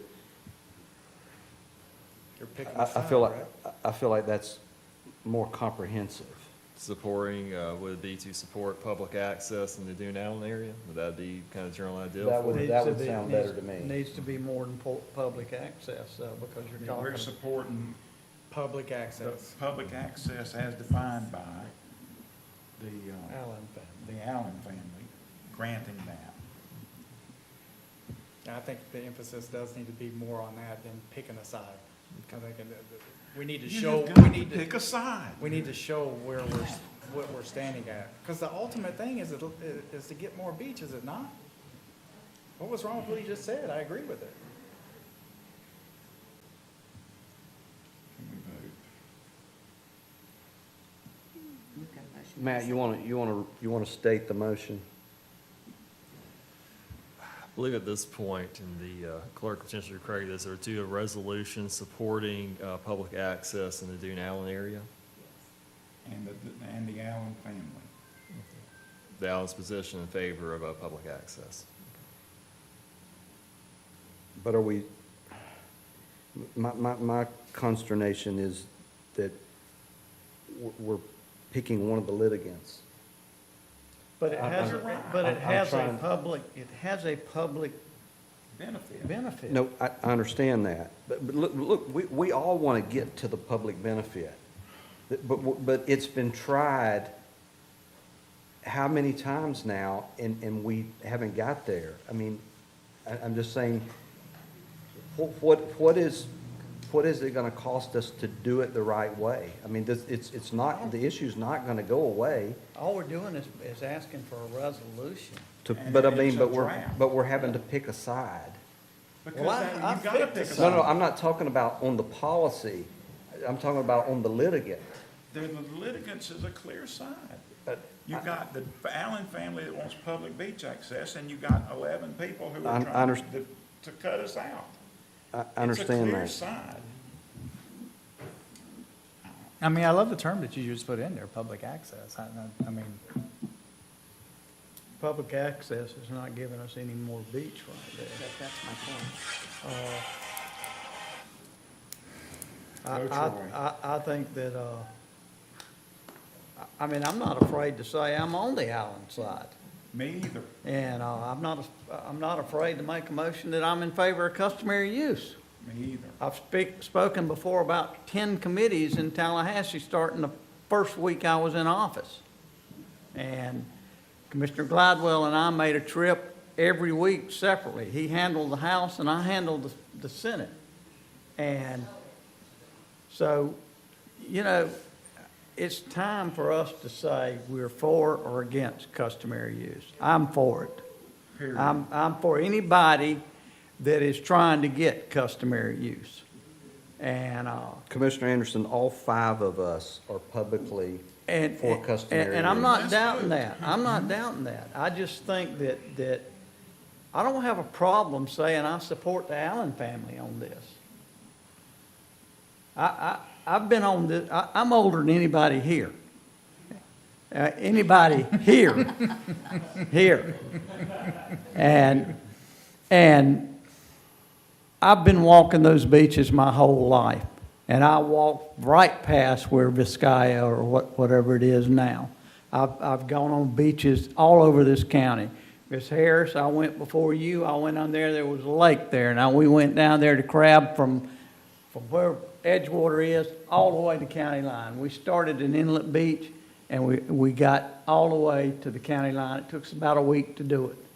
But this thing of quiet titles and things like that, what in the hell has somebody decided, and I know it's legal, but somebody decided to have a quiet title to take the public's beach away. It is ridiculous. And I've been fighting it for 10 years. And Mr. Dillard and Miss Day were right there shoulder to shoulder. Mr. Calkins was there. And I'm tired of this pussyfooting around. It's time for us to make a decision. And the decision is, are we in favor of the Allen family or not? And the next meeting I'm bringing up, are we in favor of customary use or not? So it's time to get off the pot. Well, we have a motion and a second. I've been asking for a vote for 5 minutes, but I like what you said. The motion is to accept the resolution. Yes. Accept the resolution. To- Or to- bring back a to draft. bring back a resolution. draft. Yes. Okay. to bring back a All right, draft. all in favor of the motion, say aye. Aye. Aye. All opposed, nay. Show it adopted 5-0. Show it passed 5-0.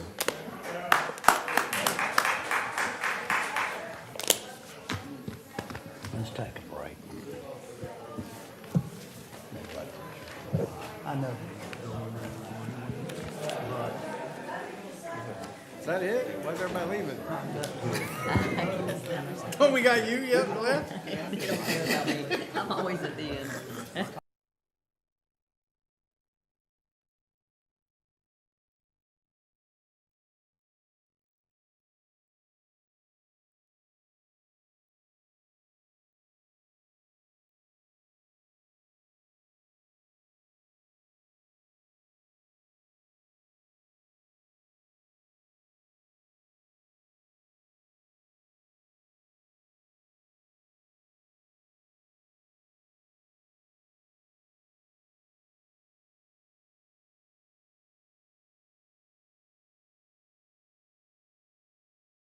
Yeah. Okay, what I wanted to talk about is the home occupation permit. What I want to talk about is the home occupation permit. It is part of the Florida statute. We do have it on our county website, but we don't seem to enforce it.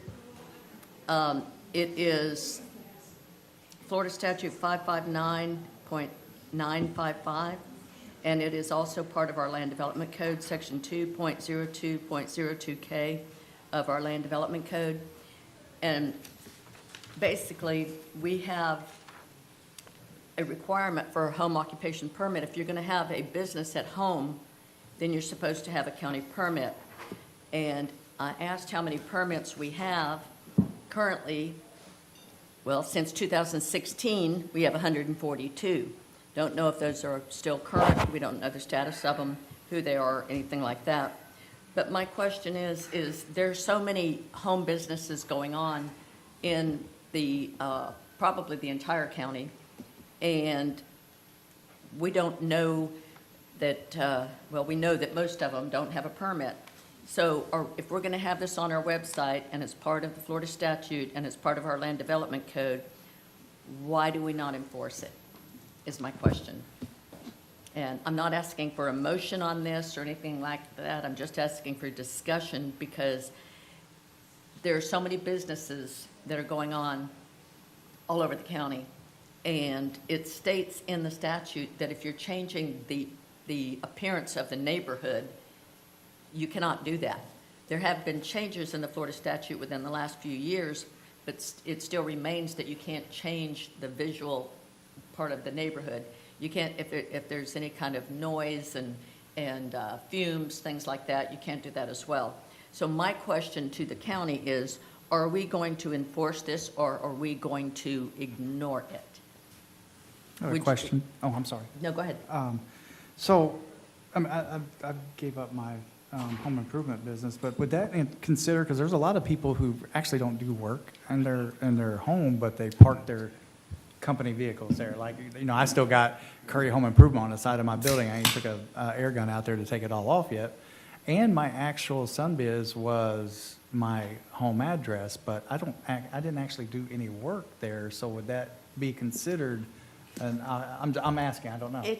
You would probably need a permit, but it's just a matter of having a permit. It states how it works, and this is really tiny print. I'm sorry about this, but it says before opening a business in your home, you will need approval of a home occupation permit. A home occupation must be operated from a bona fide dwelling unit as a temporary accessory use subordinate and incidental to the dwelling without changing the residential character of the home. These types of uses are to be minimal in intensity, not exceeding 25% of your gross floor area of your home. Further, a home occupation must not create a nuisance by emitting fumes, vibrations, noise, glare, odors, or electrical interference. So you would need one, but it's just a permit, and there's nothing wrong with that. And you Well, can I mean, have, I you think said it something says about you it can was have- home, like, if I remember I'm right, you're saying it was talking about home and square footage. So, Right. I mean, technically, a lot of contractors park their trucks and trailers in their driveway. You can so have a that couple of wouldn't- vehicles. According so to that this, you wouldn't- can have a couple of So they wouldn't need one for that. They're just parking in their driveway and they're, no. But technically, some of those guys also, their home address is their business address. Well, I think this is off of our website. And, and we even have a Walton County Planning and Development Services application for the home application, or for the home business. We have a checklist for it. We have the part of the Walton County Comprehensive Plan, the 2.02 home occupation, and it states in there, it's got 5 different issues that what you can do. The use of the dwelling for the home unit occupation shall be clearly incidental, like I just mentioned on the other page.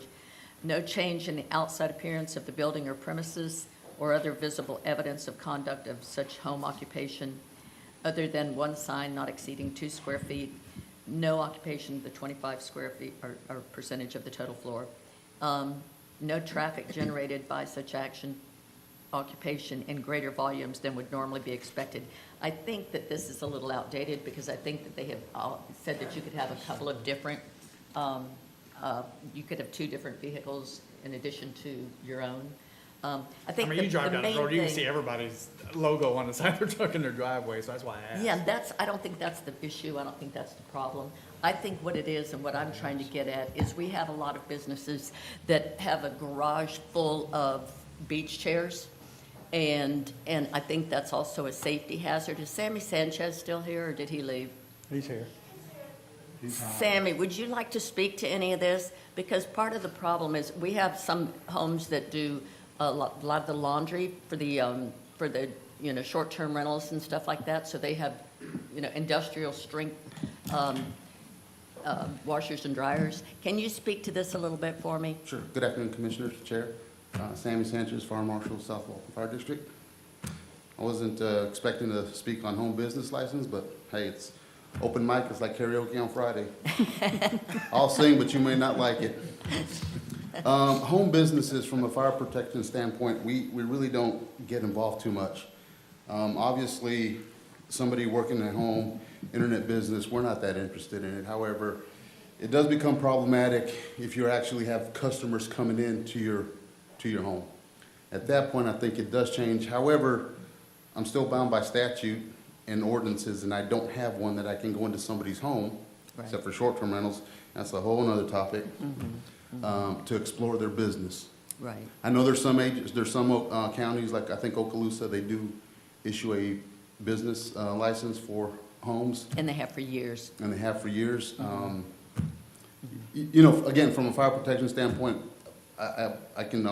we've never done it, and I don't know that I'd be interested in exploring these unless they were, again, unless you've got customers actively coming in and there's merchandise, there's some type of transaction happening. And I don't think that that's what I'm talking about. What I'm talking about are like the washers and dryers that they have in their garage in addition to the regular ones, because they're doing big volumes of laundry, things like that. Well, certainly, those require specific types of code requirements, but there's no way for me to go in there and look at them. Right. So your issue is, to your point, more the short-term rental thing and things, and in businesses, actually freestanding businesses. Yes, ma'am. That's okay. Okay. Thank you, Sammy, I appreciate it. But, Commissioner Johns, after we spoke yesterday, which seems about 4 days ago, we looked into it some. So if you would be willing to indulge us, I think it would be a good exercise for legal to take our current LDC provision and check it against the 2021 statute update to see where we can keep the parts and where we need to change our parts, so that you know as a board what our rule is. And then you may or may not want to keep that, and you may, and I know that in speaking with administration, they've been talking about, I hate to talk for administration, but they've been looking at the things that Sammy is worried about with clucks and so on, so on and so forth. So I would be happy for a legal to take what our current LDC is, compare that to the statutes, the Florida statutes, Right. to give you a real picture of what parts are still good and what parts are no good, and make sure that they even suit the board based on this conversation. well, I know that they still require that it does not alter the neighborhood, you know? Correct. And you cannot have fumes and things like that. And so let me ask you this, who in the county would enforce it? Well, I think if we had a clear rule, and it's our code, the code would enforce it. Well, we So- do have it clear, it's clearly on our website, and it states the Florida statute and the Land Development Code. So maybe I could just ask that you all get together with whoever's responsible and go ahead and update any updates that we need, and then make sure that if in fact that we do need to have code enforce these, that we could have code enforce these. And I think that's all great, and we will absolutely do what the board directs us to do. I think it will be part of these LDC amendments, so I think that it's a perfect time to discuss it, is why I say Okay. that. So that we can, it would not be a quick turnaround or resolution or, but it would be part of what we do through those LDC changes. See, what happens is that when one person sees a business running in a neighborhood, in a residential neighborhood, then they feel like it's okay, and then another person will do it, and another person will do it, and you've got bike rentals and e-bike rentals and golf cart rentals and chair rentals and and the laundry stuff and all of this going on in residential neighborhoods, which do create issues. Well, So- we will look and see what isn't preempted by the state and what we can enforce, and try to get a clearer picture for our board. That'd be great. Thank you. Yes, ma'am. Thank you. That's all I wanted to say about that, okay? Thank you. Thank you very much. The other item I had on there is Jason, can you put that picture up there on the screen for us? Walton County is absolutely a beautiful county, and we should be proud of it. And right now, we have a sign, at least coming in from the west side, coming into Walton County, that I wish I would have had the picture on here so you could see the difference that we can make. It's an old sign, it's a TDC sign, I'm sure it was effective when it was first put in there, however many years ago that may have been. But I think that we need to update Walton County and really just look nice. And so I would like to propose that we look into building a sign, and I think that we should build one, make sure we like it and tweak it, however, and have one on each end and possibly from the north end coming down, and however, whatever anybody wants to do. But I think for the area that I'm in, I would like to see a nice welcoming sign, because it's a beautiful county and we need to be proud of it. And I'd like to see one similar to this, what you see on your screen, on one side of the road coming in, and even a small version of something saying, thank you for visiting Walton County, on the opposite side of the road. But I think it's time that we look really nice. I mean, I don't disagree. I agree with you. I think we need to put one to start with on each end. And I think we need to have one maybe at Grady down in Brown Park saying, welcome to South Walton, or something like that. I think we need to get prices. Yes. And I think we can do that with board direction. That's exactly what I'd like to do, if the And board is I agree. amicable. That looks good. Is there any And there's kind other of- places we need to put them. Right. I would like one at 331 at the state line, 83 at the state line, 90 in Mossy Head and at Three, Argyle. you get three. Well, some of that's in Commissioner Drake's district, so, yeah, but I think we need to have them at all the major roads. I do too. agree. I just wanna- They need to look that good. Can we just make sure that because we tell people about it, is this not in the sign corridor or Well, whatever? we might have to get DOT's We'll- approval. We'll bring on- back cost information, logistical information, code information, everything you need to know about making a decision on a sign. Because I just want to make sure that we tell our citizens one thing, and I don't want to, and then all of a sudden, we're out there building a sign. Do we need to suspend the rule? Do Oh, we need no, to amend the rule? No, he's gonna go through the We'd have to process. have We're not spinning He's any gonna go rules. through the process. We'll bring back all the information that y'all need to make good decisions. How about that? Yeah. I like the sign. I like the concept. Thank you, thank you. Everybody agree? Yeah. It's okay? Okay, thank you very much. All right, all I Commissioner got. Anderson, Commissioner Anderson, is 37 off the table? Yeah, we've done mine. Okay.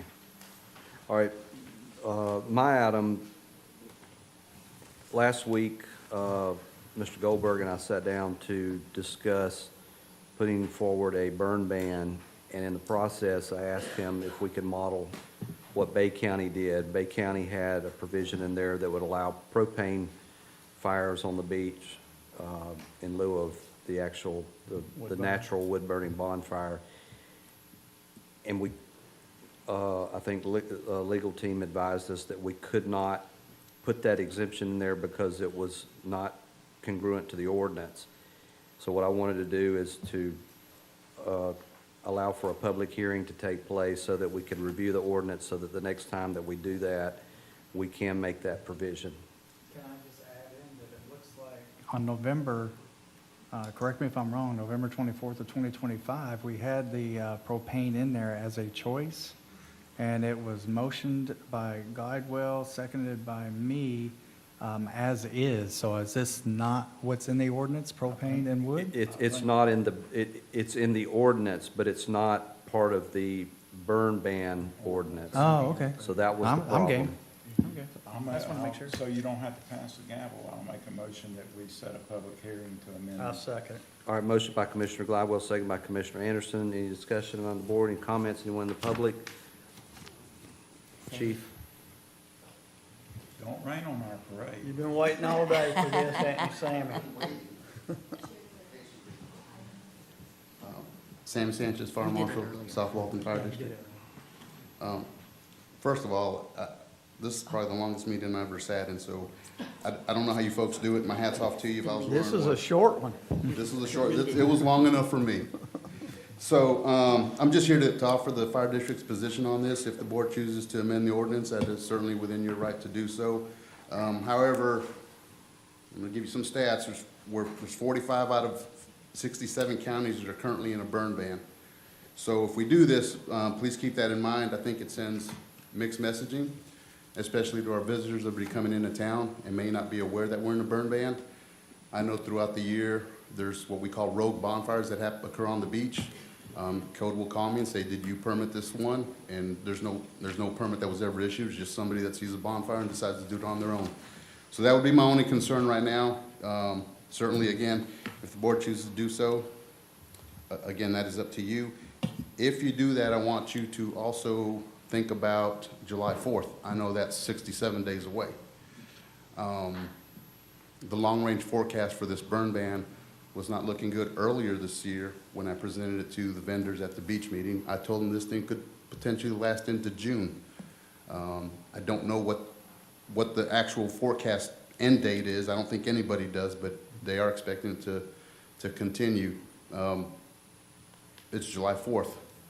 So I'll say that again, with the exception of the, professional fireworks is what I'm asking the board to reconsider if they do amend the ordinance to allow commercial firework displays. Now, those would only be from a barge. I wouldn't allow anything inland. But again, the way the ordinance reads right now, no one would be able to have a fireworks show. Then that would certainly be welcomed in the public hearing. So the purpose of this motion is to establish a public hearing so that we can discuss the defined topic. That would be an issue that certainly would fit well within the scope of that, what you're describing. Yes, sir. All we're doing here, my intent was to mirror what we've already contemplated. When we changed the ordinance, we made a provision for the propane. Understood. Propane bonfires. And I apologize if this was not the right place to ask that, but I figured since you're going to amend it, you might want to consider and take a look at fireworks. I'll be more than happy to discuss that with each of you individually if need be. But the commercial fireworks displays, we get them all the way from Alice, Seaside, Sandestin. We get all these large commercial displays, and they'll launch them from barge. From a burn ban perspective, I don't think that's a huge issue, but we're not going to issue the permit while we're currently under a burn ban. And if we wait too long, it's not as easy as obtaining a barge as you would think. There's only so many barges, and everybody's looking for them on July 4th, so these folks need to know in advance that a fireworks display is going to happen. That's a fair point. Yes, sir. And again, I'm only talking about commercial displays. I'm not interested, even when they're legal, even when we're not in a burn ban, I'm not interested in folks shooting off fireworks. That's just what I do. So. Or, Mr. Chairman? Yes. Is the Puniac display under the city's I don't know to be factual, sir, but I would believe if it's in the city, then it would be under their city. Same with, I don't even know if Freeport has one. Mr. Kellenberg? Mr. Sanchez, does the current burn ban right now prohibit a residential homeowner from cooking on their propane grill? No. Okay. About mowing their grass with their gas engine? No. I don't think that is the spirit or the intent of the ordinance, or the burn ban, I'm sorry. Do what now? That is not the spirit or the intent of the burn ban. To keep people from cooking on their grill? Yeah. With wood or propane, right? With wood or propane. I think Or charcoal. they're just asking people to be careful. Correct. But open burning, yard debris, bonfires, But right out in now- the public, those are, Right. that's what, But right now, somebody under this burn ban can cook in their charcoal grill or their gas Absolutely. grill in their backyard. absolutely. And so Commissioner Drake is asking for relief on propane bonfires, which we have some other restrictions on as well, right? Correct. Containers and all that? Correct. Yes, I just want to mirror what we've already done in the next time that we have to go through this. That can be stipulated in there. Sure. And again, that is certainly up to the board. I just needed to present the fire district's position on that. Thank you. Yes, sir. Mr. Chairman, if you said, I mean, I think I heard you say, and I may have misheard, that under a fire ban, you would not issue any permits even for the beach with gas grills, is that? That is correct. Okay, so even if we had an ordinance saying we allowed it, You Uh, still, We still have that authority, yes, sir. Okay, okay. That's all I need to know. And I do think you need to come to talk to all of us. No problem. Anyone else? Got one back there. You can't Yes, sir. see.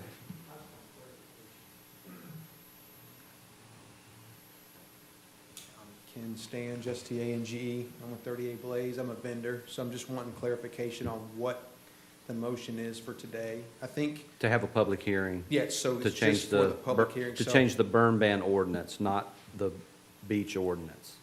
Correct, right. So we're going to change, or you're going to have a public hearing in at the next meeting? Is that what or when would that be? What's the natural flow?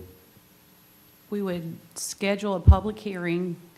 Normally, we would have it at the next South Walton meeting. Into May. And we would, because the ordinance prohibits it, so we would bring that back and to adopt it. So And we one could month, effective that day. So- 1 month from now. Okay, yeah. I just want to make sure I'm clear on that, so, okay, that's all I wanted. Thank you. Mr. Goldberg? So just to kind of reiterate, there are only a few exceptions to the burn ban. One is, as Mr. Kellenberger pointed out, cooking in a charcoal or gas stove, permitted burns by the Florida Forest Service, which they would not permit any burns, and training and related to fire suppression training for the fire districts. And that's set up by the Florida Forest Service. That's kind of what they recommend. Our burn ban ordinance that we have, according to Florida Forest Service, is a model for the state, and other counties are adopting what we're doing. But certainly, Sammy and I, we can meet with the chiefs and come up with some verbiage to make some changes to the ordinance. I do support the fire district stance on it. I agree with them, but, again, the board's wishes, if we want to go down the road and make some of those changes and put those in place, by all means, we'll go ahead and we'll work together to make sure that that happens. And as far as the drought and long-range forecast, every week on a Thursday, we get information from the National Weather Service's hydrologist talking about what the outlook is, and they're talking about a very long-term issue with the drought. We're going to get a little bit of rain, some rain this weekend, but the things that they've been telling us is the only thing that's going to get us out of this drought, and I am not manifesting a tropical system, is the amount of rain that comes down with tropical systems. And that's why we waited so long to put the burn ban in place, because we knew it was going to be a long-term event, and all of the other things that we were looking at to set up the burn ban, we wanted to make sure we were where we needed to be. Thank you. So we had a motion by Commissioner Gladwell, was seconded by Commissioner Anderson. All in favor of the motion, say aye. Aye. All opposed, no. Show adopted 5-0. Is that it? Public comment. Okay, public comments. Chairman, may I have a minute? Yes. I've noticed that the new Economic Development Alliance Director is in the room, Mr. J.J. Harris. So I'd like to come up and introduce yourself.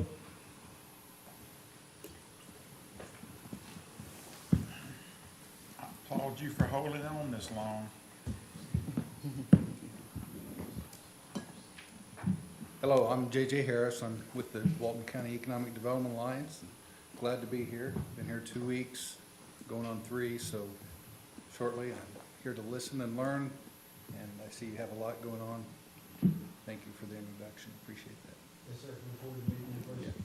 And I'll get around to visit each and every one of you. It's just managing schedules and getting moved down here is Where are you from? challenging. Originally from southern Indiana, but I'm coming from Kentucky. So Welcome. Danville, close to Lexington. Welcome. Thank you, appreciate that. Bedford, if you're familiar with Indiana limestone? I'm from Evansville and South Bend. Oh, okay, so, small world, small world. Awesome. Appreciate it. Thank you, sir. Thank you for the Appreciate it. introduction. All right, public comments. Anyone? None? All right, Commissioner Anderson moves we rise. Shall that done without objection? We're adjourned.